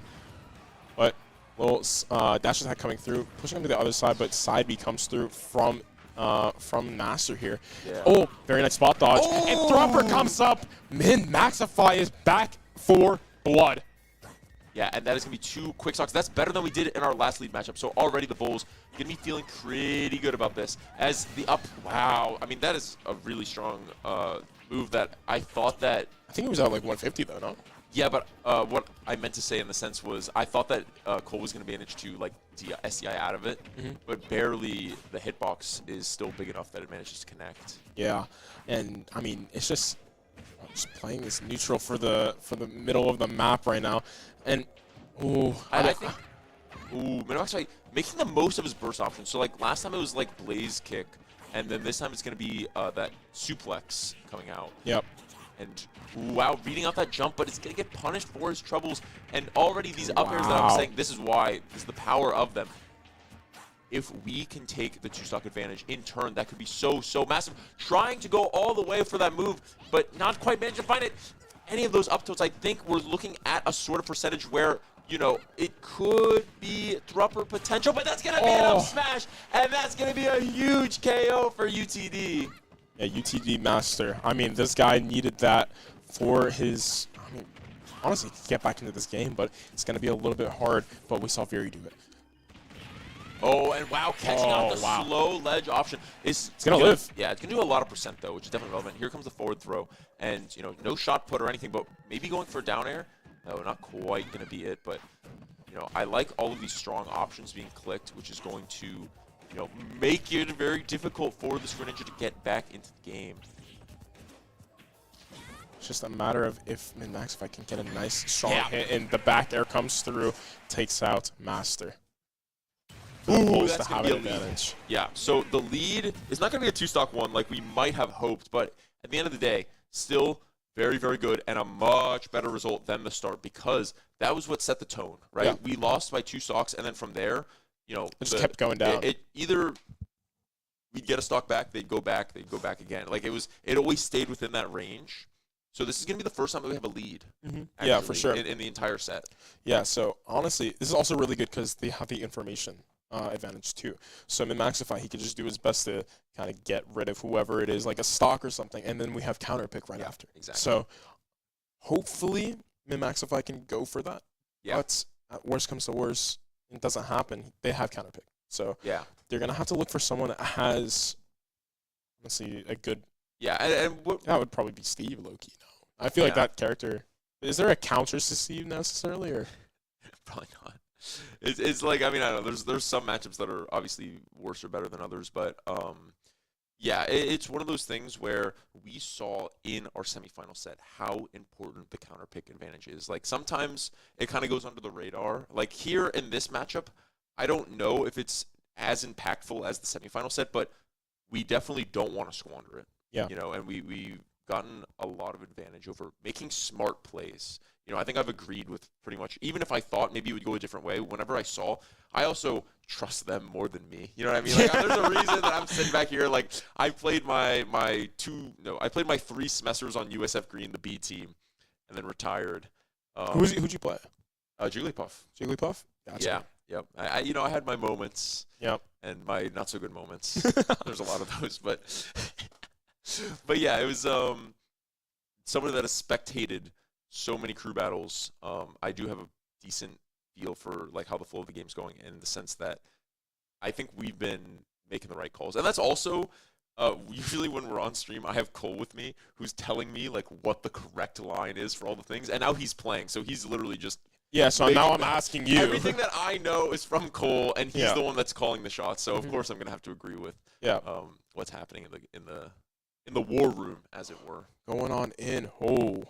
Well, Big boy coming out, and it's gonna be someone we didn't see too much of last game. It is gonna be Stealth Pilot coming out on this Bowser, who took out that one Nitty stock, no problem. But now let's see what he can do with into one Minimax fight stock, sure, but then you're gonna have to make something happen into the next USF player. well, very nice command grab coming out. Already 22% off of one. Yeah, Wait, that is ridiculous, right? why? I feel like Minimaxify is just in his flow state right now. Yep, and that's gonna be a down throw, and I don't think Thrupper's gonna come close. But when you tag, when you put an up air on top of it, just a little bit of extra percent. But he hasn't. Okay, Oh, I was almost about to say crazy he- spacing I was there. I'm about not to say- gonna lie. I was about to say he hasn't taken any percent, but that is wrong. I want to see down air, but I'm greedy. And so many things are coming out, and that's another Thrupper. Might be a little bit more stale this time, but wow, really good air dodge there coming out from Stealth Pilot. But I mean, the damage is still being. There, you got it. You got it, bro. You got it. And, But now- Minimaxify is playing this so well, so patiently, and has barely taken any percent. And now Stealth Pilot, in a little bit of danger now, because this second stock I would not say is safe, even given how many openings there have been afforded, and already the percentages are almost lapped. Nice Nair to come out. Have that the safe drop onto mid site or mid site. Oh my God, sorry. Mid middle of the field. Was that a Valorant? Yeah, that was a Valorant thing. Oh no! Oh! Wow. Very close. Yeah, a momentum shifter there, because I absolutely was thinking that Minimaxify is going to take another stock there. But, I mean, that's the great thing about Bowser, right, is that you can just kind of throw out some of these moves, and if the opponent isn't ready for all of them, especially when the opponent's all over, you can kind of throw out these big smash attack hitboxes, and, yeah, you just get the stock. Like, Yeah. you didn't have to do that much in the sense. There wasn't, like, a combo or anything. It's just like, I'm going to have my big swinging move, and it's going to, either you play perfect or I take your stock, and eventually the stock ends up being taken. So, still a lead. It is a lead. Yeah. But the thing is, what's it called? Counterpick. Yeah, counterpick. Sorry, I just blanked there. Counterpick is in full effect. And Bowser's one of those characters where I think most of our characters will do well into Bowser, but it can get away from you really fast. Yeah, things can get hairy since Bowser's hits are so heavy. Yeah. Right. You can, especially since our guys, like our characters, are more on the lighter side compared, except for like I guess Veery, but Yeah. and Rob. Yeah, even Yeah. still, it's like, It's not like no huge tank. Like we don't have a Bowser itself like that. But I think we see Raccoon come out so we can see the I classic I good think versus so. evil. I think that could be kind of fun. But the thing is, you got to think about the other matchups too, though. Like if Raccoon does end up winning this, like, do you want to sack that into a possible bad matchup or something? Yeah, I mean, I think we're in like a medium enough of a position. I thought we were about to go to game, but we were not. We were in a medium enough of position that I'm not too worried about which player that we bring in. Of course, we have to think about who we're bringing in if we're like committed, like, oh, I want to use the people that we used last time, where it's Nitty, it's Veery, and it's Mew. Like if those are our best players, that's who we're going to commit to, whatever.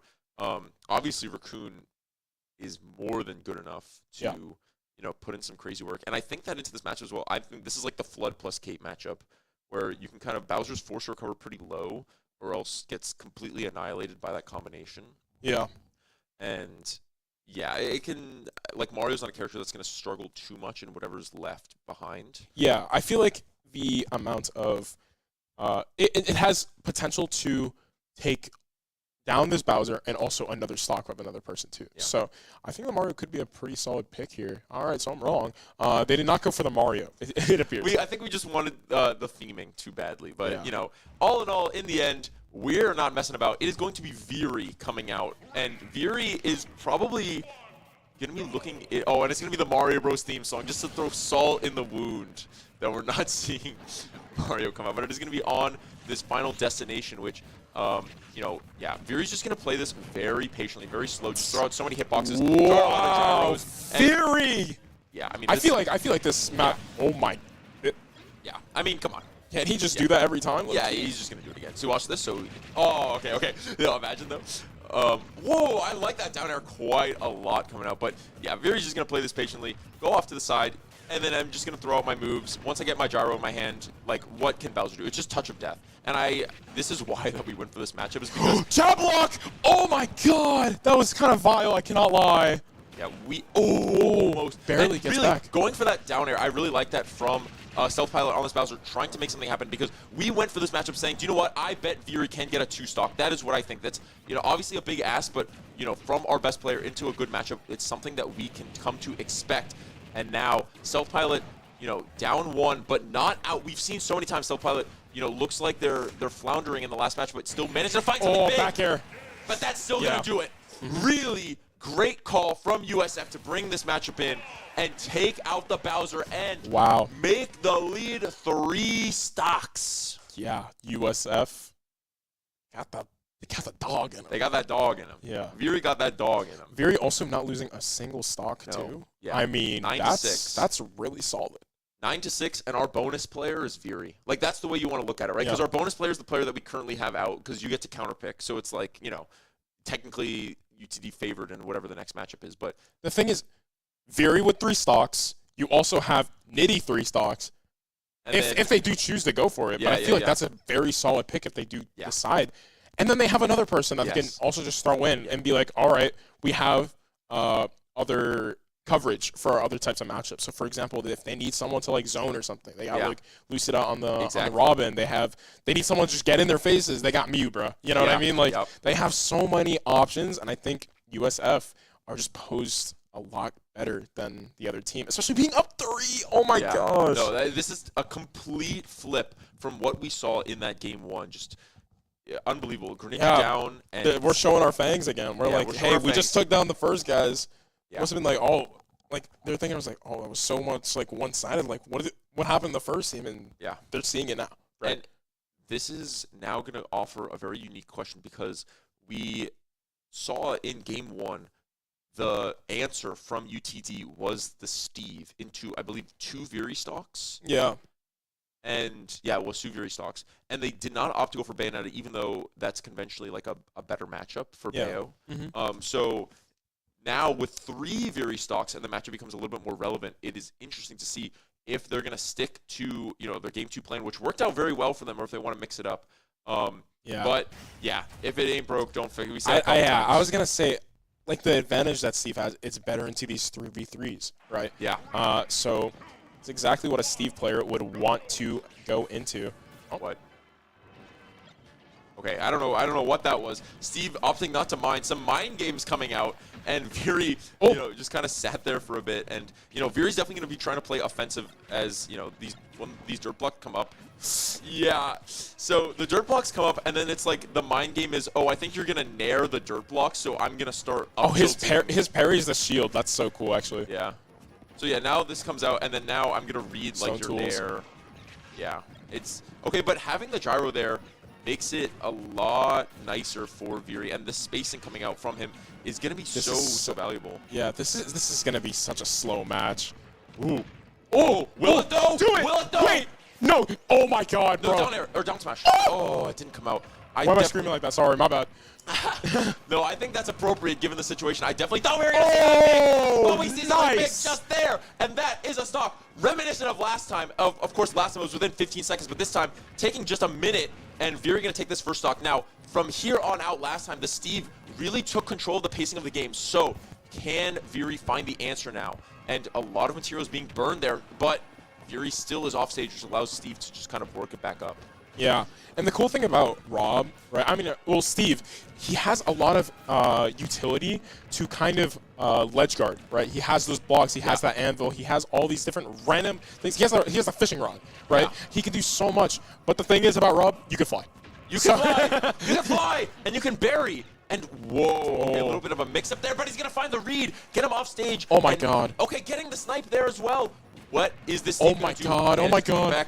Whoa, a lot of things being thrown back and forth, which I think is definitely benefiting Viri and definitely benefiting USF. I'm going to run up and grab. Oh, Viri, bro. This guy is making me so excited for everything he's doing, bro. I think Steve went for the read there, trying not to mash just so that they could avoid the up air, but it just ended up not working out. And the Bulls 9-4 lead. It is a 5-stock advantage now. Viri is gonna lose that stock now, 8-4, but he did. You know, whenever he did trades, his job, bro. Yeah, whenever trades are coming down, it's always gonna benefit USS. And I think he's my gonna God! win the game. Oh my goodness! Wait, Steve, this guy is so good. Steve managed to avoid it at the beginning, and then just completely, like, oh my goodness, I think he realized that he was not going to make it back, so jumps up, and the very last hit, just gets the timing slightly wrong, the very last hit, that uppercut from the side B of Rob, is going to manage to find that KO and bring USF to an insanely dominant 8-3 lead. They are reaching uncharted territories in any of the semifinal or the final set. We have not seen anything this dominant from either side yet. Let's go. Yeah, hey, true. Hey, yup, True. Let us know. Let us know. Let us know. No, this guy is so clean, dude. I swear. Like, bro, I don't really follow Smash like that, bro. This guy is going to be excited for the game, right? Like, come on. It's just so much like, he's just so talented, bro. I'm going to keep glazing him, bro. Like, I don't know what to say. No, I mean, yeah, he's Now it's like a 8-3, right? 8-3. 8-3. So, and it's very still up. Like, he's still like, up that's with like our two, bonus bro. player. It's like, oh, okay. Hey, bro. Like, You know, whoever's next is going to be thinking, wow, I hope I can beat Viri. Much less, you know, whoever's left in the back is, is just an afterthought. Bro, honestly, you think maybe a Snake comes out? I think That guy was really solid, I think, but solid Snake. bro, Like, I'm gonna start freaking out. Like, bro. Like, I don't know. It feels intentional, right? Am I wrong? But I think that's the 4 that they brought last time, right? So I don't imagine that they'll. Yeah, I think it just makes sense that they would do that again because the Snake had a great game. Yeah. And, you know, just trying to save him for the anchor spot can definitely do a bit of damage. And, you know, not giving USF any more information, I suppose, makes sense. I mean, I feel like the other characters don't have that necessary, like, clutch factor. Like Bayo, maybe. Like, yeah, Bayo. I think you have to go Bayo. I feel like the Snake could be really. I feel like that guy was so comfortable on the Snake, though. Like, I feel like he's looking strong. Yoshi lives into forever. Okay, well, okay, so it is going to be Bayonetta. This is going to be Anda Awesome coming out on Bayonetta, and I was hoping you would come out so I could give my, my little shout out. This is a dual sport athlete, Anda Awesome, also playing Splatoon for the, the former Arc Halley, which is a very, very strong Splatoon team over at UTD. So, shout out to that guy. But already going to be being just thrown into the danger zone versus Viri. Yeah, I mean, overall, I think just things are looking really. Oh, yeah. Whoa. Yeah. And this is actually, like, they say that this is, I think, Rob's worst matchup, something that we were noticing before, but I've genuinely watched Viri beat some of the best Bayonettas in the region here at, like, USF Smash Stampede, which is, like, the regional that we posted here at USF. And that's because he is just very experienced in the matchup. Doesn't want to switch. He's not a kind of person that's going to switch to another character for a bad matchup. He's going to work his way through it and figure out the tools that he needs to get the job done. And already we are seeing that as he takes this first stock and brings UTD down to 2.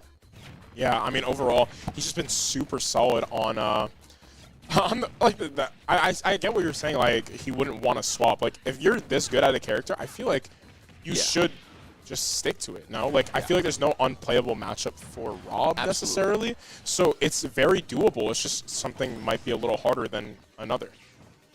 Yeah, and it's just, already, I mean, Fury had a very high percent, but at the end of the day, like, this match is, I mean, it's kind of like a little bit of a moral victory no matter who wins, you know what I mean? Like, it's something to keep the momentum in mind, but look at that! And that's exactly why Bayonetta is so strong in this matchup. Viri always very good at getting the DIs down on that combo, but he was at like 130 or something like that, maybe higher. And, that was always going to be able to find that kill. Yeah, I mean, he's just looking quite good. Oh my god, I get a little scared every time I see a Bayonetta up on the skybox, right? But it's just, I feel like the combo game for Bayonetta, especially when you're up high, is just so insane. Fury But finding the first snipe, and now getting the gyro down at the ledge, was and that? he knows exactly what he's doing. I mean, he's done that thing. He's done that a billion times, Did it, right? Was he like on the edge of it, so it looked like he was falling Yeah, like that? well, And then, yeah, so he was just waiting for the gyro to do its thing because any option from the ledge is just going to send him into that free fall. And oh my try to God. set up for that down air for the grand finale finisher. But, you know, now, I mean, how does Ed Austin find a way out from this position? The gyro is just so dominant, and Fury is so oppressive. Oh, wow. Good match there, managing to find a way out. But, I mean, the stage control is not going to be... Like, it's already gone, right? And now you're off stage, and it's just looking so dominant. And that's exactly how you beat the gyro at the ledge there. Really good. And it's just, the percentage just so high, and there's going to be another down throw.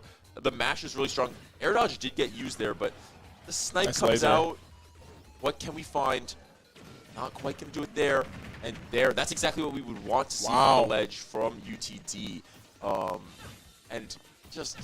so many swings back and forth, and now can Fury get the grand finale finisher? No, but it was good at stalling recovery, so that was never really going to be that good. Fury, Fury whiffing twice, trying to grab the thing. There we go. And there's going to be the back air. 7-1, you know, Brazil, you know, moment. But bring down to 7-0. Liverpool over Man United. Am I right? Am I right, director? Sorry. USF's going to take game 2 and force a game 3 in grand finals of the LCQ. I mean, come on. Everybody panic. Yeah. Except for our players. I think, genuinely, after being, like, pretty dominant, it was like 0-3, right, on the last bit? Yes. It was 0-3, and then you're going into high hopes, and then you get 7-0. 7-0'd. Yeah. Are you kidding? It's crazy because that is a mental killer. Because first of all, if I'm the last guy, I'm like, what the hell are we doing, guys? Like, are we serious right now? That's like, there's tilt going on over it. Yeah, I mean, but that's just that's just one of the things when you have a player like Fury can just go on those runs and can make things happen. You know, that's the MJ. Right. He's that guy. He's Bam. Yeah. He's going in. Bam. He's taking control of the game and he's dominating. And it's just one of those things where I think UTD is a more solidly balanced team. Yeah. Right. And all of their players are really phenomenal. I think on paper probably. Well, I mean, they're seated above us, right? So they're better on average. But when you I think they're either 2 or 3. Yeah, 2 or 3. They were the 2 They were seed. 2? And for us to have a player like Fury to come in and do all that work, we did not need to reveal 2 players. Half of our roster. Yeah. That was half that's of literally, USF. That's mid-Maxify and Fury show. Half right of there. USF. That was you at. Anyway. You are so... That was goated, bro. Stop. That was so good. Anyway. But yeah, so it's gonna be like keeping the information tight to our chest, because if we wanted to make an adjustment, if we wanted to make a different adjustment in terms of our roster, because we have very capable players just sitting waiting in the wings, right? We saw Raccoon come out in the semi set when we needed her most. It's just now we're still operating with that same advantage where the lead matchup went well for us. Last time the lead matchup went bad, and it just kind of stayed the same.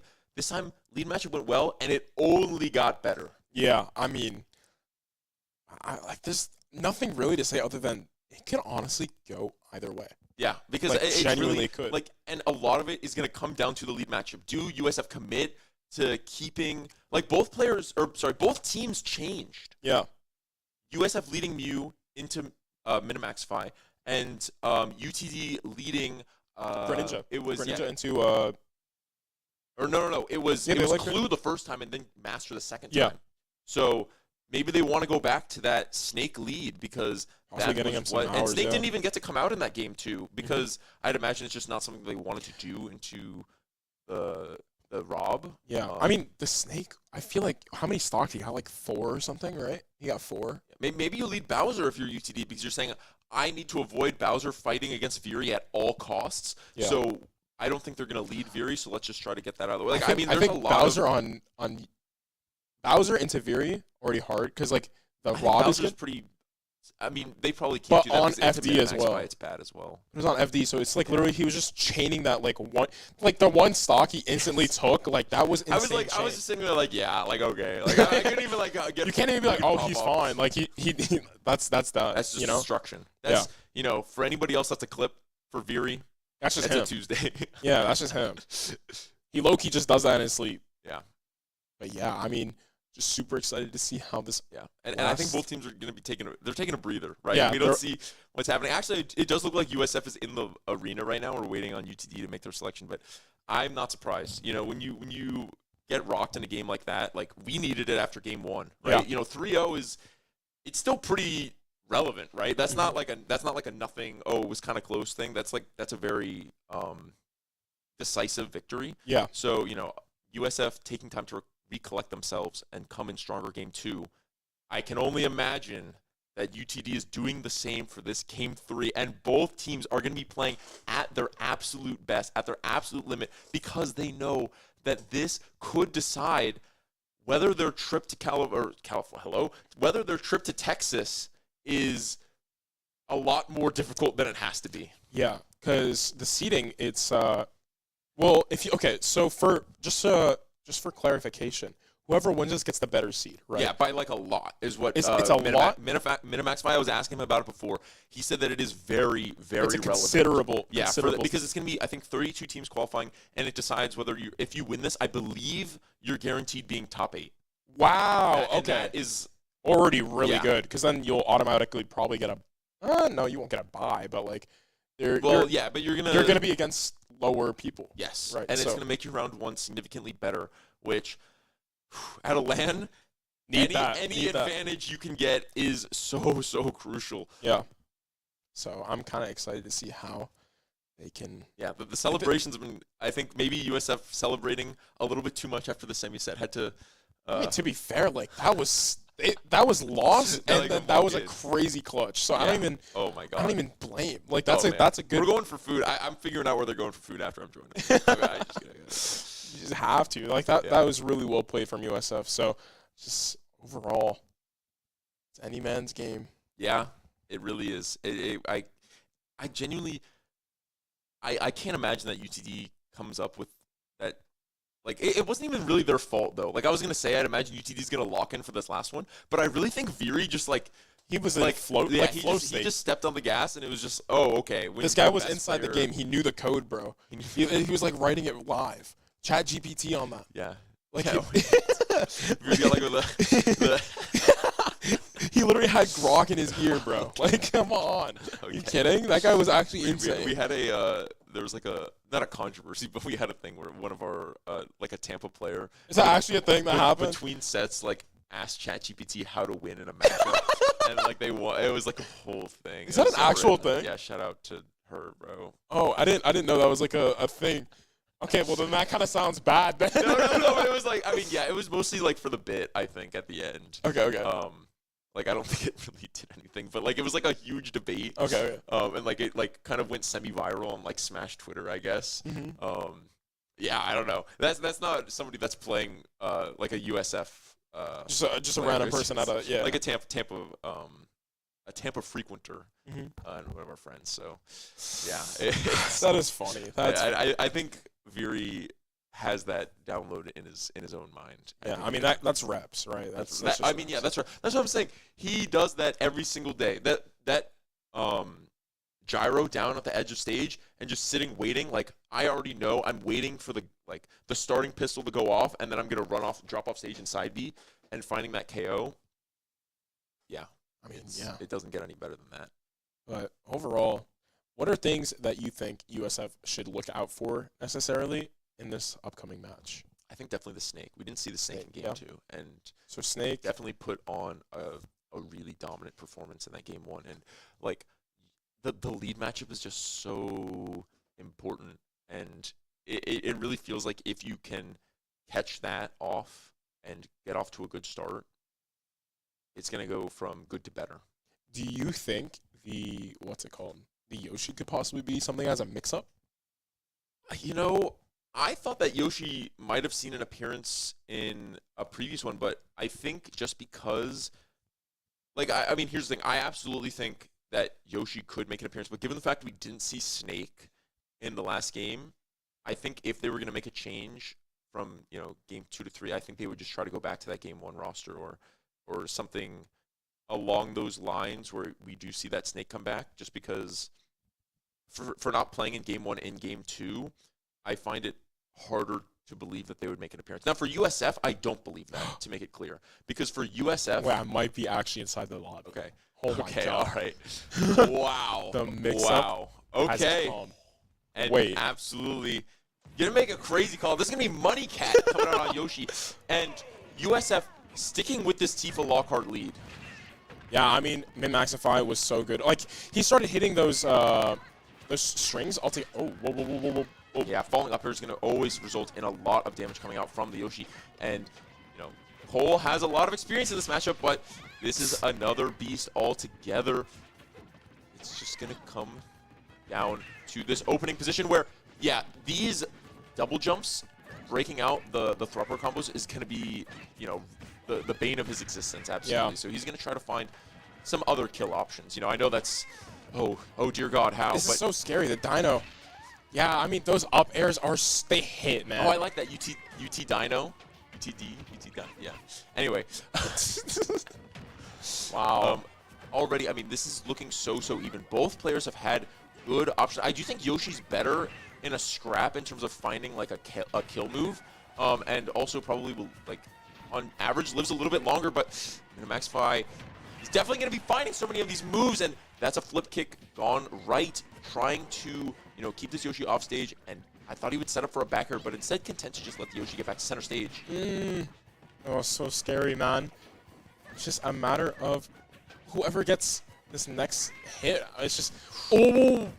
Yeah, I don't think the suplex is one of those things to KO. Very That's nice a really grab. good grab. And the percent is seriously attacking on now as, you know, the Yoshi is definitely going to be in danger of dying to, like, the things like the Nair. Remember, we saw strong hit Nair towards the edge of the stage get a KO. That's going to be something now that maybe Maxify can be looking for. Another grab, still not going to kill. 165. I mean, this is just the first stock. It's been like 2 minutes. Rage is definitely in full effect right now as well. Oh, I'm so scared. Nair coming out from the Yoshi just on the ledge guard. Oh, but Min-Maxify takes the first stock. Ooh. And it's going to get even right away. Yep, we're back to normal. No extra credit to be had. I think that Min-Maxify probably could have tried to live for a while. And that's I think where Brawler is the scariest, when Brawler first takes a stock and then is just sitting there at like high percent and you're thinking, I just want to run in and get this. But that's when you're at a low percent is when Brawler is the most scary. So you have to actually play even more patiently, which, you know, when a character's at such a high percent, you just don't want to do. It's very not intuitive. Yeah, it's like... very nice grab right there from Min-Maxify. Just gonna have to try to juggle him as much as possible. Possibly going, nice little shield into the Nair to get out of the shield there. Oh, almost just grabbed him off the map with the tongue. Yeah, definitely one of those neutral B character that doesn't struggle a lot. I really like that reversal there. It just was not barely enough for a KO, but, you know, his head's in the right place and manages to get a little bit of extra damage. But yeah, you gotta be careful. That up tilt is just super dangerous from Yoshi. Nice grab, getting a B off the map for the Yoshi. Gonna get back on with the up Bs, just kind of stalling out, hopefully pushing him back, but just a matter of nice little shield into the side tilts, and now, whoa, it's so scary. Nice Nair to get out of shield. The Nair setting the opposite direction is actually going to give him a decent chance now to find something, but unfortunately, going to get hit by that jab block, and so much percent is being had now. Now we're sitting in one of these positions where Maxify is maybe feeling antsy to take this second stock, because you definitely do not want to go 2 stocks down in a repeat of game 1. Now it's just up to if Dino can get this string. Huge flip kick. Nice recovery.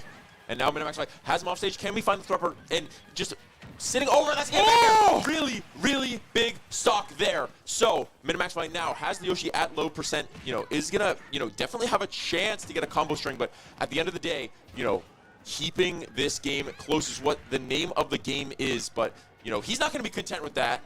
He's gonna keep going. He wants it. Look at him. But unfortunately, the up air will take him out. Money Cat. Yeah, Money Cat. On the debut of this game. It's so hard to not play game 1, game 2, then say, you know what, we're going to put you on the lead. This is so important. You got to go. You got to go. Just go. And he might not be rolling, but yeah, he was rolling. Money Cat managed to come up huge, catching out Brawler and giving UTD the lead, which they haven't seen since game 1. Yeah, I mean, and if you think about it, right, that Brawler, he was one of the one of the half that really made it so USF could take that 7-0 Yeah. lead, right? He had a huge showing in that second game, so it's a matter of getting that out of the way so they could breathe a little bit. They have the advantage. They have the information. So going into this next one, they could really just be like, all right, do as best as you can, and then we can counter pick. Yeah, Right. it's definitely because both of the games that we've seen so far, there were no lead swaps. Yeah. Whoever won that first opening game ended up winning the match. And I do think that if there was a game where that was going to change, it was definitely going to be this one because we saw like 2 stocks in, the other opening. Yeah. And, it's definitely one of those things where that back air KO from Minimax Fi is just, you can't even say how important that was because a Yoshi stocks tend to stick around for a while. That's a deceptively heavy character. Yeah. So making sure that, the lead is very less likely to be maintained is, it's beyond important. Yeah, so it's just a matter of how they can adapt into it, right? Yeah, I mean, Yoshi's just a heavy hitter. Like, that guy, tanky, low-key, and he hits hard. Yeah. Like, well, also, his, like, movement options, like, that jump that he has is insane, right? Like, you can move with it. Like, I feel like it feels a lot better than it looks. Like, I feel like, I don't know how to explain it. No, I remember my first time ever playing Yoshi, I felt like I could literally go across the map, like, Yeah. easily, just off of the double jump. So, I mean, you could really get some distance on it. Distance, some height, like, it's crazy. So, Yeah. it's just a matter of how How do we answer? yeah. And I don't think we go Viri into this. No, even though it was our second player, I kind of like the idea of a Viri anchor. Yeah. Um, I like that too. That guy was Thanos. So having the last line of defense being Viri, I feel like is a really good idea. Into this Yoshi, I mean, you got to think about it. High mobility, kind of tanky. And I think it's a Mew angle. I think it's a Mew angle. I think it's- I kind of I agree think it's too. a Mew angle. I think it's always a Mew angle. I think this guy can be thrown into the wolves and do anything, bro. So, I mean, Mew could come up on top here. Just a matter of if he could do it cleanly. If he comes out, I mean, Yeah. we're just talking. Like, this is a hypothetical. Yeah. We're in the dark, so I'd assume if he does, if he's in, I mean, if anyone's in on the side of USF, they need to come out on top clean, right? Yeah, and I mean, even if you lose, one stock, it's not the end all be all of the game. It's just gonna be something okay. So we're actually going to see a matchup that I wasn't even sure was good for USF before, but clearly these players know the game a lot better than me. It's gonna be nitty. Yeah, Nitty I coming mean, out. he might. You don't have to laugh that loud. He man. might know a thing or two about Bayonetta. Like, Maybe. Like, he might be best Bayo in Florida, I think. I might just be making that up for fun. I think he is. I also think Viri's the best player in the world. Actually, wait. So there's a. Well, okay, never mind. Okay, I'm wrong. I was gonna say, I wonder like what level, number Rob in the world Atomic is. If he's like number 138 or whatever, and if Viri just beat that, then, well, yeah, it's fine. But anyways, Nitty gonna come out and just try his best to take this cleanly, and already looking really strong. And that's exactly, you see that double jump armor, just completely breaking out of that combo. I think is definitely making things a little bit harder. Yeah, I mean, Viri's being so elusive, right? He just kind of goes in and gets out, and he's able to. He's so slippery, right? He can just go for that and then completely just go across the map in the matter of a second with one button because that's how Bayo works. And I don't know which time, unfortunately, missing, and then there goes the little bit of what's it called, stringing from the side of UTD. Just like going. Bro, you take over, man. Oh, okay. Okay, we definitely just saw one of the air dodges being burned out there, but Nitty unable to do it. Now we're sitting at, decent enough percents where Nitty needs to find the KO sooner rather than later in some of these, see that up tilt into back air is definitely going to be something that Nitty's going to be fishing for coming out. And then after a little bit more percent, we're going to try to start seeing some of the back air just raw. And yeah, that was just armored through. That's just why Yoshi's so strong. It's so scary. Yeah, and now Nitty absolutely at kill percent because the Yoshi aerials are so devastating. And you know, we really do not want to lose the stock now. So Nitty trying to find something before the up air. Yeah, Yoshi's just using so many up airs now. It's just looking so dangerous whenever we're standing on the ledge like that. And then the falling up air, and it's going to be another up air. UTD securing their lead. Yoshi is the clutch factor. I mean, that's a kill. Yeah, and that's going to be the kill. Oh my wow, God. we lied. Insane Okay, DI. 150 is just, and it didn't even look that close. I guess Yoshi just really is like that heavy. You know, the high There we die. go. Now that's about, yeah. It might be stale. Okay, never mind. No, I think what's it called? What's it called? The way that UTD are kind of posed for this, they have the advantage, they have the pick as well. This could be a little hairy. Yeah, absolutely. This is one of those things where it's just one stock at the end of the day, like the 8 to 9, right? Yeah. So Nitty managing to close that out.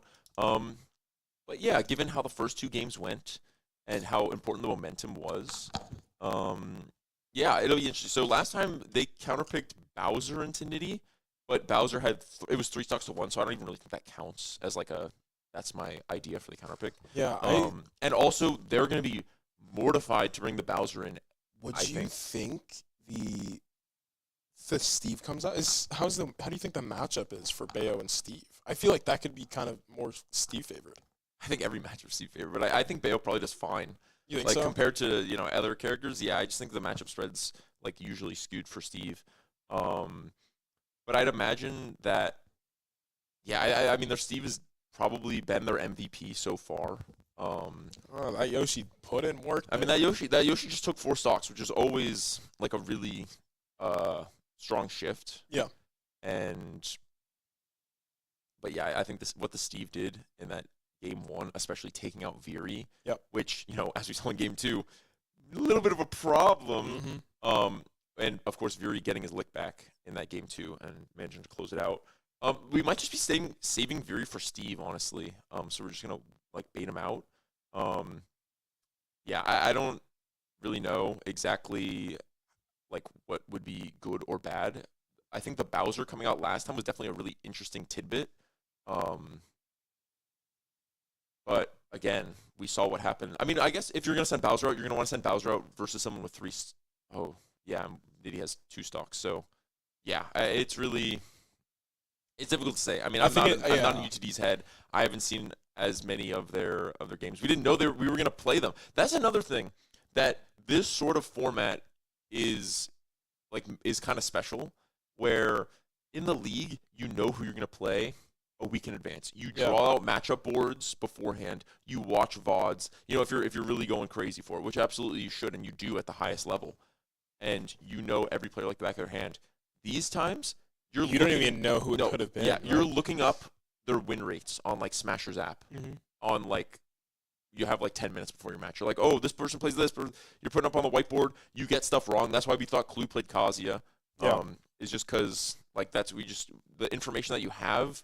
It's not necessarily the information that will happen. Yeah, definitely. So it's just you don't have the same level of preparedness. Preparation. And I'm usually it's not a huge deal. You can just offer on the character selections and stuff like that. And now that we're in game 3, both teams know what the other is all about. See, I feel like it would have been so much more of an easier time considering the preparation part, because if the Shockers had won, right? Who's the ones that lost to UTD, because we've played against them before. Yeah. But the thing is, we've changed up our changed up our roster. This is a very different roster than if the Shockers were here. I mean, that would be just, we already have. We get our run back, right? Yeah, the run back, and on top of that, we have just information on how they play. Like, we played them before. We have VODs prior that we've already reviewed, so it's like it would be a lot easier. Oh yeah, but, we could see literally what they did into us. That's interesting. So it's like it was just a little bit unfortunate, but UTD, they won for a reason, right? And they're in the finals too. They're in the same boat as us. I mean, we're gonna meet them. Yeah. In regardless of what happens. Well, I was gonna say in Texas, they don't even have to travel. That's probably like they'll just be like, all right. Well, where? Oh, do we know where in Texas?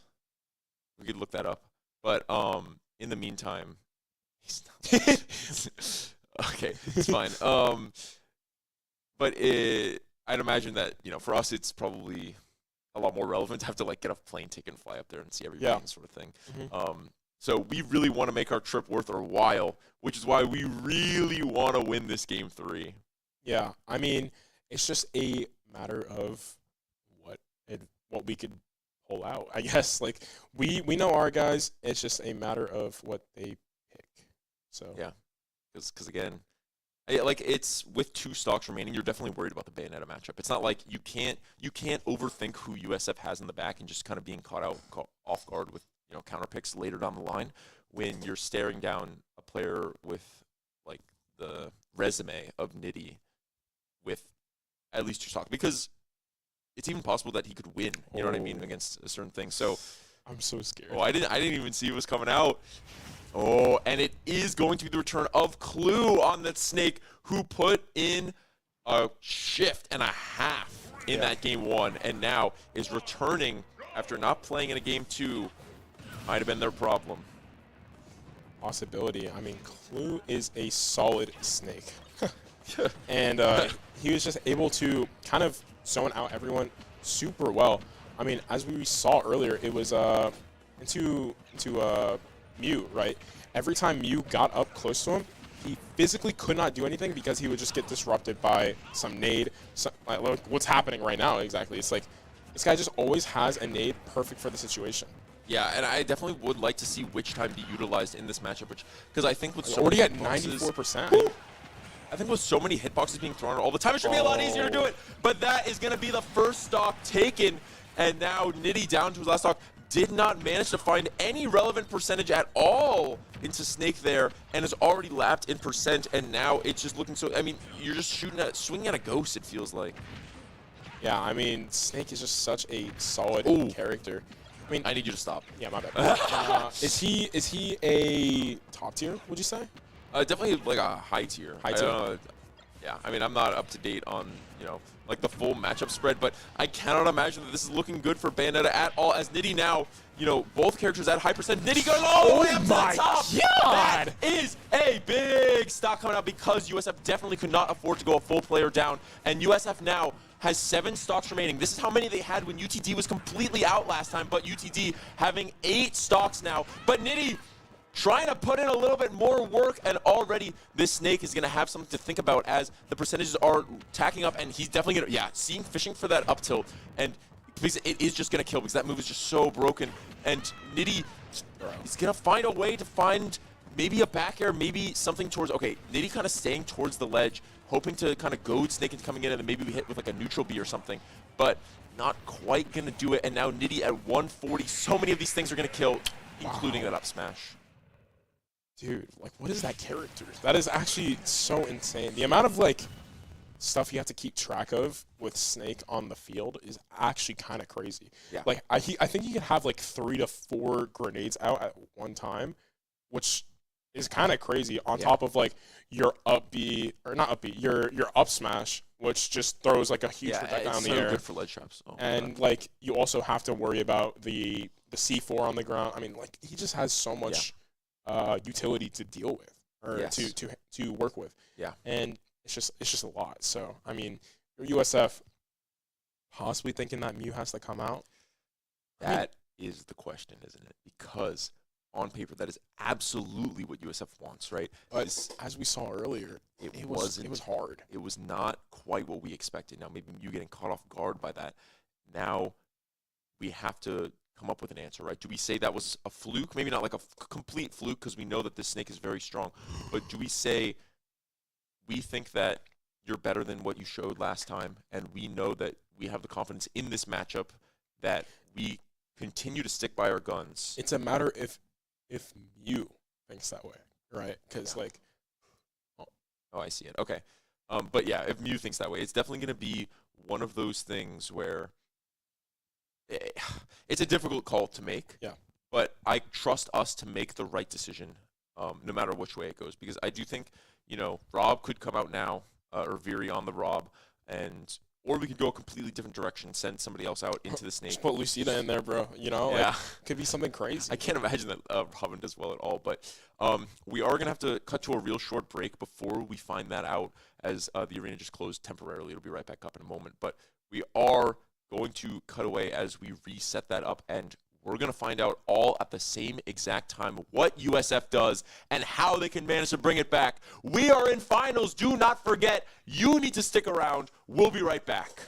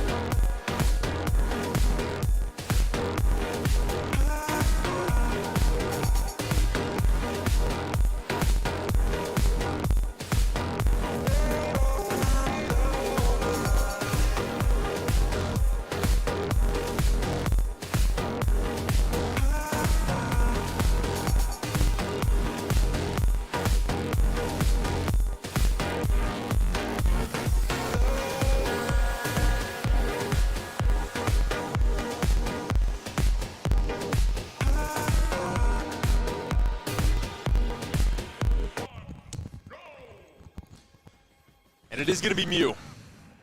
That is going to be the situation coming out as USF are down 2 stocks now, as Mew is the second to last player with only Viri left in the back as our anchor for this game 3, and really needing to find something special into this snake to try to come close to evening up the score. Same thing is happening again, where these grenades are just completely shutting down everything that Mew wants to do. Maybe, but I think Mew has actually found so many options, a lot more compared to the last one. Yeah, the last one was just super brutal, super fast, and already Mew coming out strong and just playing very patiently there, and just has a lot of, has bombs of his own, and Snake managing to get the tech and just finding the up tilt. I cannot believe that at 175, Mew, I think, had found the majority of the openings, but just a bunch of Nice grenade back air. spam into, you know, a strong up tilt is going to find that first stock. But, you know, you're just going to even it out. But we do not like trades coming out if you are USF. Yeah, I mean, it's kind of hard, especially since the difference in the dude, the grenades, man. That's like so annoying. Okay, but that's a coup grab. Is that going to be it? No, okay. But I cannot believe we were already at 135. It just did not feel like that much has happened. And now Mew, you know, content to just use the splatter shot here just to kind of poke and kind of force a little bit extra percent before he can go in for a strong, like, up air or a back air of the sort. And, you know, there's a lot of options that are going to be on the table. But as we've seen, Snake can tack on the percent really, really fast. And it's going to be really scary on the ledge. Oh my god, the grenade that he the splat bomb that he threw. Yep. And then here comes Snake trying to land. The C4 is gone, and now there's going to be a thing, and that's going to be another up tilt. Oh my lord. Once again, the same thing happening. I mean, these stocks are flying by so fast, but you just barely not managed to find the kill move before the strong up tilt comes on. And now, you know, at 173, I'd imagine that anything here is just going to be able to close it out. But, you know, Clue on the Snake has proven time and time again in this match There we go. that Get him they out. were the solution all in all. So, 2 stocks to 2 stocks. It's even. It's still, you know, 2 stocks were traded for 2, but you're definitely going to be disappointed as USF because Mew was so close to keeping 1 additional stock going into this last. Yeah, I mean, it's just really difficult, right? Yeah. That's hard to see because, I mean, it's not necessarily hard to see. What would have been hard to see if he lost, right? Yeah. Oh, I mean, yeah. What would it? He did do his job. He got him out. Yep. But the thing is, he lost 2. Yep. Right? Which is not necessarily the best thing that could have happened for the situation, but at the end of the day, it kind of paves the way for It does. Big V. For Big V coming on. And we know that they have a Big V of their own. They got that Steve, Varun on the Steve. And, yeah, it'll be interesting to see if they go into Varun now. Actually, they absolutely won't do that because Steve likes having all 3 of his stocks into the final match. So definitely probably Steve as the anchor. Yeah. But now the question is, yeah. You know what? Low-key, maybe the Bayo. Yeah, maybe the Bayo Bayo. or Gren. Yeah, we actually have seen every single player on the UCD roster now. So, you know, they have their Snake is gone and their Yoshi is gone, and we are very confident that Steve will come out. I would probably expect to see. There's no way they put Bowser in. Like, Yeah, zero. I just think. Yeah, we saw how that went into Fury last time. I definitely think that was a wise adjustment. The Bayo, it probably would be the Bayo, right? Because Bayo is a very good matchup into Rob Rob and that's in kind of general, what yeah. you're thinking about right now. But I don't think they would go wrong with Greninja either. Like I think Greninja can also do the same thing. and know? yeah, but It's I just- will say, sorry, it's Go for 7 it, to go 9. It's what 7 to wait? No, oh my God, It's 4 to 4 7. 6, 4 4 6, 6. Yeah, 4 4 6. 6. Sorry, Actually, it's It is if you 4. think about it, Fury last time. took out how many? Nah, wait, no. How many did Cole take? He won the lead matchup, and then did he take 1 more into Bowser? I think Yes. Yeah. So I he took think 4 stocks. So that means Fury took 8. 7 or so- 8. Yeah. He took 8. 8. Yeah. Okay. That's the math. Hang on. We can. No, it's fine. It just depends on. I don't even know how many max if I got on 4. Yeah, 4. And then Fury came in and cleaned up. So that's what I'm saying is 12 minus. He really did do that. He It really did did not do that. feel like that, right? It felt like it a bit. did I don't not. know. I don't know. It kind of felt like I felt like if anything, he was like, yeah. It just he made it look so easy. Yeah. You know what I mean? Like Yeah, that's yeah, just yeah. go. So But- it is just going to be one of those situations that Fury is already in a position where if he can repeat his game 2 madness, If this guy can fry like that, I might actually freak out. yeah. Again. But I mean, for you to do it in the anchor position, I think is a lot more difficult, and it's a lot more pressure, and it's a lot more. You know what's on the line beforehand. Pressure you makes know? diamond stuff. Yeah, it sure does. That's right. And Fury is a shining diamond. Yeah. He already is. So he's already felt the pressure. So he's immune now. He's felt the pressure to even qualify, right? Yes. I mean, it was against this ranked, like, what was it, like 100 something? yeah. 130 Yeah. something. In the semis. Oh, absolutely. I thought you were saying before. In the but yeah. semis, yeah, he already felt that he's pressure. like, It was- pressure? That's pressure. That, It's yeah. not gonna be about pressure. What pressure really was when he was down 0% to, or he had 100% to 0. Yeah. That's pressure, and he won. and he won. So, I mean, Greater things have happened on the stream. But don't forget that Mew is still alive to put a little bit of damage in whatever UTD decides to send out. Yeah. And I absolutely would not put it past Mew to, take at least. he could definitely at least take one. Mew is a very strong player, so Yep. I do think whatever happens, he can definitely get things going. So going into possibly the Greninja and Bayonetta, how does that look for an Inkling? I'm not I'd sure. imagine both are like fine, and I'm They're sure just- that Mew has good experience in the both because we have people here, yeah. Yeah, So I probably slightly more experience in the Greninja, but like they will be thinking that Bayo is better into Rob than Greninja. I think the Greninja did fine into Rob in game 1. I'm trying to remember because last time Rob lost, I think Going in he here. lost a stock Oh! Greninja, and you know what? this is a turn of events They're that I was changing not up ready for. the formula. They're deciding, I don't actually care about losing materials, the material advantage coming out. I think that I am just going to send out my Steve. And now, any stock that Mew takes, I think, is even more important because, This is the one that was kind of scary. yeah, honestly. but this is also one of those things where, Steve's not going to be able to mine up for diamonds in this time. You know especially what I mean? since Inkling is so get in your face and just like, Yeah, so it's definitely going to be, it's a risk, but it's a risk that UTD wants to take because they think that this Steve is their best player and they think that this Steve is Wait, what? the one that can take this opening stock without much trouble, and already so much percent is flying forward on Mew. yeah, I mean, he's just able to completely, chain all these together. The amount of axes that we just saw there was kind of insane. Being able to hopefully get anything from this. What Mew. is happening? So many things. The block there on the ground is just a complete game changer because it blocks the, it blocked the roller, it blocks the bomb roll attempt, and then Mew was trying to like roll back through, and it just wasn't happening. So many whiffed grabs coming out from both sides. Steve getting back into the minecart, and now with this with this gold, is gonna manage to take that stock and give UTD a really, really important advantage. If Mew had taken that stock, I think it I would have think looked that a would lot- have been a lot It better, would have yeah. looked But a lot better for Viri, but now Viri I- has to win 2 back-to-back matches with the same stocks. I think, what's it called? It was really hard. Honestly, the way that you couldn't really do anything if you were Mew, honestly. I mean, you just got caught into one big combo, and I mean, that was just kind of like curtains there, right? Yeah. You got put from like literally, I think, 20% all the way to 100 something. Yes. So it's just like, I mean, it's just, what can you do, right? It's like, damn, like you're kind of already got to play a little bit more careful. And since it's Steve, there's so many different options for like kill pressure. Like you have the up, you have all this stuff. I'm just not even gonna try it because it's literally every single ability in the game. But it's like a matter of kind of getting the pressure off of.